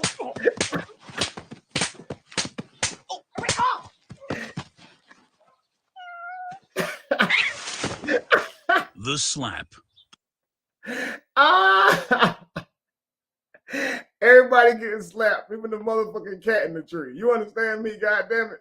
If I pay for an Airbnb and I catch y'all running shit, everybody getting slapped, even the cat in the tree. Bars.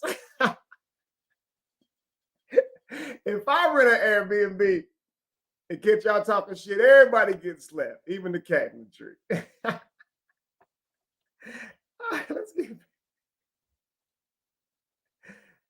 back.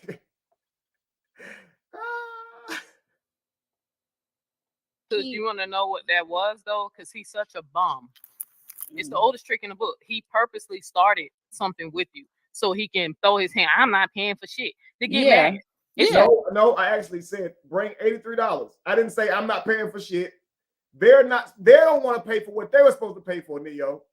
I didn't say I'm not paying for shit. So it's like, see, these motherfuckers is bum. This is what they'll do right here. They'll purposefully start an argument just so they can decide they ain't paying for shit. I didn't do that.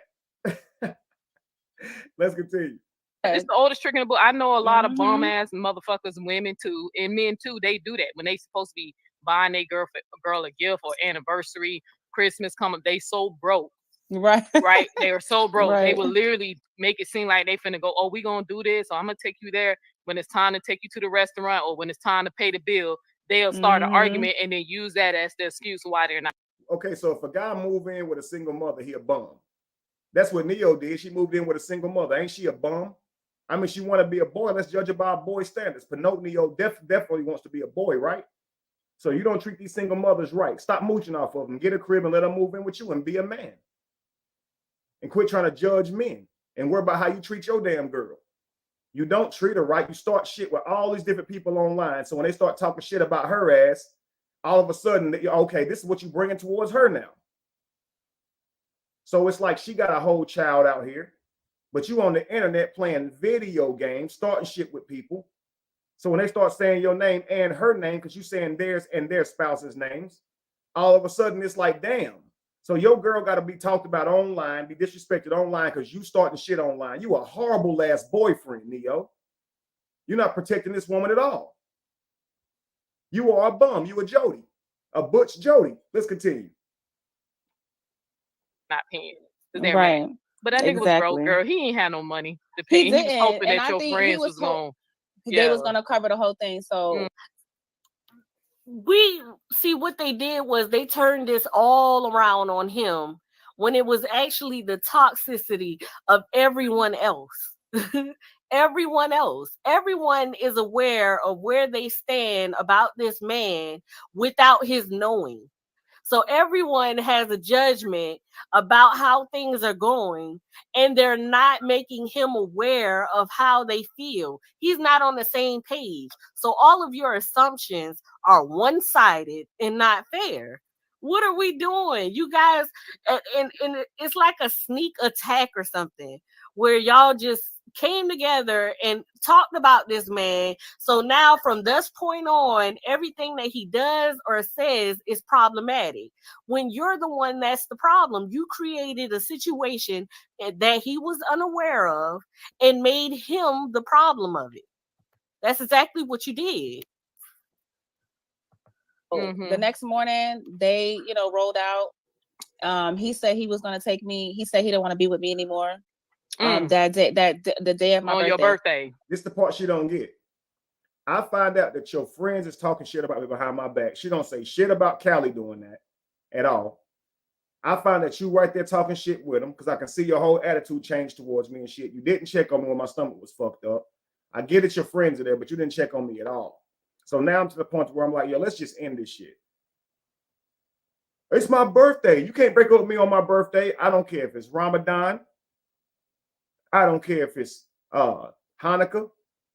I don't care if it's Yom Kippur. I don't care if it's New Year's Eve. I don't care if it's Quinceañera. Okay? I don't care if it's April Fool's Day. I don't care if it's Columbus Day. Martin Luther King Day. It could be Black History Month. All right? If I know it's going to end, if I'm ready to end the relationship, I'm not considering the day it is. So no, It's like taking away my own decision to be able to control my life. You told me something that I definitely disagree with. I don't approve of. Now I don't have a right to break up because it's your birthday. Damn. It's my party and I'll cry if I want to, keep you if I want to, make the rules if I want to. No, it don't work that way. Grow up. Treat somebody right. Maybe they won't break up with you on your damn birthday. Let's continue. So now she's been victimized because I broke up with her on her birthday. Come on, man. What you do to him on your birthday? Why he break up with you? Did he just do that? That's all you did for him. He dumped you on your birthday. I call that mean. Mean is what they did to me. Talk shit all behind my back about something I paid for and got them all there for. That's mean as fuck. I'm upstairs with a fucking stomachache and y'all downstairs plotting and shit, talking shit. And Callie should be ashamed of his fucking self. Let's continue. He definitely dumped me on my birthday. He gonna have a, I'm so fucking mad right now. Remember last night in the car? I'm so fucking mad right now. He gonna have a damn gall to question my realness, man. He gonna question my realness. Well, listening to Shy, sound like she questioning your fucking realness. Let's be real. Let's continue. Told me that he didn't want nothing to do with me and all this stuff. And I was like, okay, so you're just gonna leave me here? Now, mind you, he drove me there. It was like an hour and some change out of Atlanta. I didn't have no vehicle. I didn't have nothing. So I drove out there, but everybody else had their designated, my besties and that.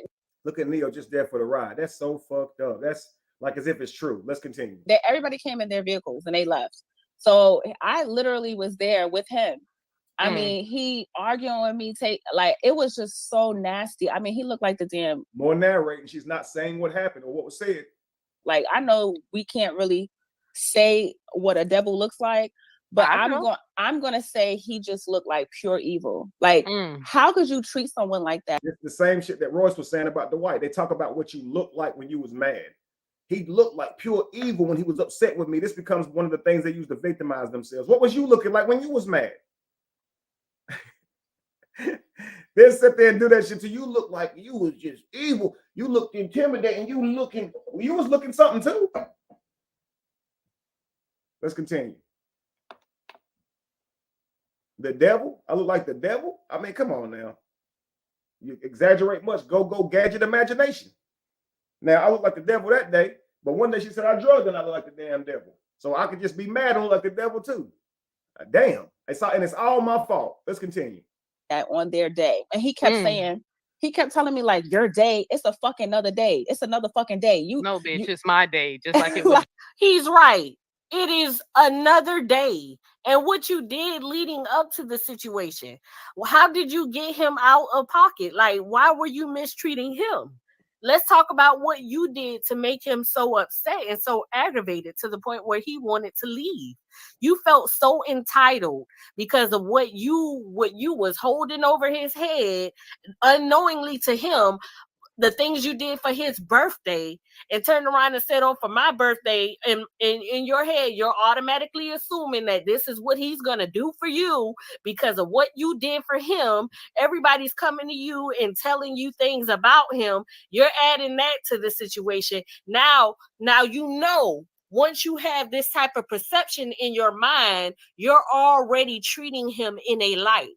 Let's talk about the behaviors that you may have portrayed in that situation that led to his frustration. No, we can't talk about that because it was your day, right? It was your day when I made you feel like you was special. Prince off of Zamunda for fucking Coming to America when I had you like royalty, nigga. Yeah, it was your day. Now it's my day. So, motherfucker. So I'm sorry. I'm sorry. Oh, no, I feel like I was one of your friends that was there. I would have been cursing his ass out. Don't you be fucking ruining my friend's fucking birthday. You just say you ain't got the damn money. So you would have added to the problem. You would have been there all damn emotional, like it was your man who did something to you. Just like you up there right now, mad as fuck, riding somebody else's lies and illusion. Y'all love to be manipulated and lied to. Get mad if a man manipulates you, though. Let a man lie to you, manipulate you. You mad as fuck. She get up here and lie to you, manipulate you. You there for the fucking ride. Crazy as shit, if you ask me. Let's continue. money and you'll pay us back later. Right. I would have called that nigga out for real. Right. But go ahead, sis. I just can't stand fuck niggas. But go ahead. No, sis. I got you. So after all that happened, he was basically telling me he don't know how I'm gonna get home. He was just like, you need to figure it out. You a fuck nigga, Neo. You ain't offering shit to that woman you with. She still gotta go to work every damn day. that money you making in that little ass truck is for you. We know how y'all think. Y'all motherfucker out here by herself. She just got a roommate. Y'all might be fucking and shit in there doing y'all thing and shit, but you're not taking care of shit for that woman. Trust me, you not. So stop capping. You sit in the house all day playing video games, like literally making videos, playing games with people about their own life and reputation. You just like a Jody.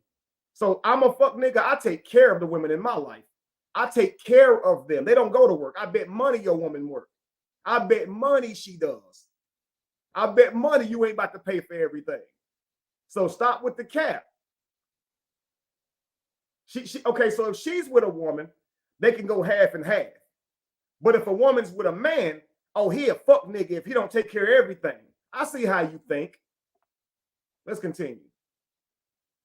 And so the owner of the Airbnb came. So I guess their agreement was that he was. Here's a lesson for a lot of entitled women. No one owes you anything. No one owes you absolutely anything. Being a gentleman is part of the nature of a man. They can do it or they can not do it. If you're mistreating them and not giving them the respect, then they owe you none at all, regardless of whether it's your birthday or not. Was supposed to walk through the Airbnb with him and I guess close out with the payment, and then we could. The reason I know so much about her relationship, guys, is because she literally put it on the damn line. She literally said the shit that she was living on her own, used to set up and play the PlayStation all the time until she met this single mother. And then she somehow moved in with the single mother. The single mother didn't move in with her. Now she mushing her motherfucking kids, mushing them. She can't tell them to move out the way. She got to help them along by mushing them in the damn head and shit. It's on camera. She mushing another person's kids. You understand? Got a line for it and shit online. On top of that, she ain't doing nothing to make this woman's life easier. She's bringing nothing but drama to the woman's life. That's why the woman got to come on camera and say, you didn't hit my kid, because you hit a kid and people are talking about it. Then when somebody call a girl big or some shit like that, she gets mad, wants to go for the damn juggler. But meanwhile, she talk about everybody else's spouses. So it's like she brings nothing but unwanted attention to her own relationship, and I don't think that's right. I think she should grow the fuck up and leave people alone and stop bringing unwanted energy towards her damn union. And quit worrying about how everybody else treat women and worry about how she treat women, being that she dates them too. I think she want them all to be left to her so she can try to use them. It's okay when she manipulate them. It's just not okay when somebody else do it. So I heard her online talking about her relationship and how she ended up with this woman, moved in with her, literally living off of her. You understand what I'm saying? Bringing all this damn energy towards her and shit, acting any kind of way in the damn house, mushing her fucking kids. Man, this woman out here is a damn, everything she hate about men. It's crazy as shit. She's everything she hates about men. And that's why I say Pinot Neo wants to be a boy. She wish she was a boy. She's mad at men because she ain't a boy. She wish she had man strength so she could go beat up every man in the world. But because she don't, she used gaslighting and manipulative tactics to try and sit here and hurt men. You gay, you a closeted homosexual, you beat on your wives, you broke, you don't treat women right. I come after bad men. You a bad man. You a bad man. When we gonna see a Neo breakdown? We're gonna see mine too. You keep up. We're gonna see mine soon. You keep going. You know, you ain't gonna want mine because I'm gonna read your ass like a fucking book. Let's continue. Ago. So the guy, he basically argued with the fucking owner and was telling him, like, you didn't tell me I had to pay this and this and that. So the owner was like, listen, you owe $700. If you don't close the $700 out, I'm calling the cops. Like it turned into some other shit. So I'm like, listen, you need to pay this man, or you need to Imagine the Airbnb guy saying that, y'all. If you don't pay the $700, I'm calling the cops. Isn't that a civil issue? Wouldn't that ruin me with Airbnb? This man left. He checked on the house, saw that everything was straight, and didn't send anybody to clean the house until later on that afternoon. I was long gone when this man texted me about the differences in the prices. We didn't discuss this man to man. This girl is lying. This guy simply got out there and saw that me and Shy was breaking up. And I don't think he even told him we was breaking up. I think we just kind of played it off. I asked him, he heard me say something about getting her an Uber. That's right. The Uber was too far away. It said it was going to take 20 minutes to get there. I didn't want to drive that far with Shy in my car because we wasn't getting along. I don't be trusting shit like that. So I was going to get her an Uber to the airport. All right. It was like an hour and a half out of the way. So I'm not doing that shit. I'm gonna get you an Uber. Okay, you Ubered here, I'm gonna Uber you back. All right. So I looked at my phone. It was 15 minutes before the Uber ride gets there, and he goes, "I'm going that way. I can take her home." He probably wanted to try to holler at us some shit because they did end up exchanging numbers. So that's fine. I broke up with her. So hey, whatever she want to do, I can't tell her what she can do after that, you know. But I did continue to talk with her after this. We didn't get back together though, but I did still continue to talk with her after this. But she's gonna try to kind of play with that too, like that didn't happen either. But either way, the guy said that he would take her home, and she said, "Okay, take her to the airport." And so she got to the airport on time. She's gonna try to tell this story that you're gonna see is crazy as hell. She's trying to project she got there late and all this type shit. Just listen to this shit. So this went fine. It actually worked out perfectly because she said he was headed that way. He didn't even have to know anybody's issues. I'm a very private person, so ain't nobody about to catch me out there arguing with nobody. And the dude did not say, "I'm gonna call the cops." We didn't even discuss this shit yet. Let's continue. Figure something out because now I'm stranded, and I think that Peace, with Daddy. all the way he was Again, because it's about you, because Peace, you're Dad. stranded. Everything was about you. His birthday was about you. Anything you did for him was about you. Now your birthday is still about you. The way he treats you because of your misconduct is about you, right? And his clear frustration about the entire situation is still about you, right? manipulated me, screaming at me, cursing at me, throwing all my shit in the bag, throwing all my clothes in the house. The owner of the Airbnb was. I packed my own stuff. This woman packed her own stuff. Our bags was already packed when we broke up. When I told her I didn't want to see her anymore. So I don't get what you're saying. I packed your bags. I threw them around. I manipulated you. Come on, man. What you mean I manipulated you? What are you talking about? I told y'all I want to discontinue talking to you. Where I manipulate you. See all these toxic words? Yeah, he was very aggressive. So You're very aggressive. Now let's go. So you would think he caught you fucking a nigga or something, or cheating or something. He's crazy. All because y'all got into an argument. Okay. Or on my birthday. Mm-hmm. I have caught on her birthday. I have caught her fucking with niggas. So that not that time, but I have caught you doing some shit. You just had permission to. I just didn't like you lied about it. But I have caught you with some shit. Let's be real. My birthday. But so what happened was the owner ended up he was consoling me, and he just said, "Look, I'll take you to the airport. I'll do whatever you need me to do. I just want you to get away from this man. I want you to get away from this situation." So Kevin, I got in the car and I was crying in the car. See how everything caters to the female and how it's easy for us to fall into victim mentality. We could be the literal cause of a fire, and because somebody is walking or ends up in the midst of the situation, it's easily for them to assume that we are the victim because we are acting in a state of emotions. And if a man acts in a state of emotions, they are already assumed as the aggressor. He was upset, and it's okay for him to be upset. He had every right to be upset. He dodged a bullet with you. I ain't even gonna lie. And the owner was like, and that's a great point she made.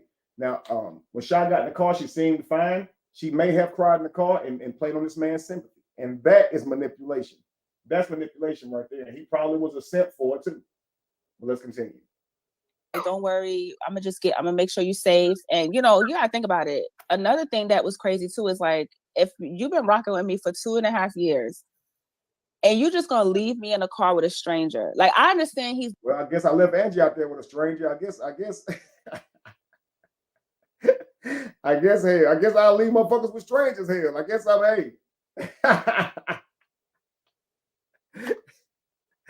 Why all of a sudden niggas is strangers and shit? This man grown, you grown. He owns the Airbnb. I didn't leave you like you had no cognizance. You hopped in this man's car. I mean, come on, bro. Everything my fault. You a stranger. He a stranger now. You Uber here. I was gonna get you an Uber. You wouldn't have known that person either. I think Angie covered this. Let me let her go. The owner of the Airbnb, but it's just the fact that you felt comfortable letting me go in this car. That man could have took me somewhere, down somewhere, raped me. You see the victim mentality went from crying. Now the Uber driver can rape you and all type of stuff like that. And because you've known this man for 2 years, he owes you. No, respect it's a mutual thing.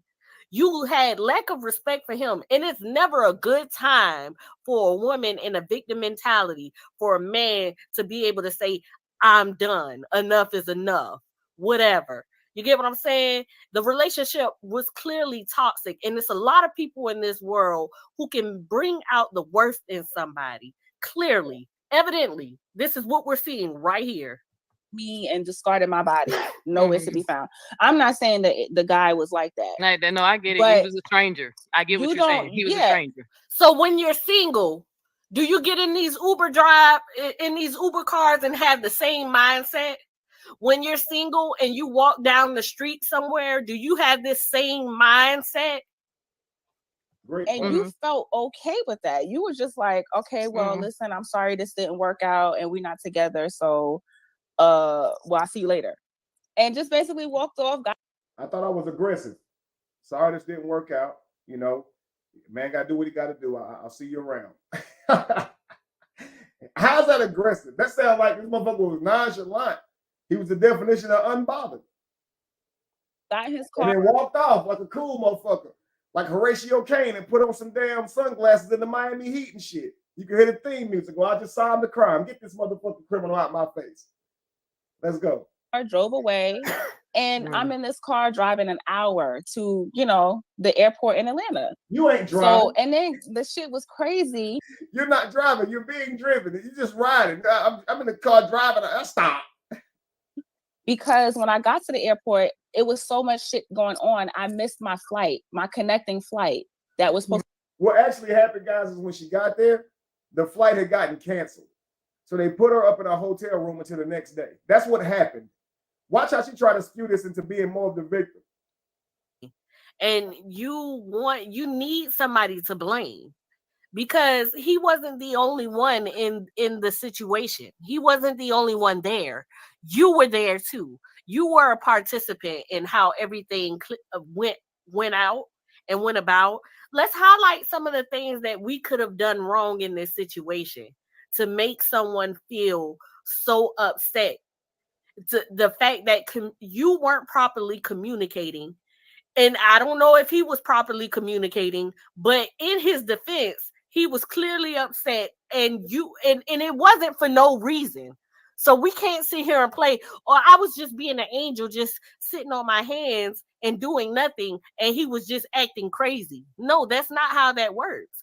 He clearly was responding to something that you were saying or doing. And not only that, but it was clearly, and it was just adding and piling and piling and piling one situation from another. That's clearly what was happening. Or at night. And guess what? You know what he did? After all of that, this nigga calling me. Because I told Callie, I told Ange what happened. They was just like, well, where are you? Do you know that the Airbnb owner, he was like, look, we could get you a hotel room. You'll be good. You could stay here. The airline was able to get me a hotel and they worked it out. So everything kind of worked out. But it was like, I was still in. Why would the Airbnb guy even be involved? So the Airbnb guy dropped her off at the hotel. They must have exchanged numbers, right? As you can see, because she goes inside, misses her flight. And now she's reaching back out to the Airbnb guy and he's trying to help. Why the fuck y'all exchange numbers? You ain't that damn hurt. You already taking motherfucking prospects. Yeah, it's your prerogative. I'm just saying. Let's look. He was clearly upset, and it wasn't for no reason. So we can't sit here and play, or I was just acting crazy. And guess what? You know what he said? No, After all of that, this nigga calling me. Because I told Callie, I told Ange what happened.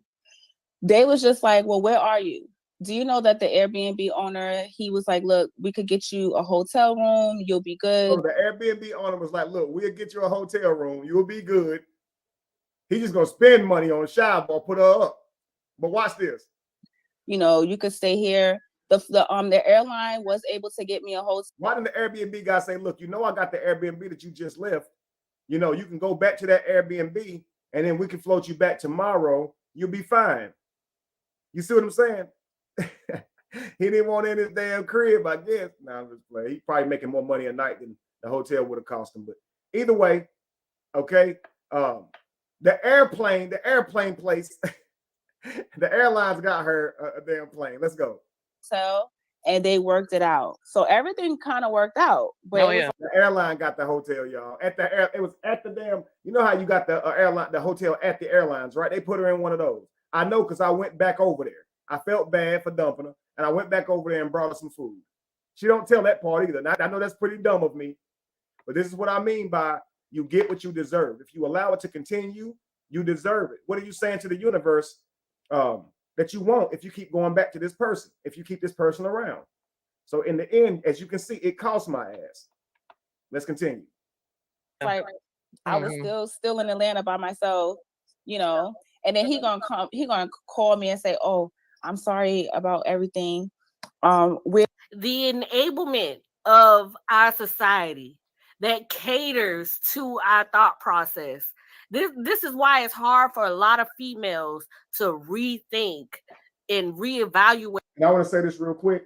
What she did is she convinced me that she missed the plane because she got there late. She was lying.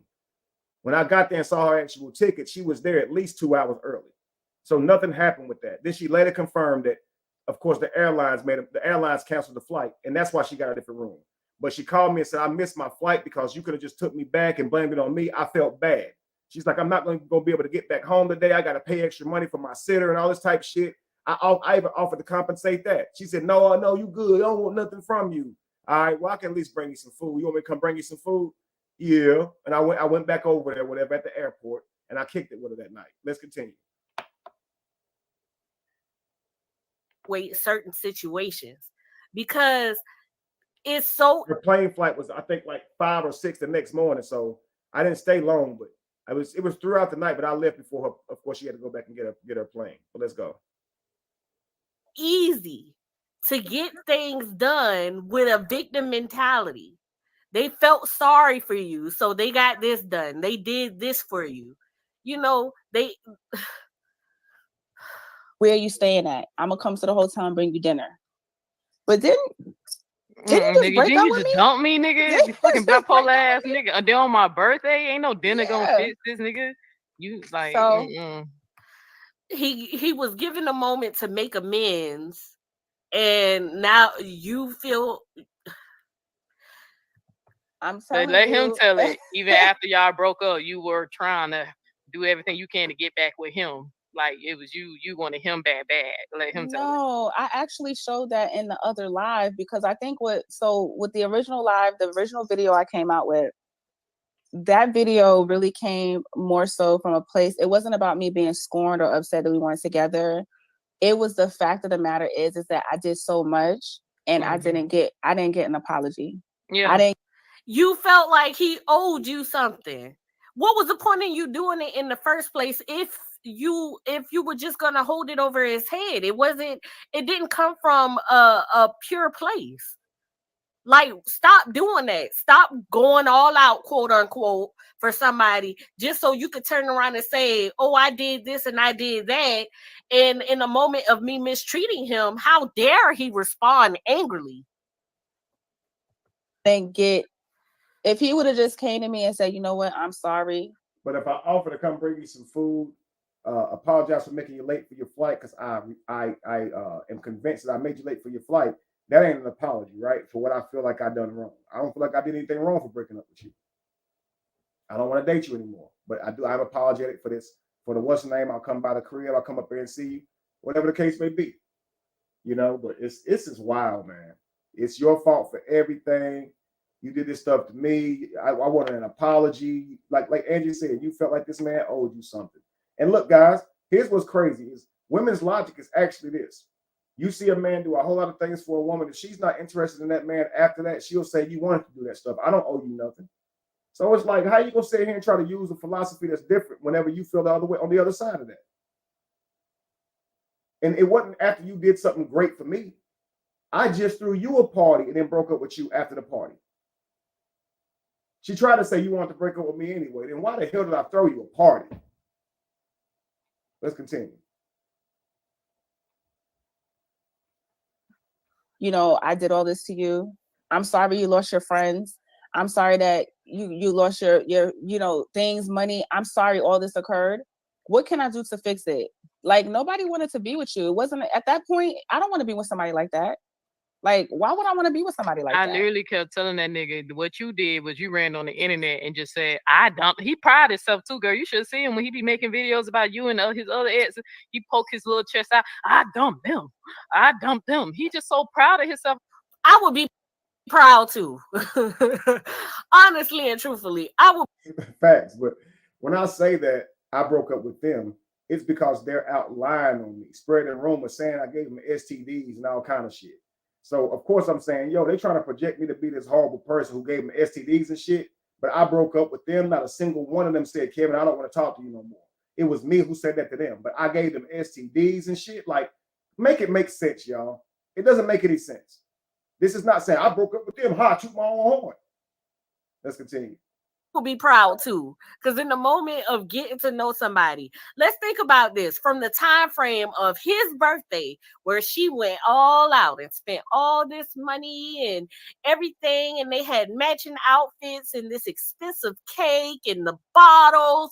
You did all of this, so the whole time frame between that, it was just so nice and sweet, and we had no problems except for the suggestions of everybody coming to me in my head and suggesting that of his sexual orientation to be gay. So now I'm having this thought process as well.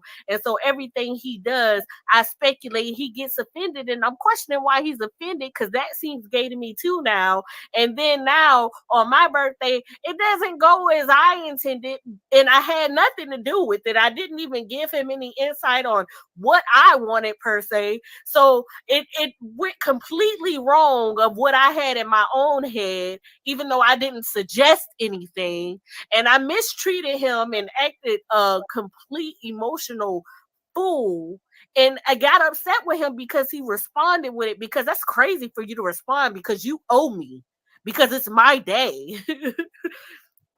Stuff like, nigga, that But it doesn't wasn't make even you look about. like. It wasn't. No, about I'm just saying who he jumped thinks who. that it justifies, like, oh, And if we're gonna claim manipulation, really she manipulated me just to be able to share that birthday with me.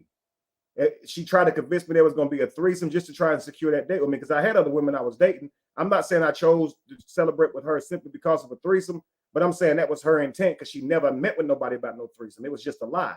So you have to assume, like, yo, you tried to manipulate me into celebrating my birthday with me, and then gonna try to say I gotta compete with you on what you did. It makes no sense. Let's continue.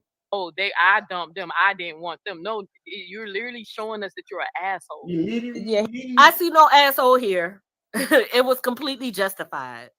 You may be beautiful, but you definitely, you got some healing to do, you know, like you got some toxicity with it. You know, you're seeing things from a one-sided trait. It's very selfish, you know what I'm saying? And a successful relationship, I don't see how you think that was gonna work with him or anyone else. And he But you was want to give relationship advice and be a relationship. Y'all know how when Drewski be watching big guys dance, he like he too big and he too loose. He said he'd be like, I it's something about this shit I hate. I can put my finger on, but I hate something. I hate this shit. Okay. Drewski funny as hell. That's how I feel when I hear Neo say literally. She can't say the word. So it's just something about that shit I hate. I hate when she say literally. Okay, so that's why I fucking tease her about it. Literally. He literally just, because she says it all the fucking time. I don't think she says any word more than literally, except for closeted homosexual. She can say that one though. She just can't say literally. Girl, that's why. Like she literally can't say literally. His relationships are successful. He's married. He has 2 beautiful wives. They have children together. And they've been together for years now. So yeah, no, he can kind of give advice. Your brother and his ex, because you bad at what you do, bro. Because you're not a good example. You don't even know how to have a healthy relationship. His brother X is also a toxic woman who needs a lot of help mentally. If we're comparing, you know, if this ex feels that she's anything close to what his brother LaTruth ex-wife is, yeah, they both need counseling ASAP. Seriously. Ain't no she on the cusp. Well, I ain't gonna no, she is just, I would say worse. She accusing me of touching a 14-year-old girl. That's crazy. Abuse is bad too, but accusing somebody of a little kid, like, that's crazy. They up there, man. So yeah, they if she ain't like her, she on the cusp. And I think everybody heard the sound wise wisdom I was given my brother's ex-wife, or soon to be ex-wife. So ain't nobody here to question the advice that I give. And I don't think you can look at my union and say I don't know how to have my own harmonious union, because clearly we do. Let's continue. Nobody buying that fairy tale with you and Lacey. You can literally see Jamie's face. She looked unhappy. Lacey looked happy, but Jamie don't look happy. Right. So, but sus. So now I'm gonna look at their faces and say which one I look happy and try to tell you about your own relationship. So don't that mean I get to tell her about hers? Put a picture of you and your damn girl up here so I can judge the damn photo. Let me see what you fucking with, Neo. Put your girl up here and shit. Let me see what you got going on. Display your family. Let me see how y'all interact. Let's continue. They look happy to me. And I think that you might be a little jealous, Neo. That's why you drive trucks for Iten Transit and shit.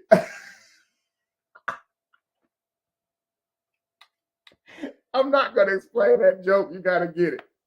You have to get it on your own, man. Let's go. What I'm getting from that. The thing is that I'm telling you, he's so full of shit. It's crazy because Kevin could sit up here, even if he responds to this, like this song. That's what he gonna say. You scorn. I dumped her. Do I appear scorned? And I literally said all you had to do, nigga, was probably apologize to them. You appear scorned, but y'all wait, please wait, because they're literally about to bring up the definition of scorn. Y'all just watch. Stay tuned. Oh yeah. So first of all, do I look like I am at all in shambles or pieces? Here he go. It was 3 years ago. What you still talking about it for? You must still love me. That's what he said. But Neil, this is great that you're saying that, because guess what? Since my first original video, have I ever said anything about this man ever? Not that I know of. Okay. So and I reached out to you. Me. So if I felt like keeping the wheels spinning, I would have been. Now watch this, guys. Since the first video some years ago, have I said anything about this man ever? Watch this. Didn't you say that the White's baby mama reached out to you and told you about a 14-year-old girl? Don't you be in cahoots with Callie with all the time he make videos? Go back and look at Callie videos. He constantly says that you say shit to him and y'all had these conversations. They asked Amora, what was my sex like? Between Kevin, I wonder what Kevin's sex like. And she was asking Tigress. But Callie interrupted. Trash.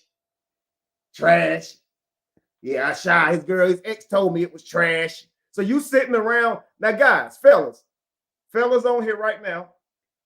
We're going to continue this part 2 tomorrow, but fellas on here right now. You're a man too. If your homeboy or any man is sitting around listening to a woman talk about how trash another man's sex is, and you there to hear it and share those stories, what's up with you as a man? What do you think of a man that does that? She asked Tigress what my sex was like. Callie interrupted to say trash because of something Shy told him. That means that he's sitting with Shy, listening to how I have sex. Probably sitting here fantasizing. You see what I'm saying? What kind of shit is that, fellas? While I'm waiting on your response, I'm gonna let this continue. And keep. Hey, I'm Chosen. Thank you for coming in, you guys. I am a new channel. I'm learning how the process of StreamYard and everything goes. Thank you guys for, having patience with me. I really just wanted to get my perspective out on this situation. So I'm learning and expressing at the same time. I think most men on here, if a girl was sitting with them saying, yeah, he was trash in bed, I'm sure that as a man, you're gonna say, I don't want to hear that shit. What that got to do with me? You gotta go ahead with that. The hell am I sitting around listening to you talk about another man's sex for?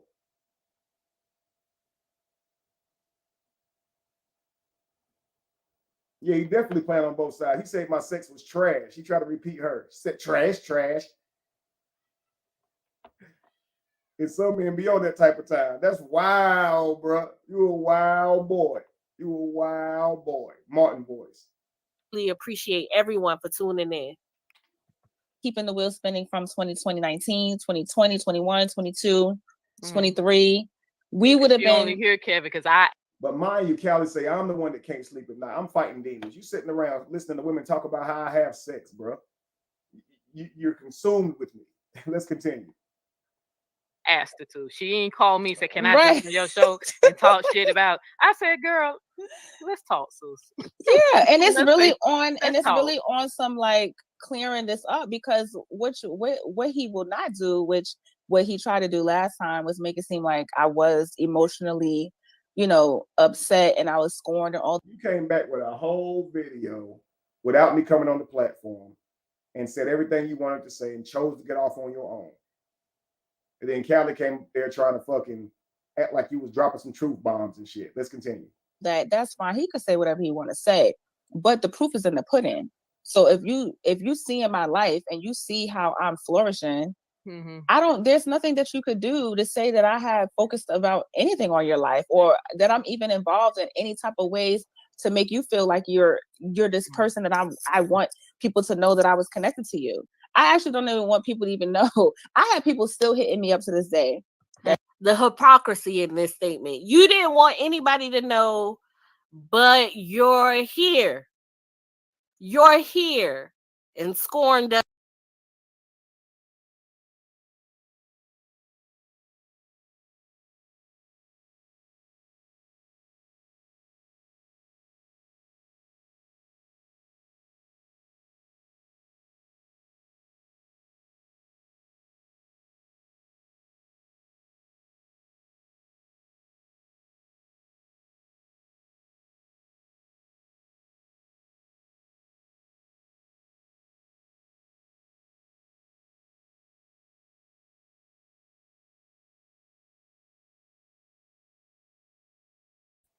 This shit was on mute the whole time. Listen, y'all, I was trying to say this. She keeps trying to extend the time in which we dated. All right, she keeps trying to make it long. Pause. Okay. She keeps saying around 2.5 years. I didn't meet Shy until after my surgery. So let's say it was almost around 2 years. And I want to point that out because Tigress did the same thing. They always try to extend it out, make it where they're dating you longer and shit like that. But she didn't date me that long. It wasn't no 2.5 years and shit like that. And then they try to reduce the time frame 3 years ago. No, it's been about 4 or 5 years since we all fell out. And here they go again. Let's continue. Does have a look. It's definitely your action, sis. Say, oh, wasn't you Kevin X? I'm like, I don't even want to be associated with that. So if I really wanted to get any type, Angie probably gonna say this, but why are you up here then? If you don't want to be associated with being my girl, why are you up here 5 years later talking shit? Because by doing that, you're gonna be associated as my ex, right? Like, why would you do that? It's just you full of cap. type of clout. I don't need to get clout off of you at all, boo boo. All you gotta do is just look at my page. I don't need clout from you. Right. Or I don't need. But we're here again. We're here where you are acknowledging you guys had a relationship. Right. Need anything from you. This girl stay working. Like, that's the thing. I had money, boo. You didn't have money. So what do you need? Somebody that what you need some help, boo. You remember you was about to be on. See, I didn't have money. I was about to be on the street, but I wanted you to pay for my whole birthday party. You see what I'm saying, yo? Pay for it all. The street. Your family was about to be on the street, but who saved the day? Who saved the day? Yeah, let's go ahead and get into that. Let's go ahead, because you know, Jamie said she made some more money than me, boo. Hey, I don't know if she do or not. I'm just a truck driver, even though it's a chance I'm going to be switching careers. Okay, she most definitely do, and probably made more then. So I know you. So what you haul? What do you haul? You doing 16? Just 16. I'm 16, 18 wheel truck. 18 wheelers. 18. You can see you got me fucking up. Oh, my bad. 18. No, well that was. No, I'm a truck driver. I'm just a commercial 18 wheeler. Like, so you be going to ports and stuff. You do. Yeah, I be going to the ports. And I be pulling. Yeah, I do all that, and then I have all the endorsements. I can pretty much work any job. Okay, so this is how. So you don't make more than Jamie. First of all, I have a business, a trucking business, and Callie knows about that. Ange know about. Tell her to prove this trucking business, y'all.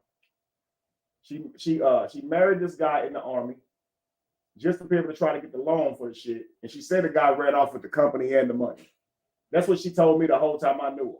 Now she on here big cap and trying to act like she got her own business, but it seems like she's gonna get a little bit nervous from saying that and then go, well, I have my own business. But let's go. Let's see. Oh, 18 wheeler, like, so you be going to the ports and stuff. You do. Yeah, I be going to the ports. And I be pulling. Yeah, I do all that, and then and I have all the endorsements. I can pretty much work any job. Okay, so this is how. So you don't make more than Jamie. First of all, I have a business, a trucking business, and Callie knows about that. Ange know about that with my ex. I used to have, not Kevin, but my ex. I used to have a trucking business. All of that shit was in my name. I was about to get out. You see that? I have a trucking business. Callie knows about that. I didn't know about that. You didn't have that shit when I knew you. Callie in the damn comments. Facts, Shy. That's facts. That trucking company was long gone when I met Shy. It was supposed to be some shit she had with her ex. So now here it is. Callie didn't know I had a trucking company. You said you have one at first, but now you had one. Man, make up your mind. The house in my name for Kevin and fucking Jamie. Okay, can you say that again? A house in Atlanta. They asked you to get a house. You can tell when somebody is not used to something because I have this, I have a business, I work this, I work that, and they just, and it's not something that you should be ashamed of, but at the same time, who cares? Who is supposed to care? They asked me to get a house. For who? For him and Jamie. And who else? Oh, and Jamie. Okay. And my kids were supposed to move in 6 months later. Okay, so let's talk about. And I still have it. NACA. Everybody could. Guys, if that's true, what that sound like? Does that sound like Polly?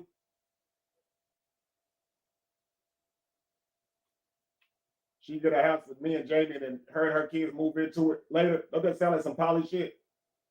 But she said I was never into you with no shit like that. She's lying. I never asked her to get no house for me and Jamie. But the story she's telling would make it seem like she was definitely down for Polly, wouldn't it? Because she was down for Polly. Let's continue. To look up NACA, the NACA program. It's a program that helps you get housing for, if you're a first-time homeowner and all that stuff. He couldn't do that because he don't got no shit going for him, and he don't have no good credit score. He barely got credit. So all that stuff, and you know what? I'm right, V. I wanted to stop and acknowledge that. Hey, Ralph, how you doing? But V, you are right. Why? If he was so horrible, what is it that you liked about him? Because it just seems to me that if he breathed that was wrong. Gay probably. Like, it just don't make no sense to me. Like, they're crazy. I'm so glad I did not do that shit. Thank you. Because he wanted me to do that. And I'm telling you, them people was calling me, telling me that, hey, you're going to have to do this interview in Atlanta to get to come look at this house. I have the email still. And I was just like, something told me not to do it. Something told me just don't do that. This girl is big cap. At the time, I was trying to do a Be Evolution house because I was renting Airbnbs and kicking it with different people across the world and meeting them for a whole weekend. So I was thinking, if I could own my own, I don't have to get Airbnbs. So Sha said she had decent credit, and we talked about doing a business move together. I have to show you guys the video, but I always say, before you marry somebody, start a business with them because that'll show you how dedicated they are to creating something. You don't want to get into a relationship with somebody who only cares about the romantic ins and outs of a relationship. Are you texting me daily? Are you telling me you love me daily? A relationship isn't necessarily about that. It's actually about accomplishing a goal of survival. So starting a business together, like as if that's your first baby, would show you both how much you're willing to contribute to raising that baby. You don't want to get as far as having children, and now all of a sudden, you realize you don't work well together. So start a business together. You understand? If y'all break up, y'all can buy the business back. Y'all can work it out. But I'd much rather have relationships where if we have to stop talking, we separate in businesses or we work it out how to do our businesses versus nothing came of the relationship. We just dealt with each other for years. I think we should start businesses. When I first got with my wives on this polygamy relationship, the first thing we did was start businesses together. It refocuses you, family, because y'all goals together are about the numbers. We have business meetings. We talk about what the money that we're trying to earn in each month, revenue and things of that nature, the videos that we're going to put out, the different interviews that we go and do, the engagements that we do, whatever the case may be, because we have a business. This right here helps you to balance work and life, because if the relationship is all about what you do for each other and your personal happiness and things like that, that's an immature relationship, family. It's about survival and creation of family and legacy. We can't forget that. You understand? But me being honest with her about let's go in together and get this house. If you got the credit and I got the bread, because I started making money online. So she knew I was making money online, but it's still difficult to get a property because you need at least 2 years or 3 years worth of income for them to work with you, especially if you're making your money off social media. You understand? So I've been making money for a few good months, about 8 months, but it hadn't been no 2 or 3 years. So if someone else can get the property in their name, then I got the bread. I didn't just discuss this with her. There was another woman I was discussing this with who I wasn't sleeping with at all because it was just about business. All right, but let's continue. Because that right there, that shit would have probably really set me back financially. Hey, this the crazy thing. Just to make sure I have my facts straight. Didn't he ask you to do this after y'all went through y'all breakup and all the drama and shit? That he still wanted you to put a house in your name? No, I think that was before. Oh, this okay. was, yeah, this was I got it before. clear because I wrote down he asked her to do that shit. And Kevin, I think that he did speak about this at one of his lives. He did give his side of this story. So yeah. After they, like, okay. Now, mind you guys, after when me and Jamie and Lacey went and got our own home, that crib did go in my name. It wasn't because I had all the years of proof of income. It was because the house I applied for, the person who was doing the house or selling the house, or the main guy who was, working to rent the house out, knew who I was. So he called me and said, as soon as I said hello, he says, "Is this the Kevin Wesley?" And I said, I guess. And he said, "Bruh, you mean the Kevin Wesley that speak on religion and life and whatnot?" "Yeah, that's me." Man, he was like, "Man, that's crazy." And he wanted to sell me the property. He was happy to. I went out there, we met him. He was definitely fanned out. Now, I ain't gonna say that in case the guys listen. He wasn't fanned out, but he definitely was eager to meet me and things of that nature. Every time he'd come over and collect the rent for the first couple of months, he had to come to the property and collect the rent instead of, because it wasn't somewhere for me to send it off to yet. We'd sit outside and talk about life and things of that nature. And he loved those one-on-one builds and shit like that. So, I mean, it was a blessing that somebody actually knew me.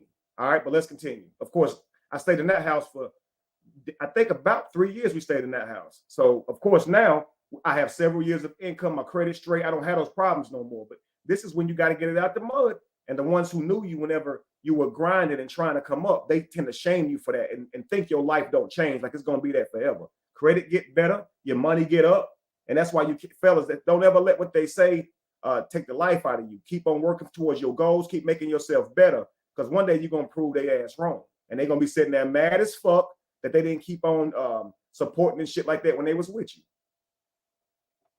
This is how you get back, fellas. Go become something. Don't worry about their ass. Whenever they come back out the damn picture, come back in the picture talking shit, that's just your confirmation that you was good, that you did right. Let's continue. That was my mistake. I'm glad. That's why I said, let me know, honey, because that was. I ain't like Kevin Wesley. Yeah. I don't sit up here and blame people why I got the facts incorrect. You know, I take accountability. Hell, maybe I wrote this shit wrong, down wrong, and I heard wrong.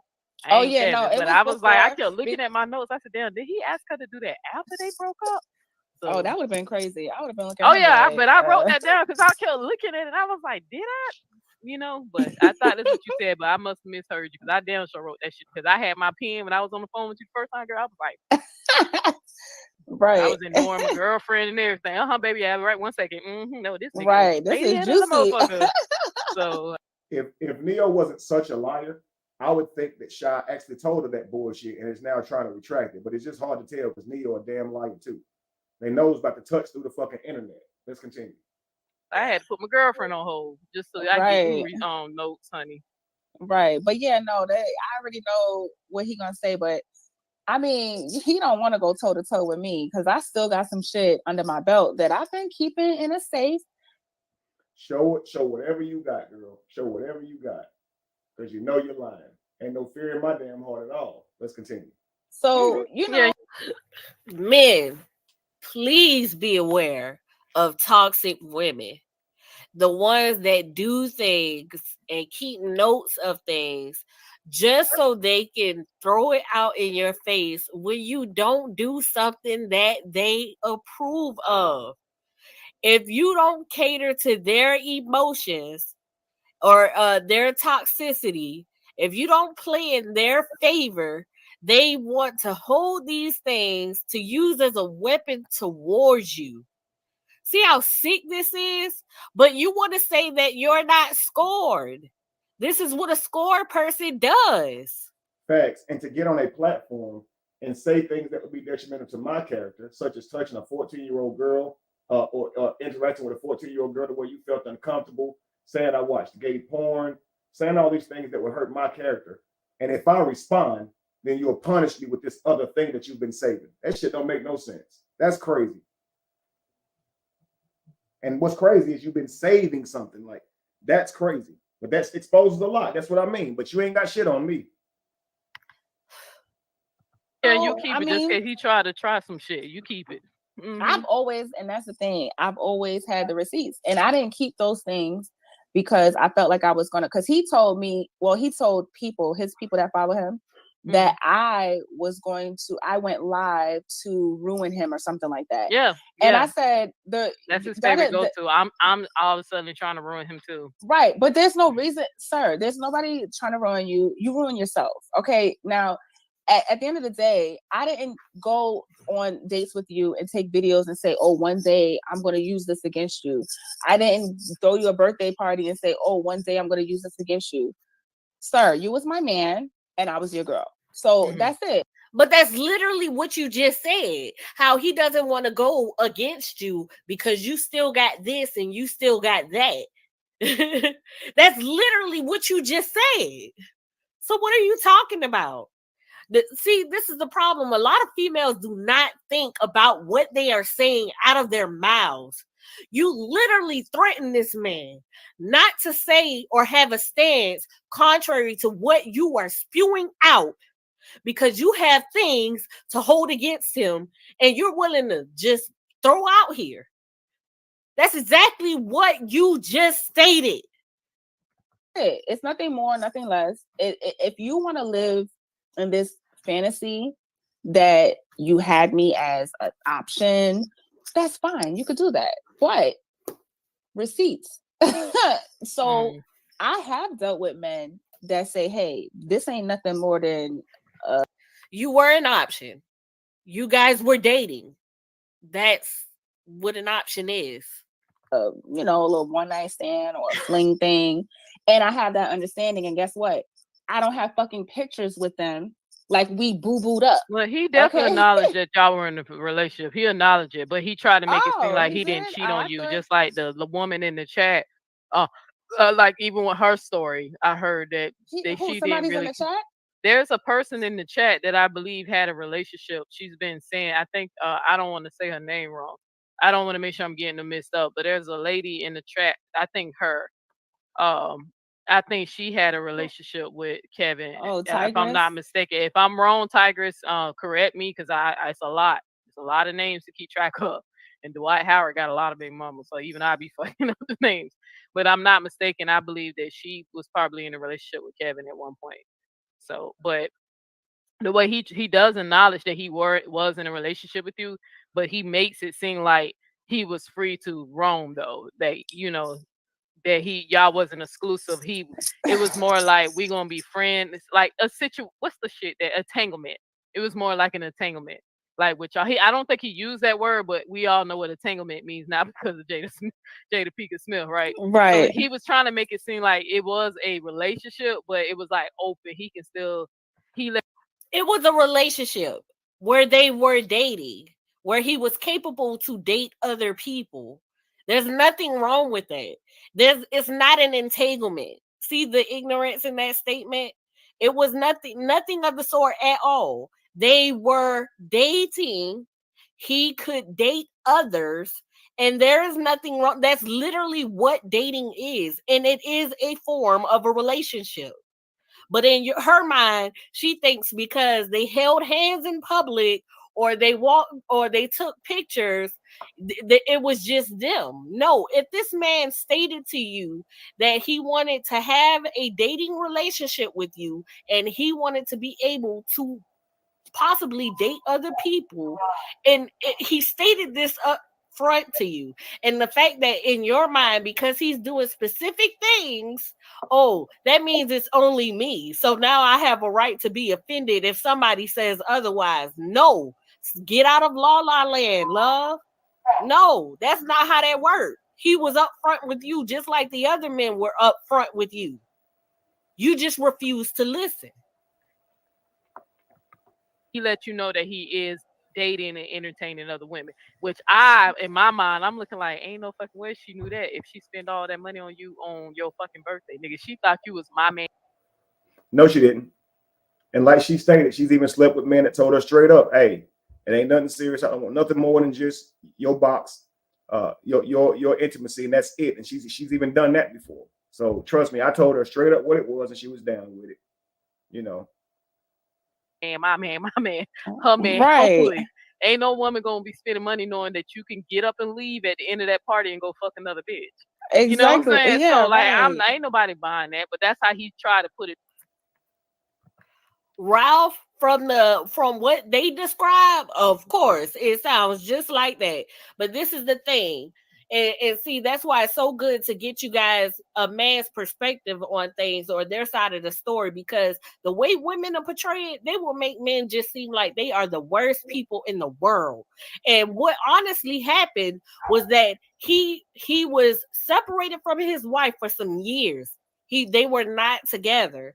He was dating other women in hopes of starting a poly relationship, like his current relationship that he has now with his two wives, Jamie and Lacey. And Jamie was the wife at the time that they were separated. They came back together with Lacey, and they have a successful relationship at that. And if it was with her, it definitely wouldn't have been anything of this great success. No, he was not playing games with these women. He was upfront and honest. And a lot of women have a tendency to ignore what a man is stating to them because they in their head, their voice in their head is louder than any logic, and they don't have any understanding. Here's what I'll say, okay? Again, we're going to end soon. We'll go a couple more minutes and we're going to end. But Angie's on it, ain't she, y'all? If you're not up for what the person's trying to offer, don't do it, guys, because you're going to end up mad, feeling like you got burned when you don't get what you want. This happens on the other end. Okay, if a woman says I'm gonna go out on all these dates with you and stuff like that, if she decides she don't want to sleep with the man is mad. But she does at any moment. She does reserve the right to not sleep with you if she don't want to now. And the last thing we want is her sleeping with us out of obligation. So if you don't want to fuck me, don't fuck me. Hey, you know, if worst case scenario, you can get my money back. But I wouldn't even ask for it back. But my whole thing is like, if I got a girl somewhere she don't want to sleep with me, hey, I ain't gonna have her back no more if that's what I'm wanting to get out. If that's what I'm wanting out of it. But my thing is, don't put yourself out there. If you don't get what you want, you're gonna be mad. So if a guy says, I'm dating you, I'm dating other women, I'm trying to decide, look, if you don't want to do that, don't do it. Because if that man don't choose you, you're gonna be upset. And you're gonna feel like your time is wasted. You're gonna feel like you got used and turn it into something he doing to you. A lot of men may feel like you just wanted to use me anyway because you let me do all this for you. Don't do it, family. Just don't do it then. I mean, that's the best advice I can give you. Just don't do it if you're not going to be able to handle the rejection after all the effort. Just don't do it. Say what it is up front, and if they tell you what it is up front, you're not down with that. You feel like it's too many risks involved. Don't do it. But let's continue. Standing because they get the treatment that is clear. I'm not going to say that they're not used to, but it's something that everybody does not offer in relationships, and thus they assume things, and their assumptions become facts to them, and that is exactly what happened in this situation. Right, V. How many men can she support and financially and date? That's a good question, because let her tell it. She was just throwing out bread. She the breadwinner, right? Okay, but none of them live together. Put it to his audience that y'all were. But if I'm not mistaken, that person is someone who dated. So look, check your message. But okay, check my message. Or I don't know how to do this.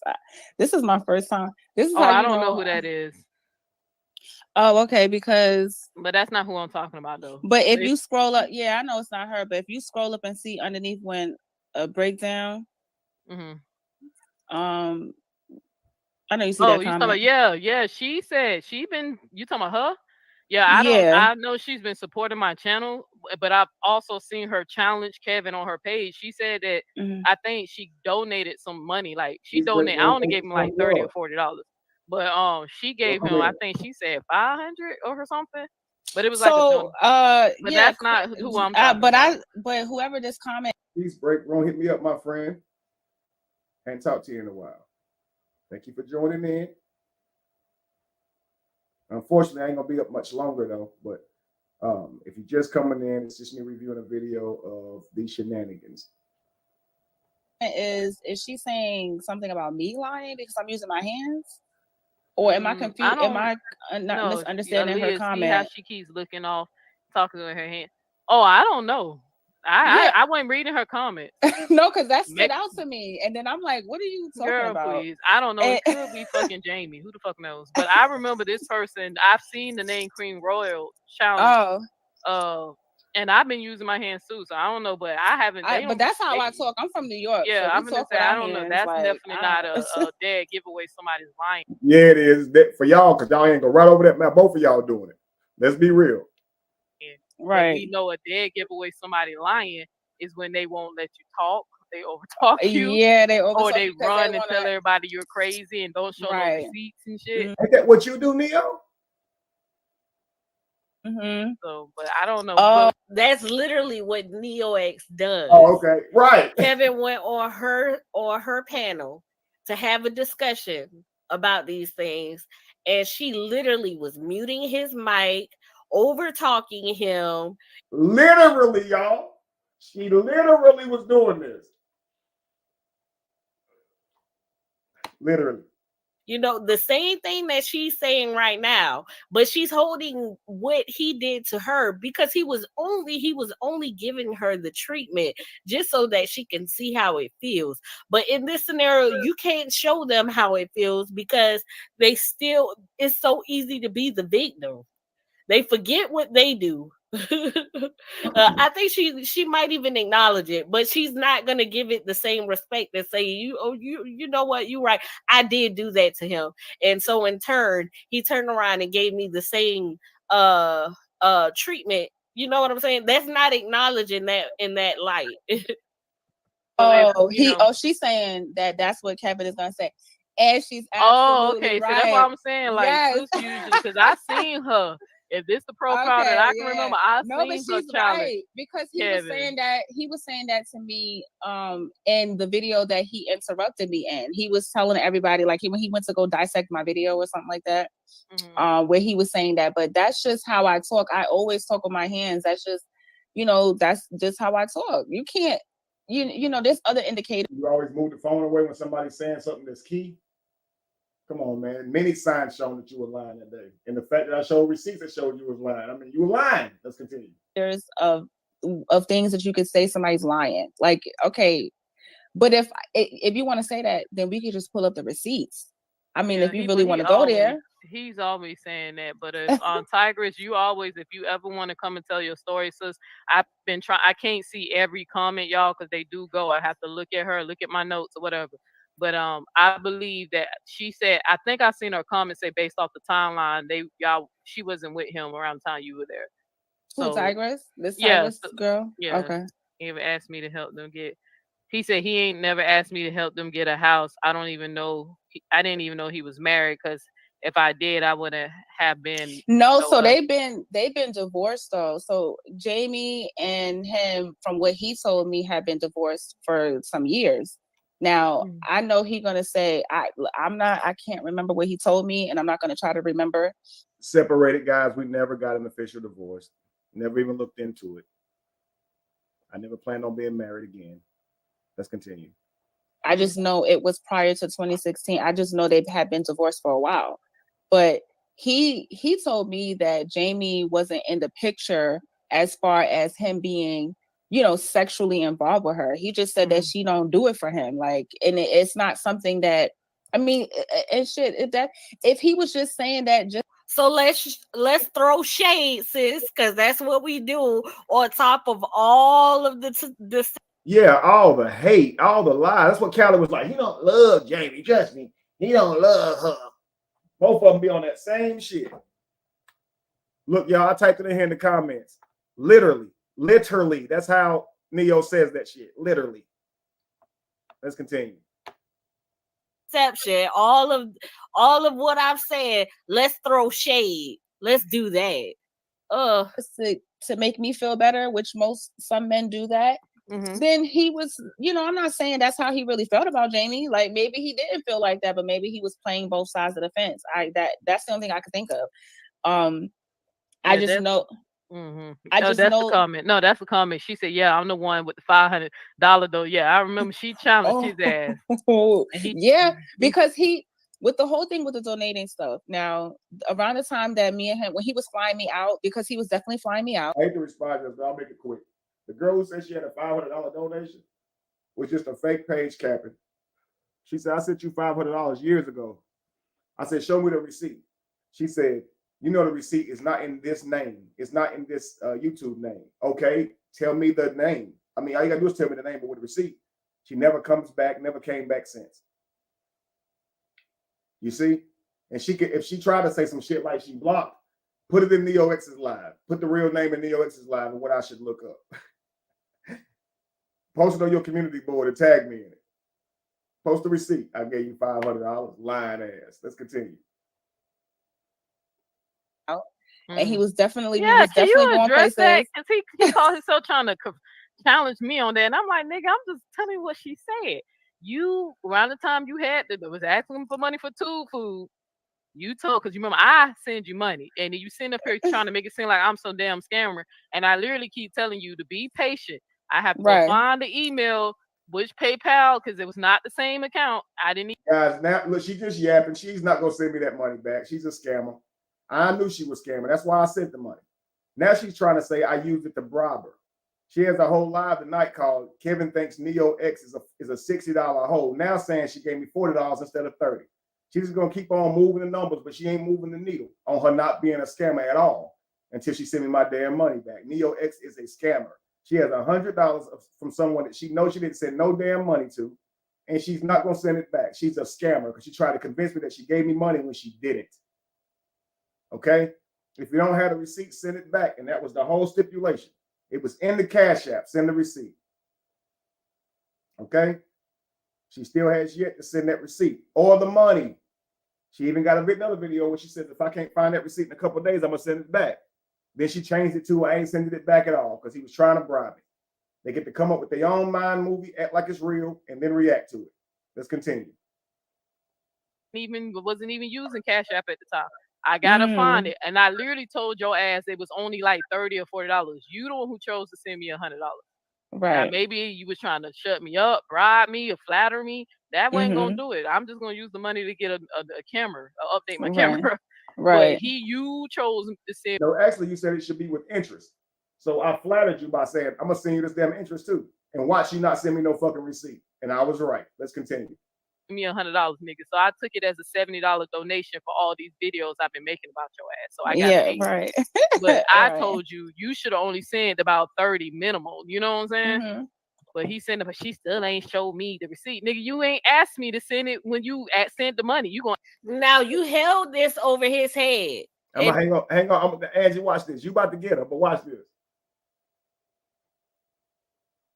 Watch this, family. I ain't said nothing about the receipt when I asked her for the money, right? That's why. Let's see something real quick here. We just gonna see if there's any truth to it.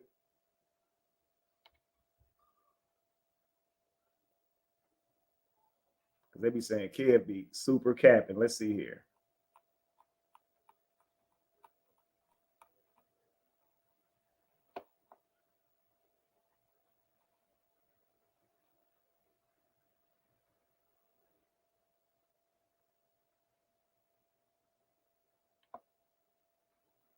Let's see, guys. Wrong one.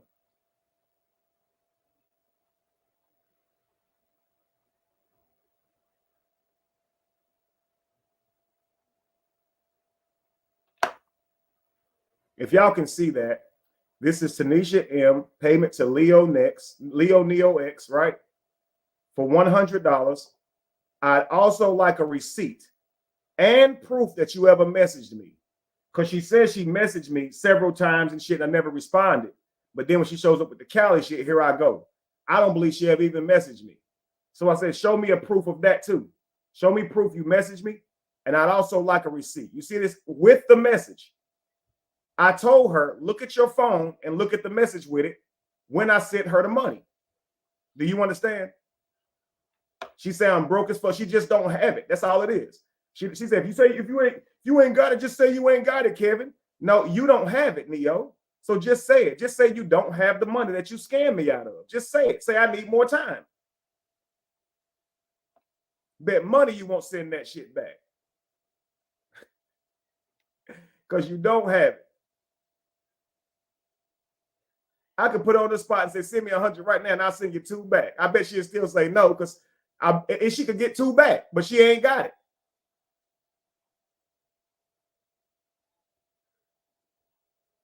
Out here scamming. That's how you prove somebody's a scammer, Neo. Let's continue. And that was, they do the same tricks every time. You held it over his head, and now that he sent it to you, plus some, now that's still wrong. That the fact that he acknowledged that he sent it to you, that's wrong. But it was you that was holding it over his head. I sent you money. I donated this. I donated that. You guys, you have to stop doing things and saying that it's from a place of your heart and only doing it in turn to weaponize. Like, this is so toxic. If you generally did it because you cared, why is it a problem now? Why is it a problem now? You gonna ask for the receipt after you send me the fucking money? But I got it. Just look it up. You are my Facebook friend. My first name is Tanisha. Go look for the last name. Look to see if somebody named Tanisha, Blade Squaze sent you some money around the time you were asking for tube food. but I don't recall it being Cash App. Like I'm literally telling you, I have like. Now she commissions me to go look it up. Like 2 different last names.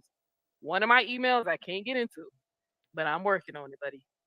So, and I'm gonna show you which Tanisha I am. Okay. Right. You gotta let him know, sis. You gotta let him know. Yeah, because it wasn't that much. Like I'm literally trying to tell him, like, nigga, I felt inspired by your story when he did that. Ain't no God could kill me. I was like, if it wasn't that much, then why you keep on holding over my head that you gave it to me, right? Let's continue. That's right, Kevin. That's right. That's right, Kevin. You was know into his saying? story. That's that shit inspired the fuck out of me, bro. Not for nothing. He's a very good man with his words. Like that you can't take that from him. He's good with his words. So, with the fact that he knows how to talk to people, he knows how to interact with people, he knows how to use his words, he knows how to manipulate conversations. What? Of course, you're gonna be, confounded to his ideas and his right. It's like the man did not lie. He had cancer. He had to eat tube food. He didn't lie to you guys. You feel like you were manipulated, but those were facts. Those were actual facts. You guys are emotional. This is what it is. Now that you disagree or don't like something about somebody, all of a sudden he manipulated you into feeling bad about cancer. it just happens, and it's nobody's taking that from him, but it's just the the appearance that you're trying to make someone believe you are when that's not who you are. Like just be who you are. Like if you a scamming ass nigga, be a scamming ass nigga. If you people that rob people, do they tell people they're not robbers? They're not gonna go openly and be like, yeah, you are literally the scam. What you did in the beginning of the relationship was splurge on him in order to be upset because he didn't give you this. You, according to you, didn't give you the same treatment. You are the scam. You scammed him. What part of that are you not getting? I rob people, and just like a liar, not gonna say, "Oh, I'm a liar." But if you want to be who you are, her logic is moot. She sit here and said, "Just say you a scammer." But they try to compare that to a robber. Won't they just tell you, well, a robber ain't gonna tell you you're a robber? Well, if robbers don't tell you you're robbers, and that's funny as shit. Girl, no damn well I ain't never scammed nobody. Meaning however you want to conduct yourself, this whole poly thing, whatever. Because that's another thing. He thought I wanted to be a part of his poly shit. Like, sir, I don't even, okay. I don't need you to make me feel like I need somebody to pay my bills. Because my thing is, I don't even understand how y'all was supposed to do that when y'all was all broke. And I was the only one bringing in hourly. I was the only one with 2 incomes. So I had he was broke, but you expected him to pay for your friends and the Airbnb, to do all of these extravagant things for your birthday, right? But he was broke. Your words, not mine. My truck. Plus, you don't know how we're gonna do it because we broke, because we all broke. But what? I mean, shit. Look at us. Look at us. I mean, the shit worked out. That's why you gotta believe in the man in front of you and quit counting his fucking pockets. You understand? When you believe in that man and you go through that journey with him, you might just end up with what he's telling you. But if you say, I don't even trust you, I don't know what you're talking about, I think you broke. All right, get on about your business then and check us out in a couple fucking years. Let's continue. Business, and I had my bread and butter that I'm still at for 10 years. So I'm not sure how I would have even fit in this equation. Would I be taken care of by you, or would it have been just you using my money to get your shit off the ground? Because that's what it seemed like it was going to be. A situation where I was just helping, or I was, he was using me for whatever he needed. I don't know. Callie, if you still watching, bro, check your phone. But yeah. So all right. So let's go ahead, because I know we pressing for time, and I appreciate you giving me more than an hour.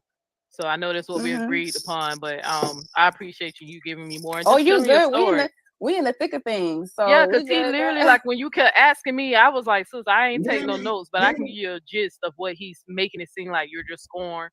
He poking his chest out, letting everybody What's know the about all the scorn? women he don't What's dump. the definition of scorn? You Like wanna what? let's look it up. We Let's can look up scorn because Okay. I'm confused. They call me bitter, and I be telling them, yeah, I'm bitter. You niggas left a bad taste in my mouth. Bitter aftertaste. So if you Scorn want to because Thank you for speaking out the truth now. We've already known that you were bitter, but thank you for acknowledging it because this is definitely giving bitter. I can't scorn because I can't lay in the bed with his funky ass and the women. What scorn about what? Yes, you're scorned because you can't lay next to his funky ass. Your words, not mine, sis. That way he gone. That's what they always go to anytime a woman I don't know. it's just so I just want him to address the lies. That's all. Like, can we just address the lies and the money? If I was him, I wouldn't address nothing that you have to say. I know that he's probably going to make a stance for himself as he should. But you're not getting it. You're not seeing it. And with Neo, it's not helping at all. And she just stated she was bitter. So it's no help to you, babe. There's no clarification in this situation whatsoever. But we're going to bypass the fact that she just stated that she was bitter. And the fact that you're still going along with the conversation. You have to understand if somebody is acknowledging their state of mind, you have to realize they're not going to give you anything beneficial to help you. They're not, because she's bitter. And we're going to go further into her bitterness too. I got a lot about her. I want to get back to that flight thing because it's something he accused me of doing. So hold on. I want my money. I really want my money if I could get my money. All right, y'all. Let's look up scorn because they're going to try to take this down. The feeling or belief that someone or something is worthless or despicable, contempt. I do not wish to become the object of scorn. Money. Yeah, scorn. The Scorn, feeling or belief that someone or something is worthless. In other words, what you are portraying right now, you're literally scorned, but it doesn't play in your favor. So you're going to try to take this off the screen, right? A despicable, contempt. And here's another: to feel or express contempt. And what you guys gotta understand is this is correct what Angie's saying, because they're trying to treat me like as if I'm worthless and brought no value to the table. So I'm despicable, and you can see the clear contempt, right? So this is scorned. To feel or express contempt. Scorn. You're literally the definition, but it's not going to play in your favor to do this one. Okay. Okay. He tend to scorn. Derision for. I'm trying to see. So you're holding him in contempt of your emotions. That is scorn. You're literally defining what you are doing right now. But because you disagree with this definition, you're going to go to another one. But it's literally identifying what you guys are doing right now. I was trying to see if it's another definition. Let's type woman. Oh, look, it was right down there. If you scroll down a little bit more, I think it said go down a little bit more. Mm-hmm. What does it mean to score? What is that scoring? When basically what scorn is when you're expressing or you're demeanoring someone. You're basically talking crap about somebody based upon your own feelings. You're holding what you call proof against this person to further portray out a character. What they're doing right now is literally what scorn means. But this is what happens when you have women who don't want to be accountable for themselves. They don't want to acknowledge the things that they are doing and how they are at fault. I don't know if that gives us more not worthy of respect or approval. See, that you think someone or something is not worthy of respect or approval. You're mistreating him. You don't feel like he's worthy of your respect. and it's all based upon feelings, because everything is a one-sidedness, your own perception of how you feel like you should be treated without consideration of somebody else's feelings. And because they did not respect that, not that they didn't respect you, they did not respect that, because everybody wants to be respected. And he's not a character in your life. He is a person. He has his own feelings, and he has a right to acknowledge these feelings. because he didn't deny himself, you feel like that was wrong to you. So now he's not worthy of any respect. That's not fair. That's the woman scorn, because Yeah. just look at it. Look at that. I mean, because They don't that's how like it. they They try to like find a better definition Goofy. one that don't suit them. use it. It ain't nothing like a woman scorn. Scorn, right? I don't know. Yeah. Ever since I let my friend use my, I don't know why my Google keep coming up like that. Up about the funky comment because he used to be so far up that nigga's ass he didn't even wash his own ass some of the days. Yeah. So yeah. Wow. But you dated him. But you liked him. You felt some type of way when he wasn't groping you. So this nigga dirty too. Wow. Used to refer. So this is what's hilarious right here. Because later they're gonna ask her about my hygiene and keeping a dirty place, and she's gonna say, I don't know nothing about that. But here she's gonna try to say, funky is one thing, because he was up that man's ass so much he didn't even take a bath some days. So you dated a stinking motherfucker. So you caught him with gay porn. What else he do? He's scamming. He's all these other ways he's mistreating you, right? Also, he stank. All right, let's continue. Used to refer to someone, usually a woman, who has reacted very angrily to something, especially the fact that her husband or lover has been unfaithful. Okay, so this is what it's saying is you're reacting to something in an angry manner. And see, because these women have a one-sided thought process, they can't identify angry as in what they are doing now. This is what you consider an angry response. This is what you consider angry. And notice by this definition, it means that the person could have been guilty of actually hurting you. Okay? Someone, usually a woman, who has reacted very angrily to something, especially the fact that her husband or lover has been unfaithful. So it can be a fact, the thing that you're mad about, and you're still scorned because of how you're negatively reacting to it. Do you understand? So don't be an emotional terrorizer, because that is a woman scorn. You may feel a right to behave negatively, but that doesn't change the fact that it's done already. So pick yourself up and move on. If a man gets cheated on, he don't have the right to react negatively to you. He just got to pick up and move on. So you don't get to destroy him either. In this case, it's just being scorned over the relationship ending. So I got to sit here and lie and come up with all this bullshit or whatever. But it's definitely scorned. Let's continue. This is angry. I need you to understand that angry isn't necessarily breaking out the windows of a car, because a lot of women do that. This isn't necessarily putting sugar in the tank, because a lot of women do that. This is angry as well. What we're going over right now is literally what angry is as well. Pause right there. Now, reacted very angrily to something. My man Clarence said, wow, she calling out everything. Listen, as soon as you guys hop off of here, go and subscribe to Just Lovely Me with 2 E's.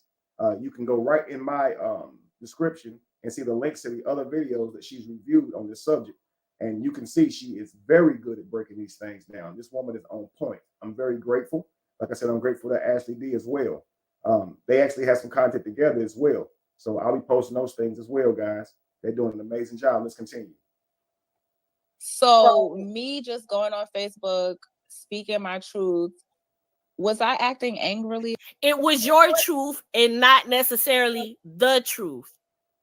You're tarnishing this man's character based upon a one-sided perception. Right, weaponizing your device and social media to get up there and say things that could be damning to that man's reputation, demeaning to who he is as a person, his children, and everybody around him that know him, trying to change how they see him, to try to get them to see him from through your lens of emotional hurt or rejection is more than definitely scorned. Yeah, again, taking the social media where you're literally telling the world, family.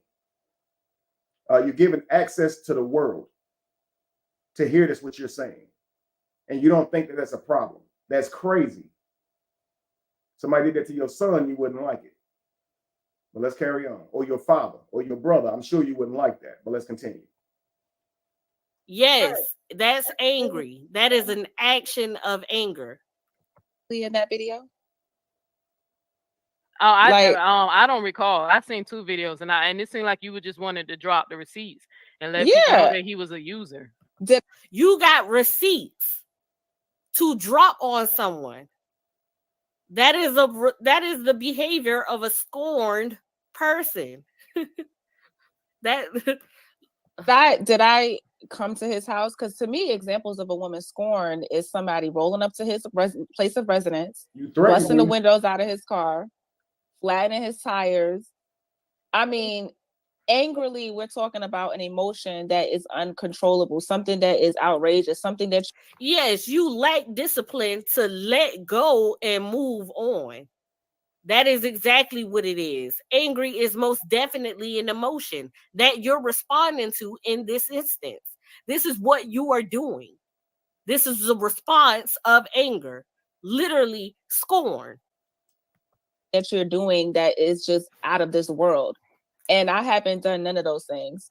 It's out of this world to be on social media, on the internet, where things cannot be deleted, to tarnish someone's character or name, to place out personal information, to basically talk smack and trash and disrespect someone. Now let's just envision if somebody was to if he was to go around and say that you was funky. How would that feel? That would be hurtful, right? He would be dead wrong to say that your funky ass was laying up in the bed. He would have been dead wrong, right? But that's literally what you. Or if I was saying her sex was trash, or like you said, she always had a weird smell. Always had a weird smell, man. I had to fight through the shit. That is, she'd be mad as hell. But that's what they do to us as men, yo. That's crazy. But see, if a man put that online, they gonna get his ass together real quick. That's what I mean by he's gonna be held accountable, even if he don't believe he should be. Because they're gonna light his ass up if he say that shit about a woman. Trust me. You won't hear bashing her, you won't hear body shaming, you won't hear criticizing her, you're on here. All of a sudden, we know exactly what that shit is. But when it's a man, let's put shrimps in the comments. Let's antagonize her with him with her. If she say it was broke, let's laugh. Hi, brokey. Let's continue. Are doing. So yes, scorned. I didn't even talk to that man on the phone after that. So where's the scorn part? I need him to understand the definition because, I think you muted. I was. So it's the same bullshit these hotel hustlers they do. They literally to silence women, to keep us from telling the truth of who they are. They always have to just dismiss it. Oh, she just mad at me, so she's saying things. Like right now, I'm covering a story right now where a man's wife, his third wife, his Wi-Fi wife, literally saying that he beat her. This is how you manipulate yourself, guys. He said she's making up her own definitions. Absolutely. But this is how you manipulate yourself. It ain't like I did this. I could see if I had did this. No, the definition is reacting negatively. I could see if I showed up. I could see if I bash his window. I could see if I Jasmine Sullivan his ass. I could see if I who burnt down the house. Left-eyed his ass. I could see if I let's continue. Amber Heard his ass. I could see if I ass in the first wife's ass. Now we know she ain't tell us he beat the second wife. Right.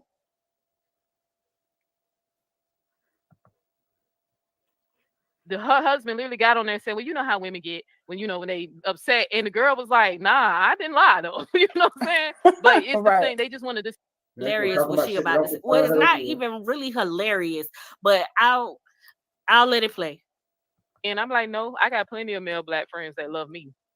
Plenty of them. Right. I just don't like fuck niggas, and I can't stand bad men. Every time I come across one of like a fucked up nigga or a nigga that's like, a Kevin Wesley, this is what I hear. I'm a bad man, not ashamed of. Oh my God. That's the song that pumps in my head every time I hear them niggas talk. I'm a bad. Ironically, that's the same song come in my head when I think of you. Let's continue. Like Kevin, I'm like on R. Kelly, perv ass. So what did you want to know like about the tickets? What did you want to know about the tickets?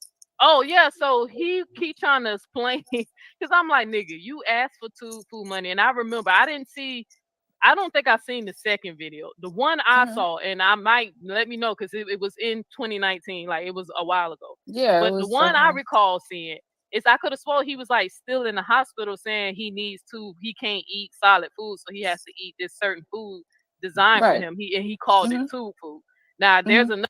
Okay, when Kevin was going through with his cancer stages and his treatment and everything and such, he did make videos stating as far as his progression. It was a time where he was only eating tube food.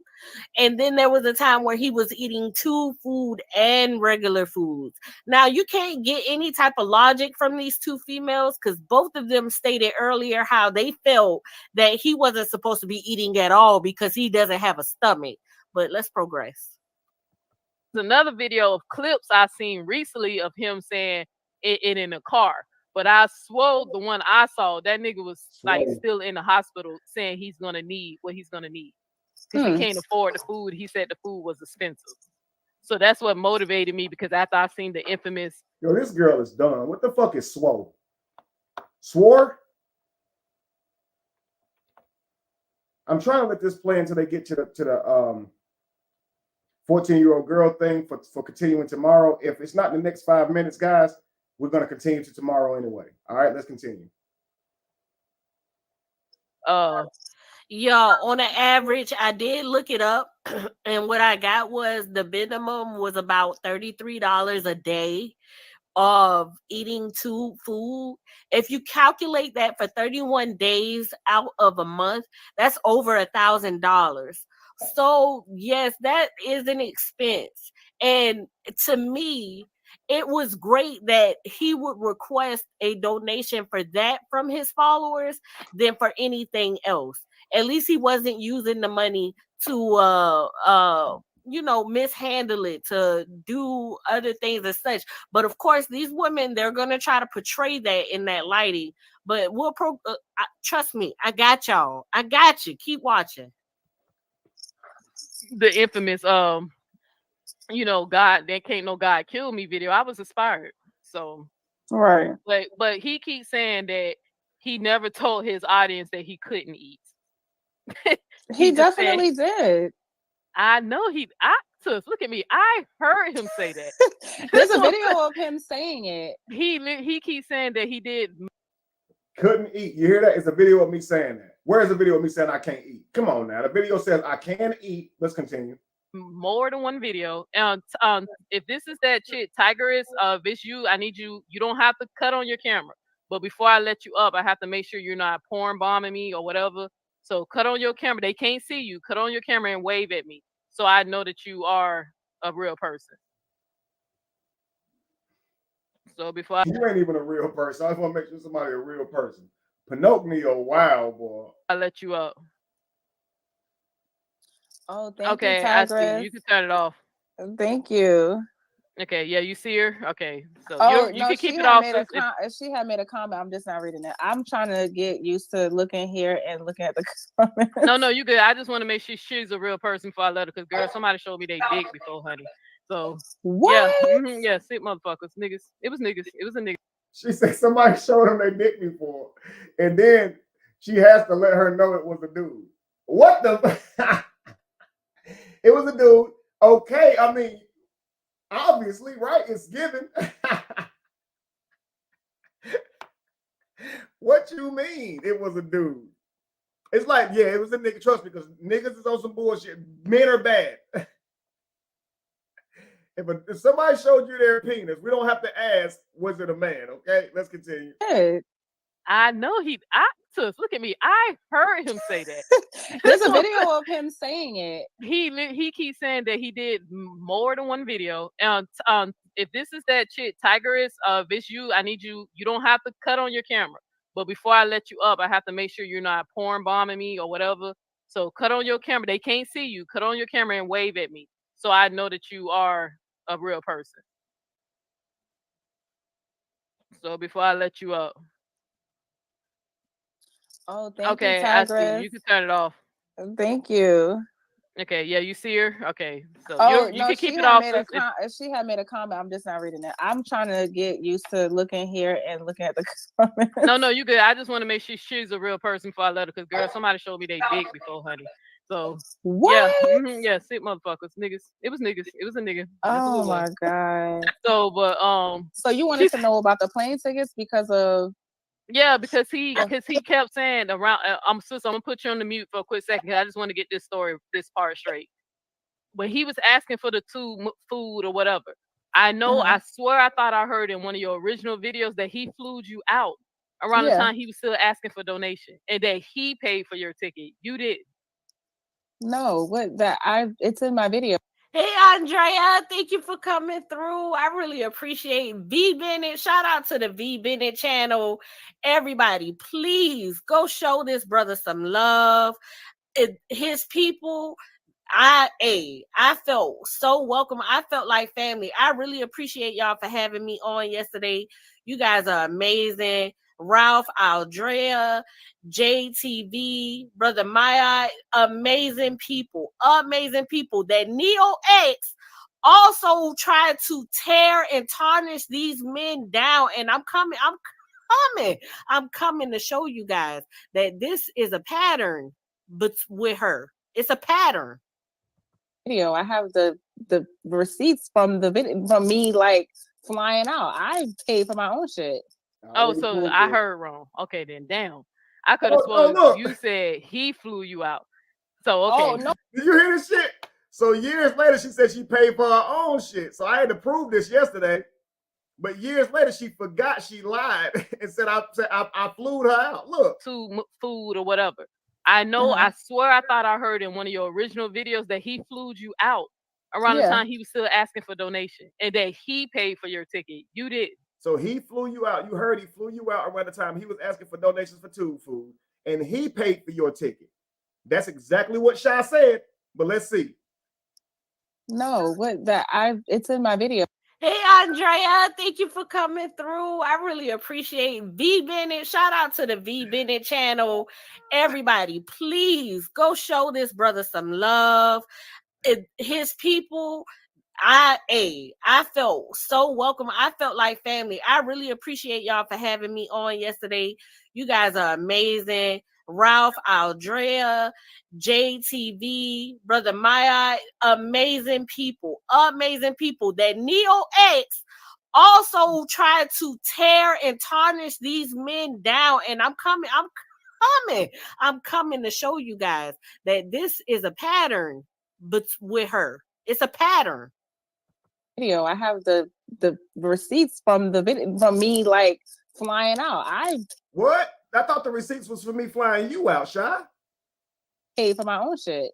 Oh, you paid for your own shit. I thought I had to prove that. Okay, lies gotta have a good memory. Liars have to have a good memory, fam. But right here, Neo should say, well, damn, I've been sitting here on this man's head about flying you out this whole time. I thought for sure you said that. Now you changing it up. But no, it's whatever Shy say go. She gonna sit here and go right along with the shit. All of a sudden, she's not capable of being conscious and solving problems. Now she can't do it. So I heard wrong. Okay, then damn. I could have sworn you said he flew you out. So okay. Oh, if I tell Neo I didn't say something, she ain't hear it wrong. I'm wrong. I'm lying to her. I'm trying to manipulate her. Now watch this. Now Shy gonna undo it. I paid for my own ticket. Now what? Oh, the lie. Watch this. No, but I got flown. It was 2 different times though. No, when did he fly you out?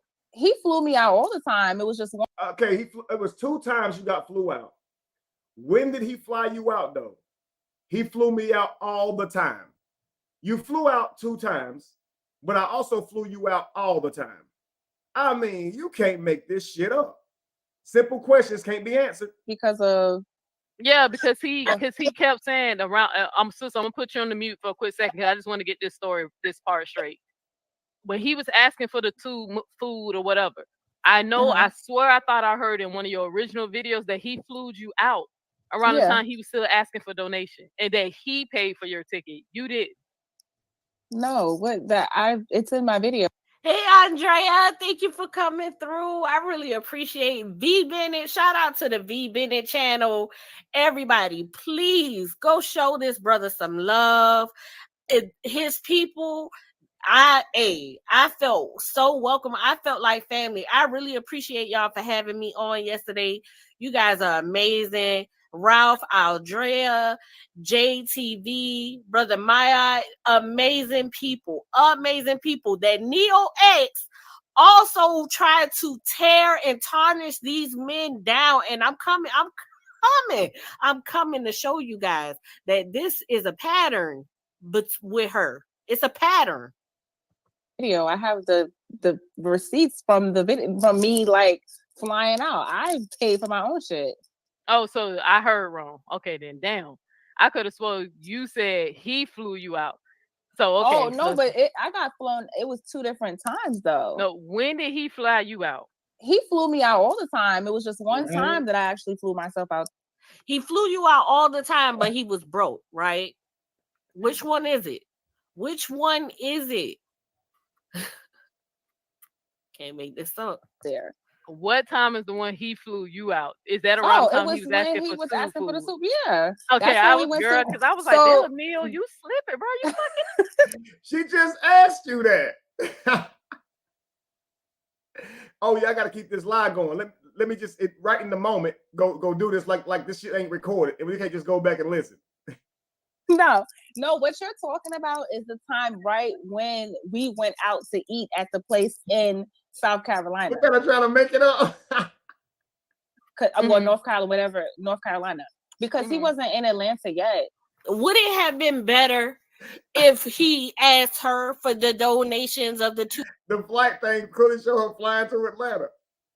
Let's continue. Food and not fly her out and not see her? Would it have been better for you then? Because I'm not understanding how you're making this seem as if he's such a bad person because he was requesting help for food because he lost his stomach due to cancer. Like, what are we not getting here? I'm missing the whole point. What his relationship with him and this young lady has nothing to do with the care for his body. They were dating, yes. He didn't ask, and thank goodness he didn't ask her for too much, because the things that he did ask her, look how she's dragging it out. You really didn't care about this man. You wanted him to fly you out, spend money on you, do this for you. Let you treat him any kind of way, but when it comes to the care for his cancer, the care for his tube feeding, when it comes to the care of him being a gentleman, with all of this going on, to still try to respectfully pursue you. I digress, y'all. Y'all getting the point, right? He wasn't there yet, so. When he flew me out, he would fly me directly to, because he would drive from, North Carolina to Atlanta. But when we went to that restaurant, he was on the video going live telling y'all that he needed food. We just came from eating. So I didn't know what which was March the 21st, right after the February surgery I had. So we already know the dates match, man, and you paid for the ticket. Why are you sitting here camping still? Did you forget that I proved you wrong already? You already admitted it, but now you try to go back to the lie. You already got proven wrong. Let's continue. He needed the food. Yeah, he kept using that video to say, look, family, listen, I said I can still eat certain foods, but I need the tube food for nutrients. But he was eating, but that's the thing. We was both vegan. So shut up about nutrients. Okay. Don't have nothing to do with that. What is he talking about? We was both vegan, so shut up about nutrients. What are you talking about? I can only eat so much, and the tube food gives me the added nutrients that I need. It don't matter what your damn diet is. That's true. I mean, what are you talking about? Let's continue. I keep up with his lies. He literally didn't- can't. Yeah, I'm The whole time I was like, "When you vegan at that time?" That's what I was thinking. Like, girl. So because I had with the whole timeline. If you look at that video, you'll see the video, the timestamps of the flights, the timestamps of his video, and the time that he aired the video when I was in Carolina.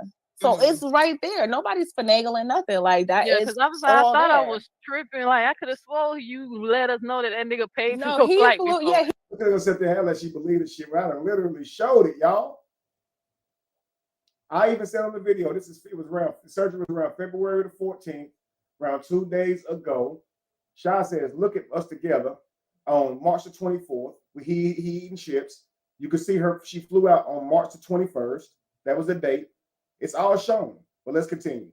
He flew Like, me he's out still there. asking for donations and shit. Yeah. Oh no, he definitely was asking for donations when he was flying me out. Because what he was trying to do was he was trying to make it seem like he could take care of me or take, every time I went there, he took care of my food.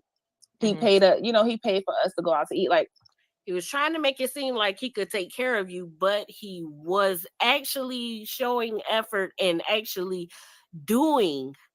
But she paid for the plane ticket. The girl is lying. I always say, if you fly to me, you can stay with me and I'll treat you while you're here. But you got to fly to me because I didn't have it like that. You see what I'm saying? So I can't, if I could do everything, I would. But at the time, we got to work it out if we want to see each other. But let's continue. The taking care whenever you were with him or around him. But you stated that he was broke, sis.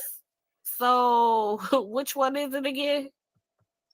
we was always out eating. Callie knows this. My bestie Angie knows this. We was always going somewhere. We was always doing something. We was at hookah lounges. We was all over Atlanta. Like, that's what we did. I knew when I came there, we was going to be doing that. It's not like I came there and I was nurturing him and nursing him back to health and feeding him. Right. So she ain't making it sound like she had no bad relationship, right? She didn't have to take care of me. That's why I say what I was wrong for, I'm paying for it right here. Okay. And that's why I believe in the end, everything fell exactly the way it was supposed to. Because while Jamie was showing me everything indicative of a wife, I was blind to that. And I'm sitting up here dating women who was not treating me right. You understand? And it's like showing me how the world would treat me. And it's crazy how Jamie didn't put up a fight. She didn't do any of these things to me. She didn't want me to go, of course, but she never lashed out. You understand? And so really the world is showing me that I made a mistake.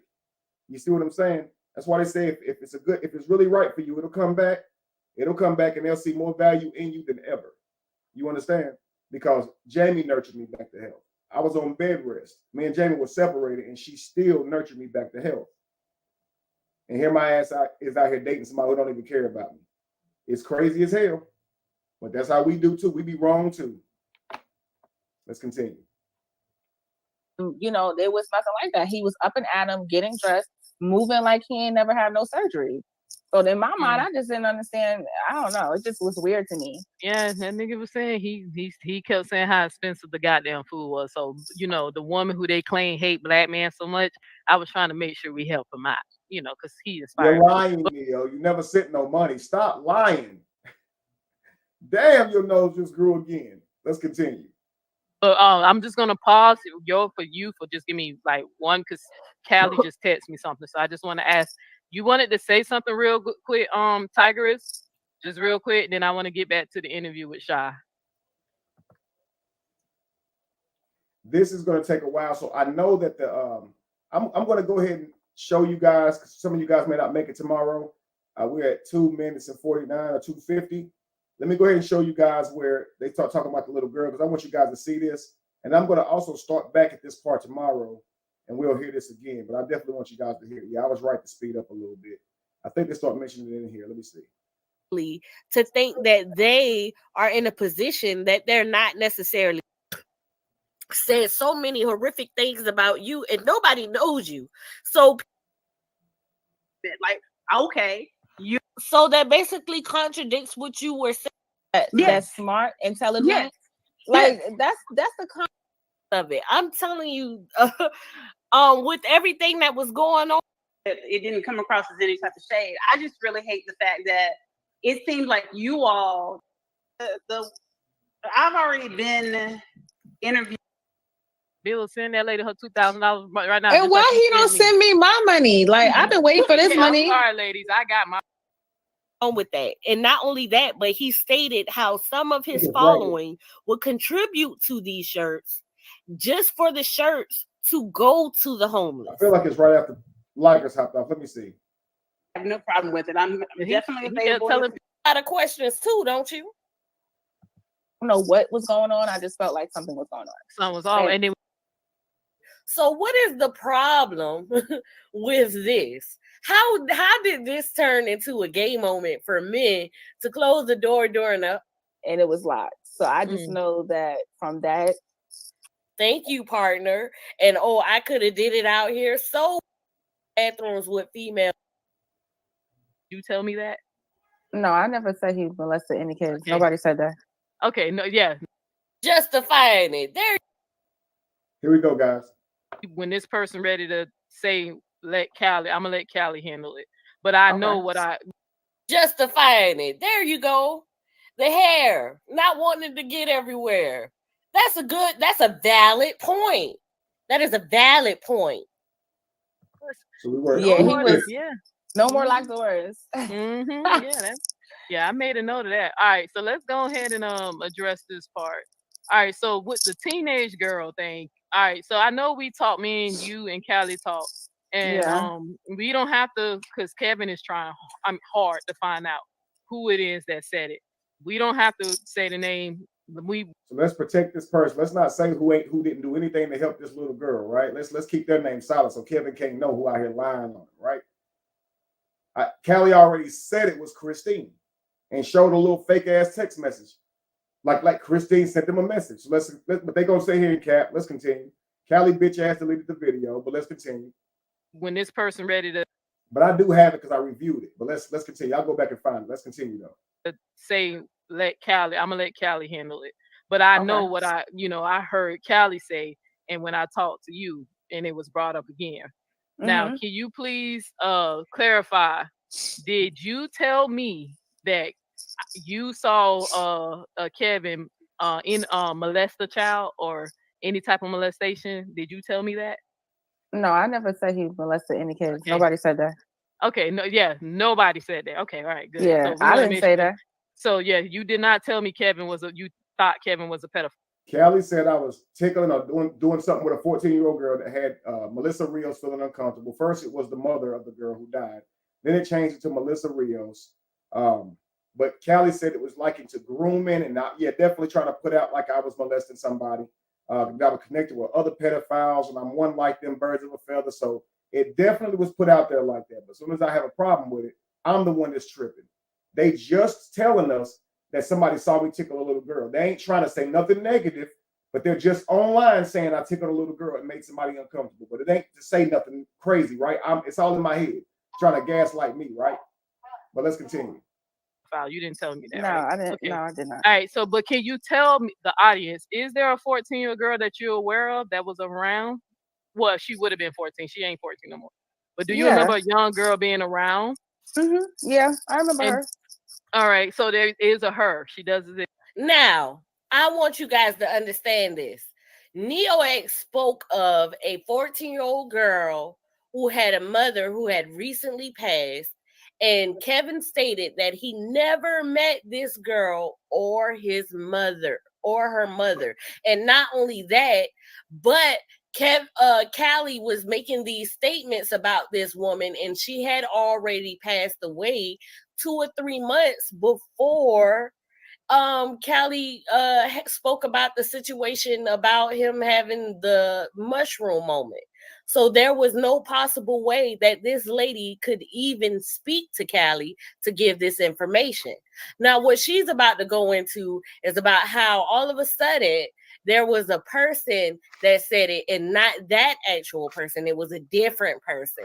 And not only that, but it was a different girl who was at the house. Okay, so the stories aren't the same anymore, but somehow they still stand. I don't know. This, right? Yeah, it was a lot of kids at Dwight's house, including my 2 kids. And this girl, she was there a lot though. She was always with us. If we was going out to eat or doing anything, you know, she was there with her. Her mother left her there. I can't remember. I just know what they look like. I can't remember the girl's name, but she was 14. And you know, the way Kevin interacted with her, it just was a little. She was there all the time. Her mother used to drop off, but I don't know her. I don't know her name. She was there all the time. Her mother used to drop us off. We used to go everywhere together when we ate stuff, but I don't know her name. I just know what she looked like. Then what does she look like? What does she look like? She's lying. There was no 14-year-old girl. Ain't that crazy? She was out here all the time. Her mother used to drop off. We went everywhere together, but I don't know her name. Oh, okay.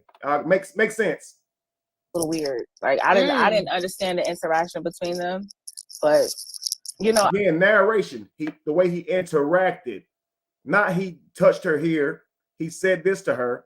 It's just the way they interacted. Notice it's just narration. She's doing the Morgan Freeman thing again.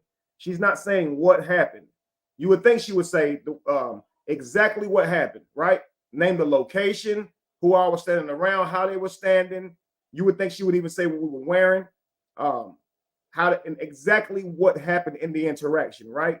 But it's going to be super duper vague.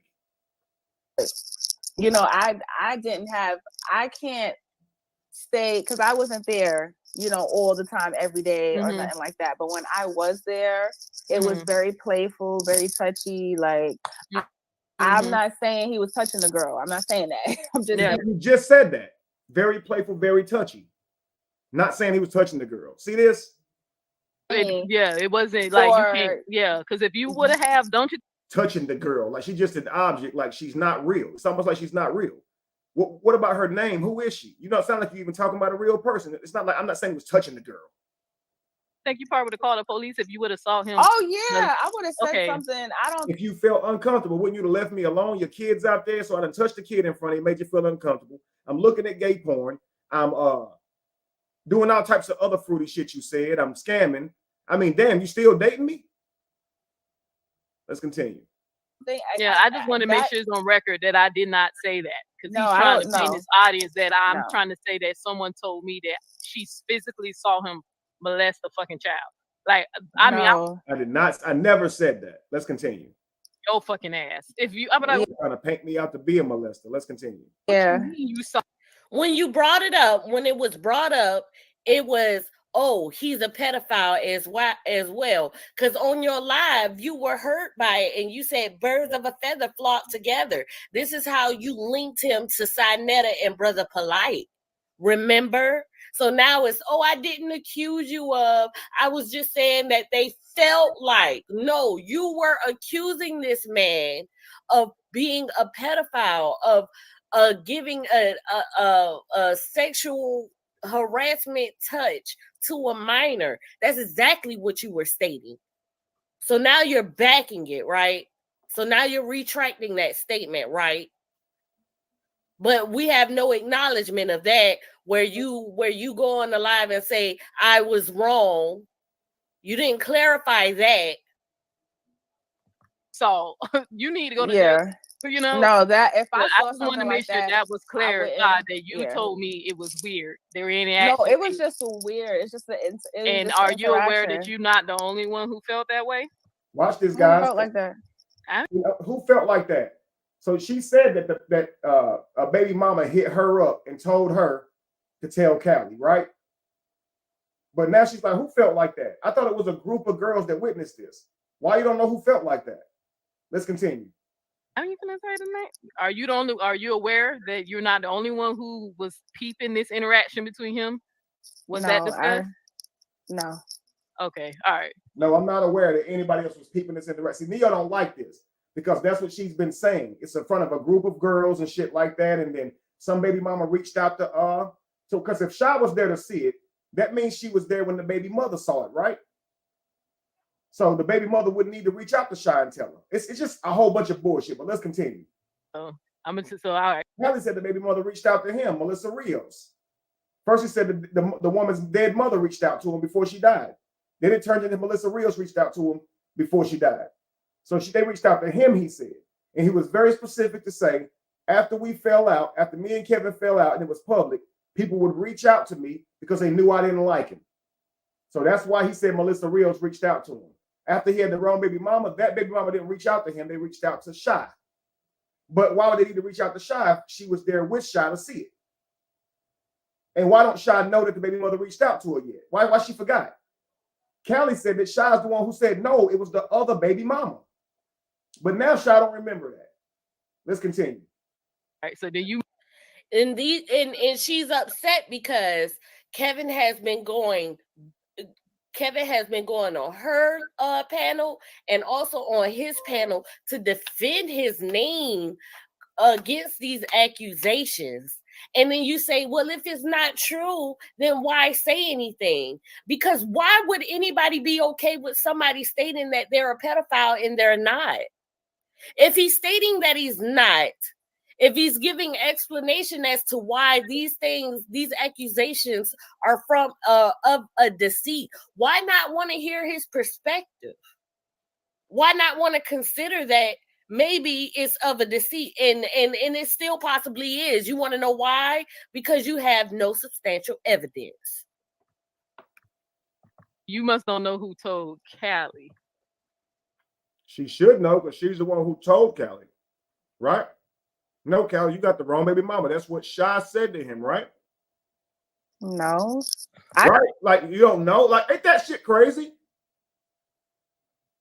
I know Callie has had conversations with, other women that were there, like Dwight's people. But good. I know it's good because I'm just trying to make it. He like to try to poke holes and see. He said this and he said that. But she's the one who said Callie. No, it was the other baby mother. Remember Christine? But now all of a sudden it's like, I know Callie has been in touch with other women. But I just want to be clarified that Callie did realize when we was on the phone call that he made a mistake on which he told us who it was. Do you remember that? Look at Neo trying to fucking Magneto the motherfucking lies in the Shy's head. Damn, boy. She trying to seem solid beam that shit into her head. Conversation. I'm trying to do it without giving it away because Kev. Oh, okay, yeah. Okay. Now let's hear the story. Now that Shy remembers the lie, let's go. Yeah, because Kevin trying to figure out who it is, and we ain't trying to give it to him yet until this person. Yeah, now I know who it is. Yeah. Right. Let's go. Now I know what you're talking about. Yeah, so good. But it was talked about that we realized that Callie said the wrong name. Yeah. And Callie acknowledged when you helped you, when you told. Just acknowledge the fact that you made an error in your journalism. And this is how you become. She could have just caught her in a lie right here, man. Wait a second. No. So you guys are lying. And I'd have been like, Neo dope as hell. I'd have been like, okay, she thought I did some shit, but when she found out it was a lie, she ain't about to stand on no bullshit about no kid because she's really serious about shit like that. But no, she wants to help them lie. She wants to help them because she's so fucking egotistical. She don't want to be fucking wrong. Like, damn. This was your opportunity to show some real character and call a fucking liar out. I don't care if you mad at me for the Cheesecake Factory videos. I don't care if you mad at me for being on Sonetta's panel. This is when you should have called some bullshit out. But no. Pinocchio is here for the ride. Let's continue. This is how you build. This is how you progress. This is how you learn how to not speak of things until. I guess so. I owe her money for the birthday party. I guess so. You have the factual information. Because no, this is not a problem on Kevin for him responding to these accusations. This is a problem of your fault. This is a problem of your lack of journalism. You failed in this moment. You did wrong in this moment. So now it's been dragged out that he's a possible pedophile because of your laziness, because of your because of what you did wrong, your mistakes. Take accountability for that and let's do better. If you're going to accuse this man openly the way you did, have everything lined up. If she's not ready to speak, then state that. We have accusations, but I'm not sure upon these accusations. Somebody is willing to speak out, but not at this time. And in that time, I'll bring it forward. That is not what you did. You went based upon Callie, who was high off of shrooms and got mad at Kevin because he couldn't find them for 2 hours, and got mad because Kevin had to tow his wife's car because the car was broke down in front of the Dwight Howard's home, and said that he should have sat out there with her when he asked her if she wanted to come inside. And she declined because she said the weather was nice outside and she was okay. But you weren't there. You weren't there to help your wife.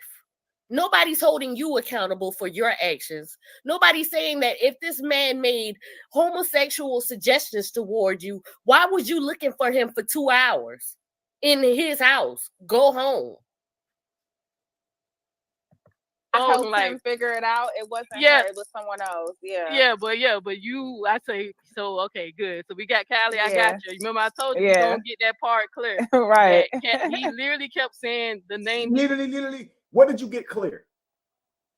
Because Callie's story was that Sha said, you got the wrong baby mama. And I was like, oh, you're right. It was Christine. See, you got a lot of baby mamas, right? Now, she got to remember what you're talking about now, but earlier she was the one who was like, remembered it for you, right?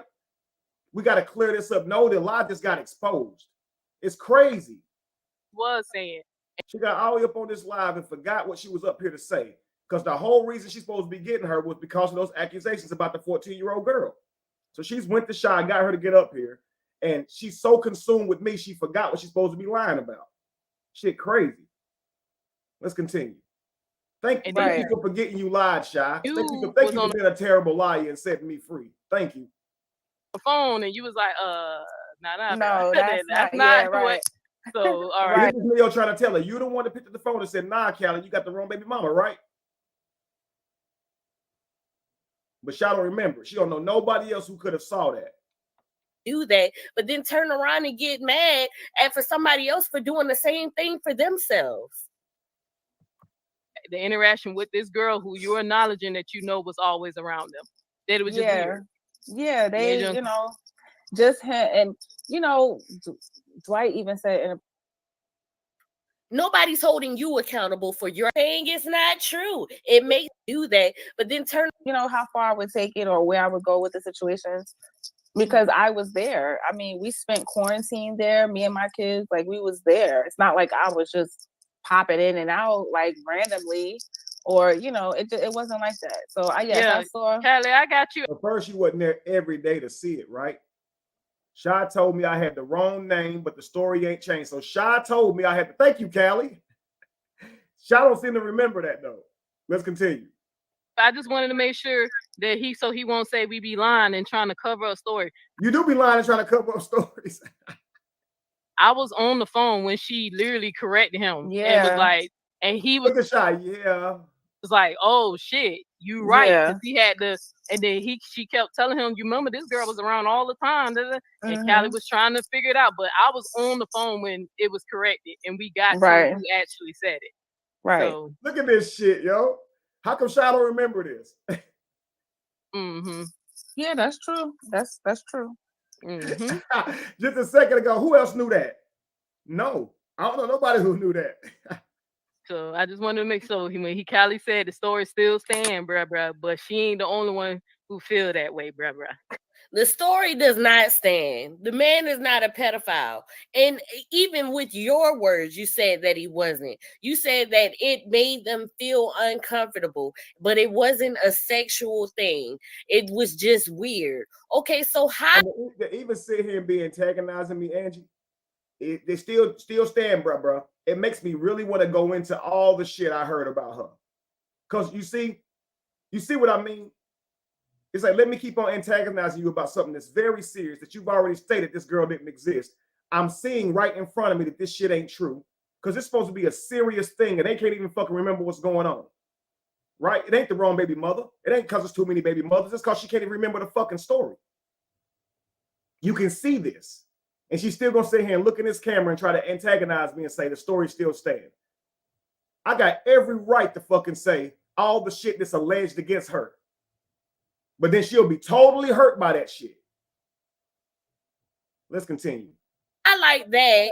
Say that you were wrong. You falsely accused this man of a possible sexual assault to a minor, but instead it wasn't that. It was just an uncomforting setting, and it had nothing to do with the sexual behavior. You did not acknowledge that. You're not taking accountability.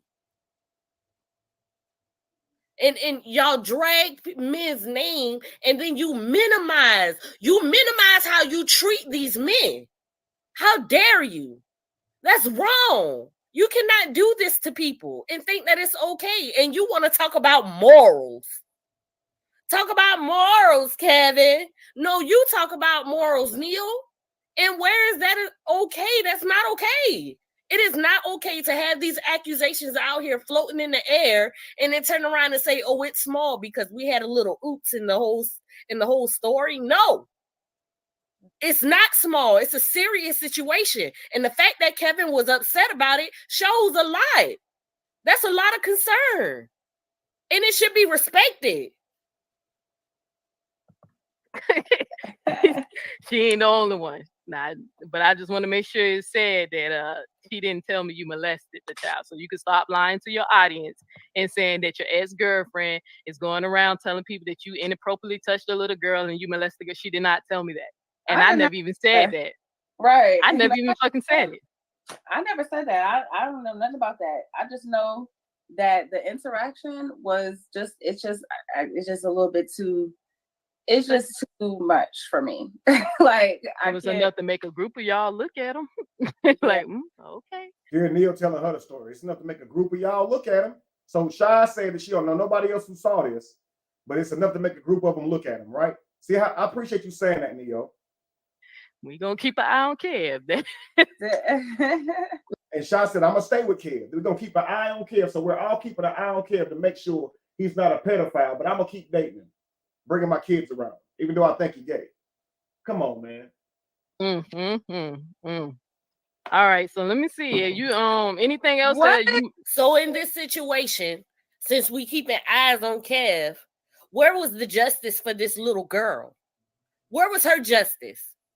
If this was the case, why hasn't anything been sent to the police? Why would you insinuate such a harsh crime to somebody just to laugh about it and taunt him? If you were a witness to his misbehavior to a minor, then it should have been more than just, I'm going to keep my eyes on him. You're not saving her. You're not clarifying to her mental to have boundaries, to understand that things are not okay. What is wrong with y'all? Wait, hold on. But don't say the name. No, I'm not saying the name. Oh, okay.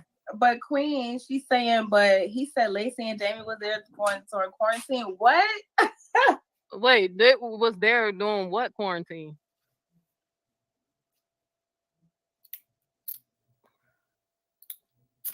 Sorry. Yeah, I don't know nothing about that. That nigga lies so much. I don't know. I don't watch his lies like that. I just peek my head in and out. No, she don't watch my responses when I say, Shy, you wasn't out there through quarantine. Quit lying. Lacey was out there through quarantine. Jamie came out there right after me and Callie fell out. Let's continue. He said that, I guess Kevin was saying that the lies. You be watching the whole thing.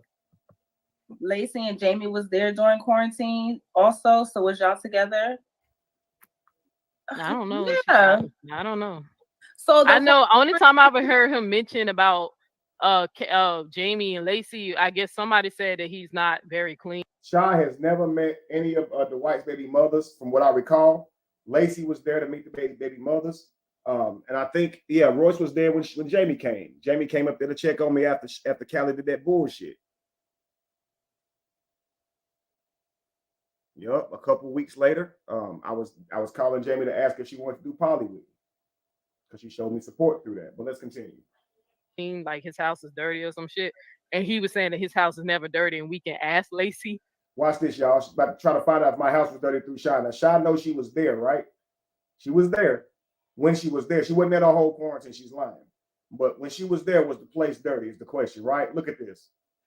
And Jamie, if they ever seen his house, like every time they came over his apartment or whatever apartment he had at Dwight Howard, was the area clean. That's the only thing I can remember close to that. But okay, I don't know nothing about that. But exactly, you don't know nothing about me being no damn dirty. Exactly. Whole thing about the quarantine, I have. Okay, so y'all know Snapchat, right? Mm-hmm. Snapchat, it keeps a timestamp of whenever you do your snap, right? I could literally pull up my phone right now and go into the whole quarantine. Now, the quarantine was different parts of the year, but the beginning of the quarantine, when they shut everything down in March, yes, from March all the way till May, we was there that whole time. So I don't know what other time that Jamie and Lacey, when was you there? Put it in the chat if you still listening. When was you there, Lacey? Lacey was there. Maybe they was there after I left or before. I mean, I don't know. I just know that we was still there. And then right before Callie went live and that whole incident happened, that's the timeline is there. I remember. Yeah, that was. I'm not really sure when you don't remember, when your timeline is off and you're lying, you have to come up with things to fill in spots, because if he's saying that Jamie and Lacey was there, why do I have pictures and Snapchats of me and my son celebrating his birthday at Dwight's house, April 21st? I don't know. I can't say I can't recall the way he said, but that's the closest thing I remember when he was trying to vouch on how clean he is. But family, I just want to make sure this part is clear. If you wonder why we being so secretive, when the conversation we had with the three of us on the phone, he was telling the story again to me what this thing is with the 14-year-old. And I've asked her, hey, do you know if there was a 14-year-old? And then she was like, yeah, she was always around. And then when Callie said the name, sis was like, no. With Callie, we had to no, that's not who said that, Right. And then that's when Callie started, doing Callie. Then he realized he made a mistake. Isn't this bullshit? And thank you so much, Freedom Fries. You make a lot of sense, bro. I might have to pull you up on my panel one day. But no, man, she don't hurt me no more. When she first did this, I ain't gonna lie, I shed a few tears over that shit. But my brother said something to me when him and his wife was going through it. I asked him the same question. Shit don't bother you, bro. The shit she's saying. He said, man, when you know somebody trying to hurt you, it just don't hurt no more. You'd be crazy to let this person continue to hurt you.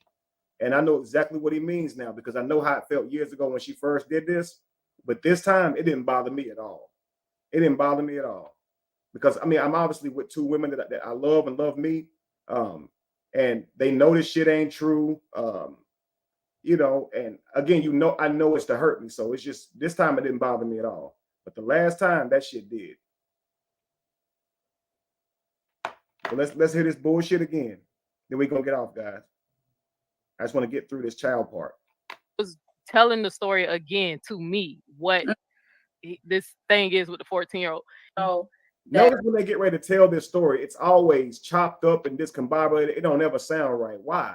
And then she start talking with her hands too, like R. Kelly, right?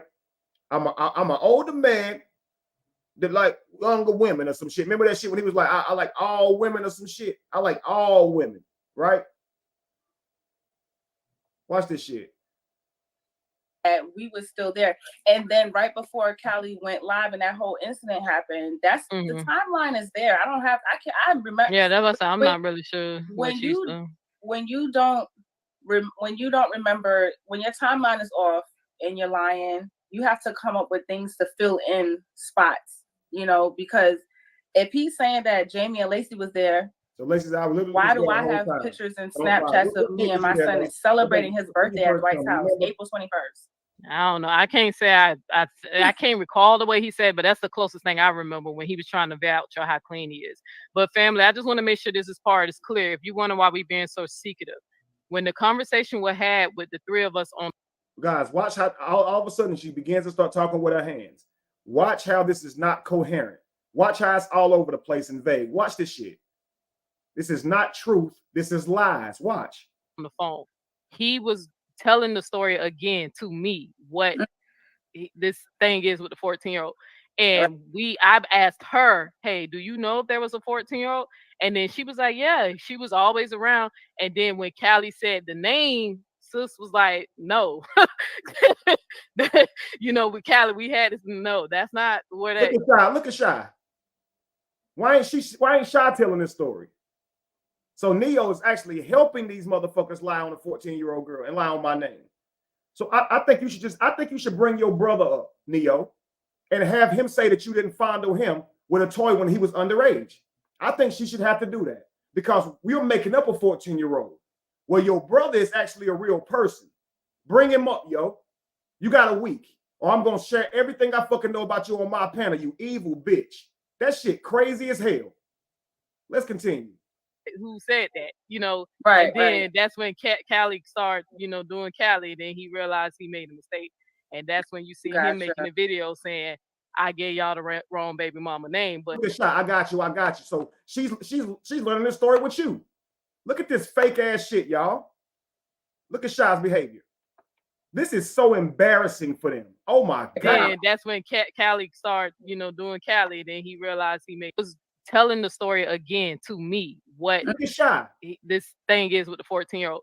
And I've asked her, hey, do you know if there was a 14-year-old?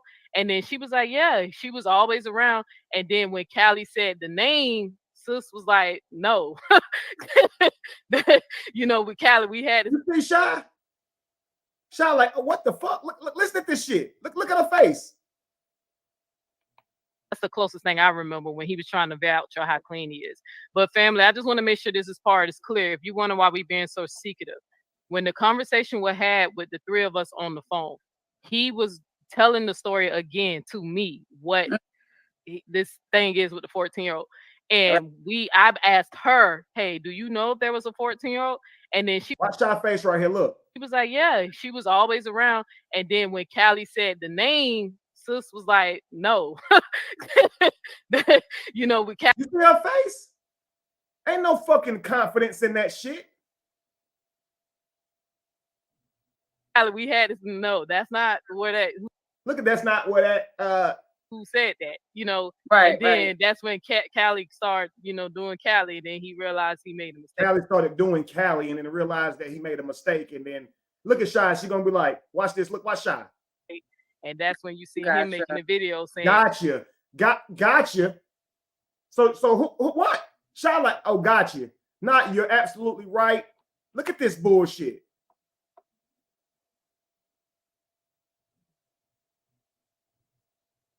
This is crazy.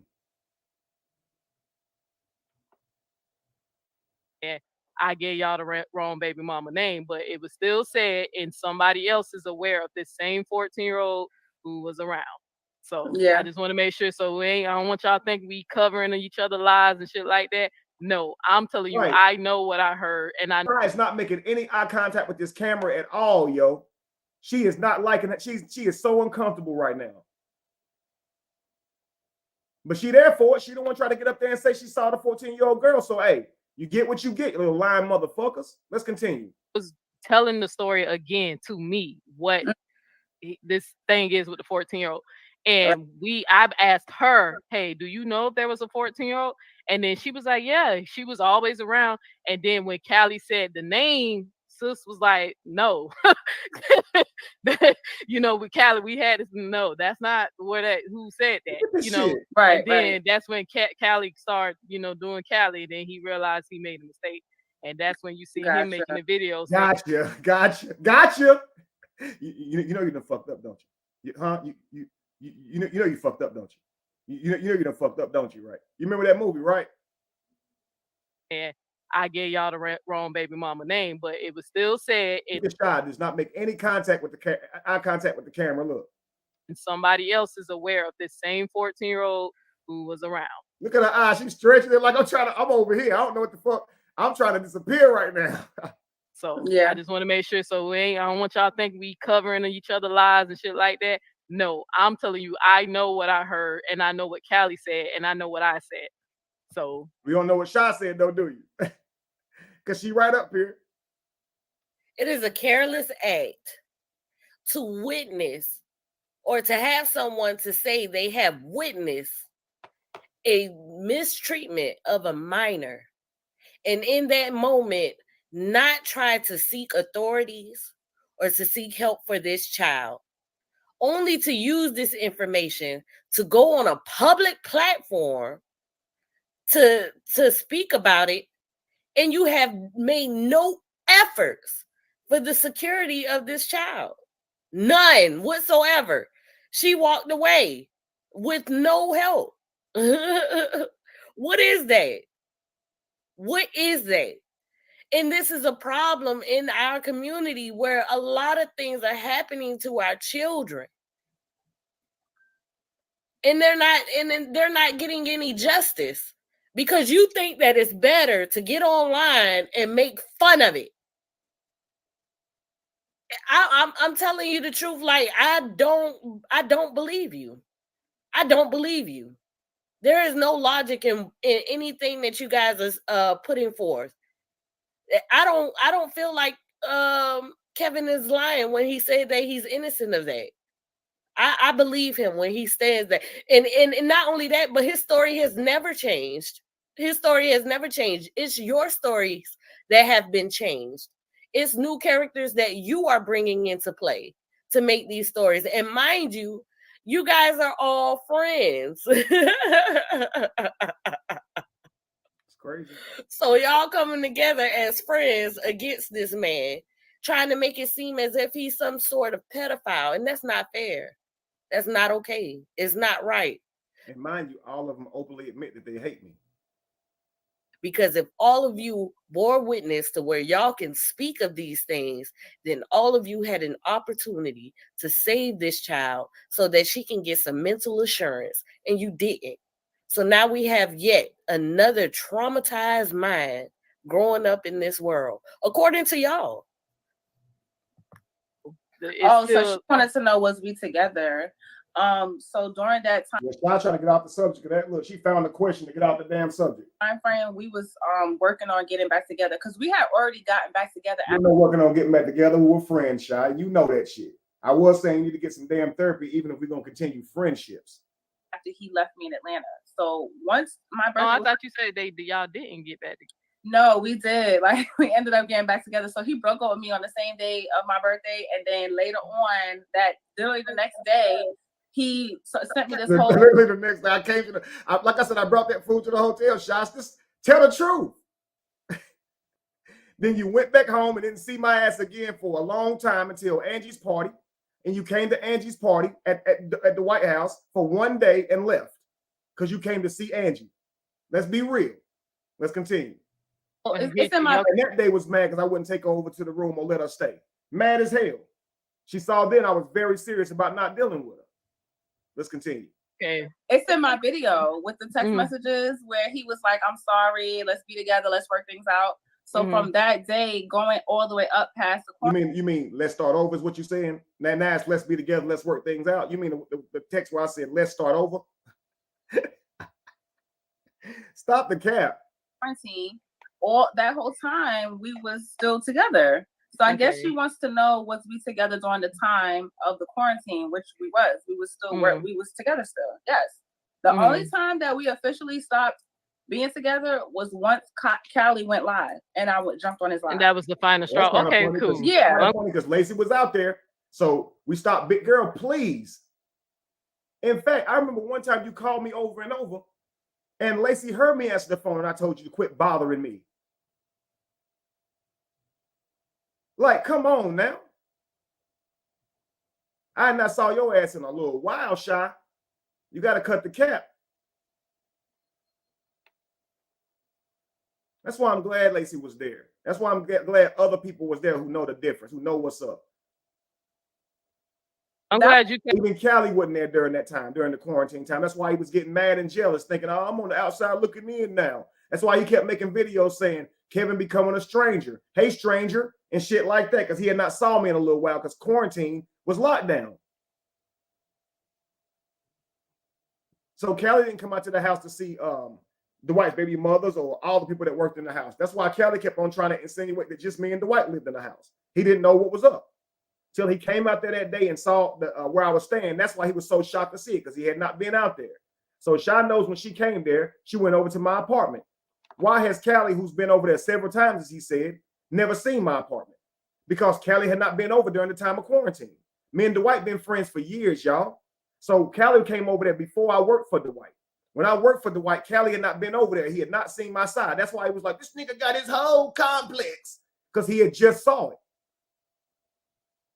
Let's continue.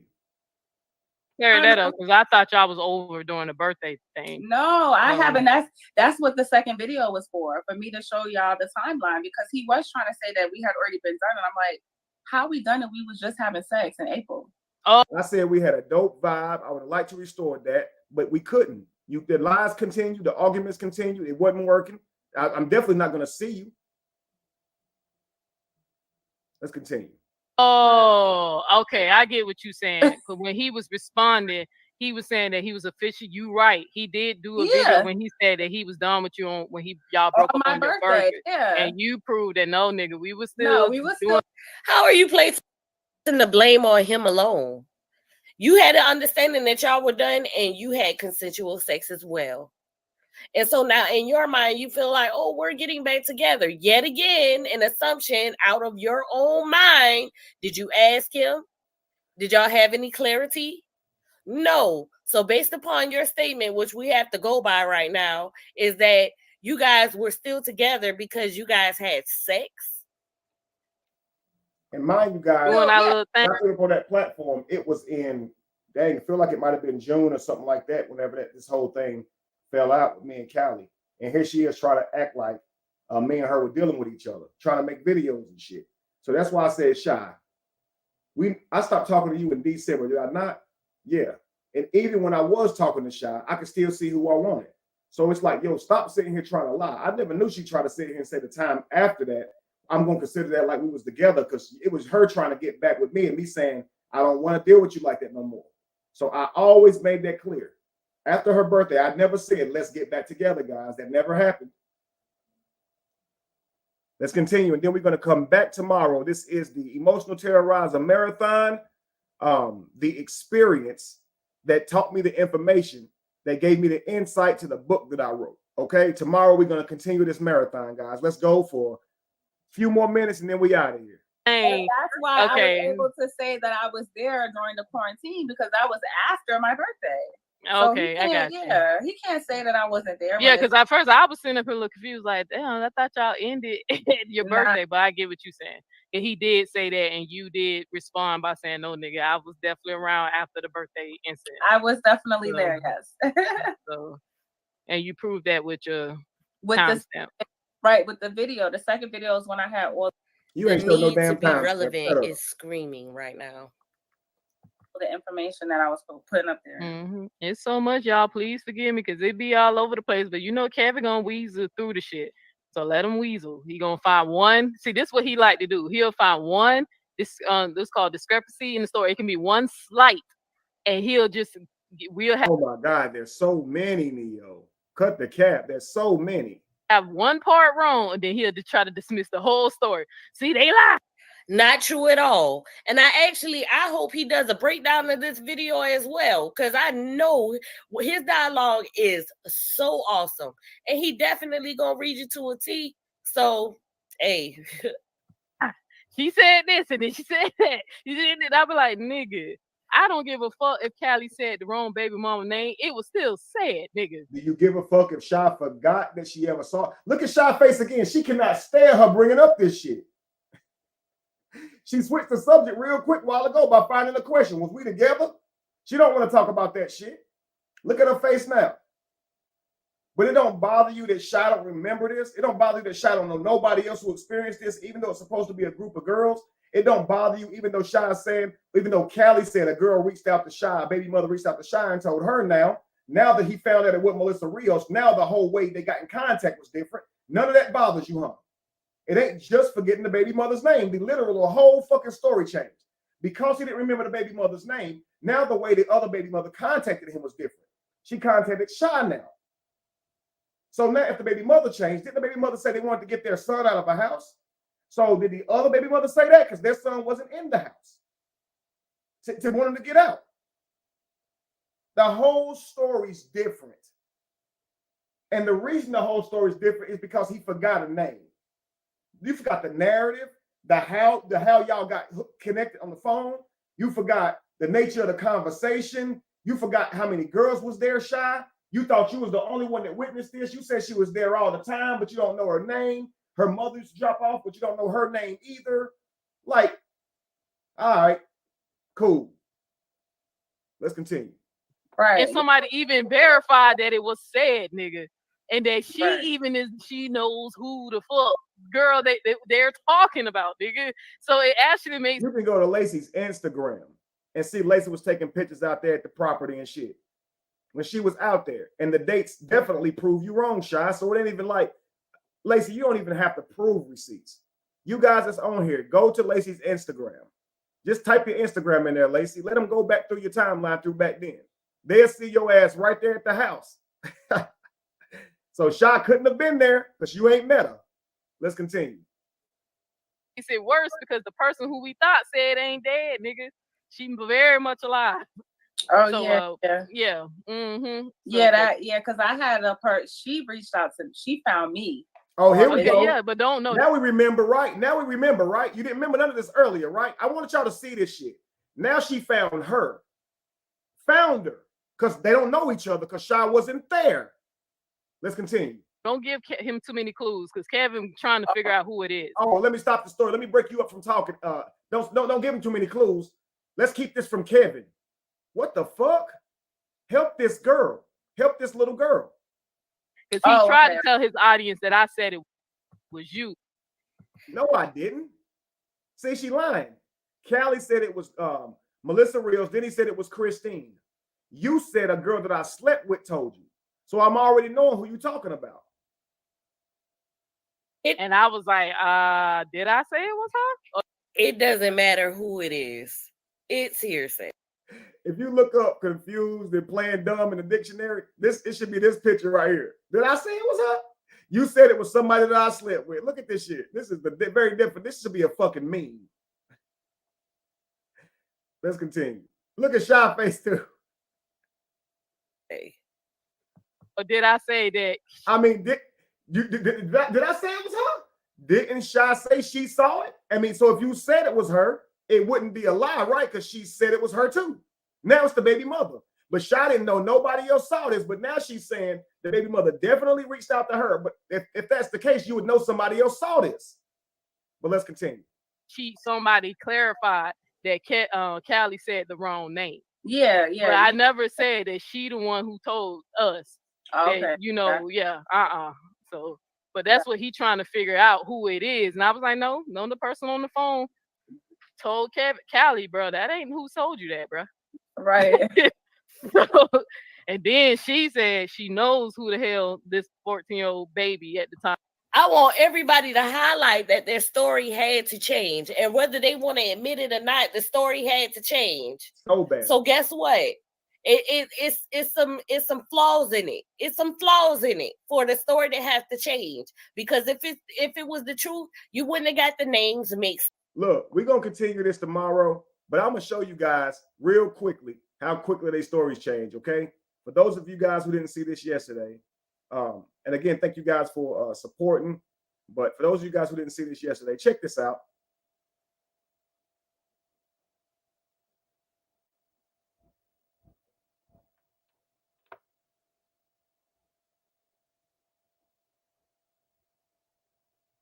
Let's see something, family. If you didn't delete it, if you deleted it, then it's even more proof.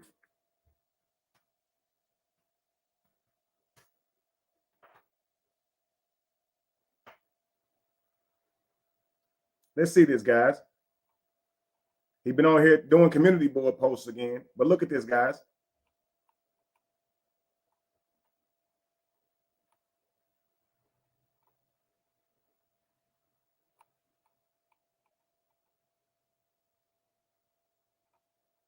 Kevin Wesley, that girl was only 14. What you doing? I'm in your head.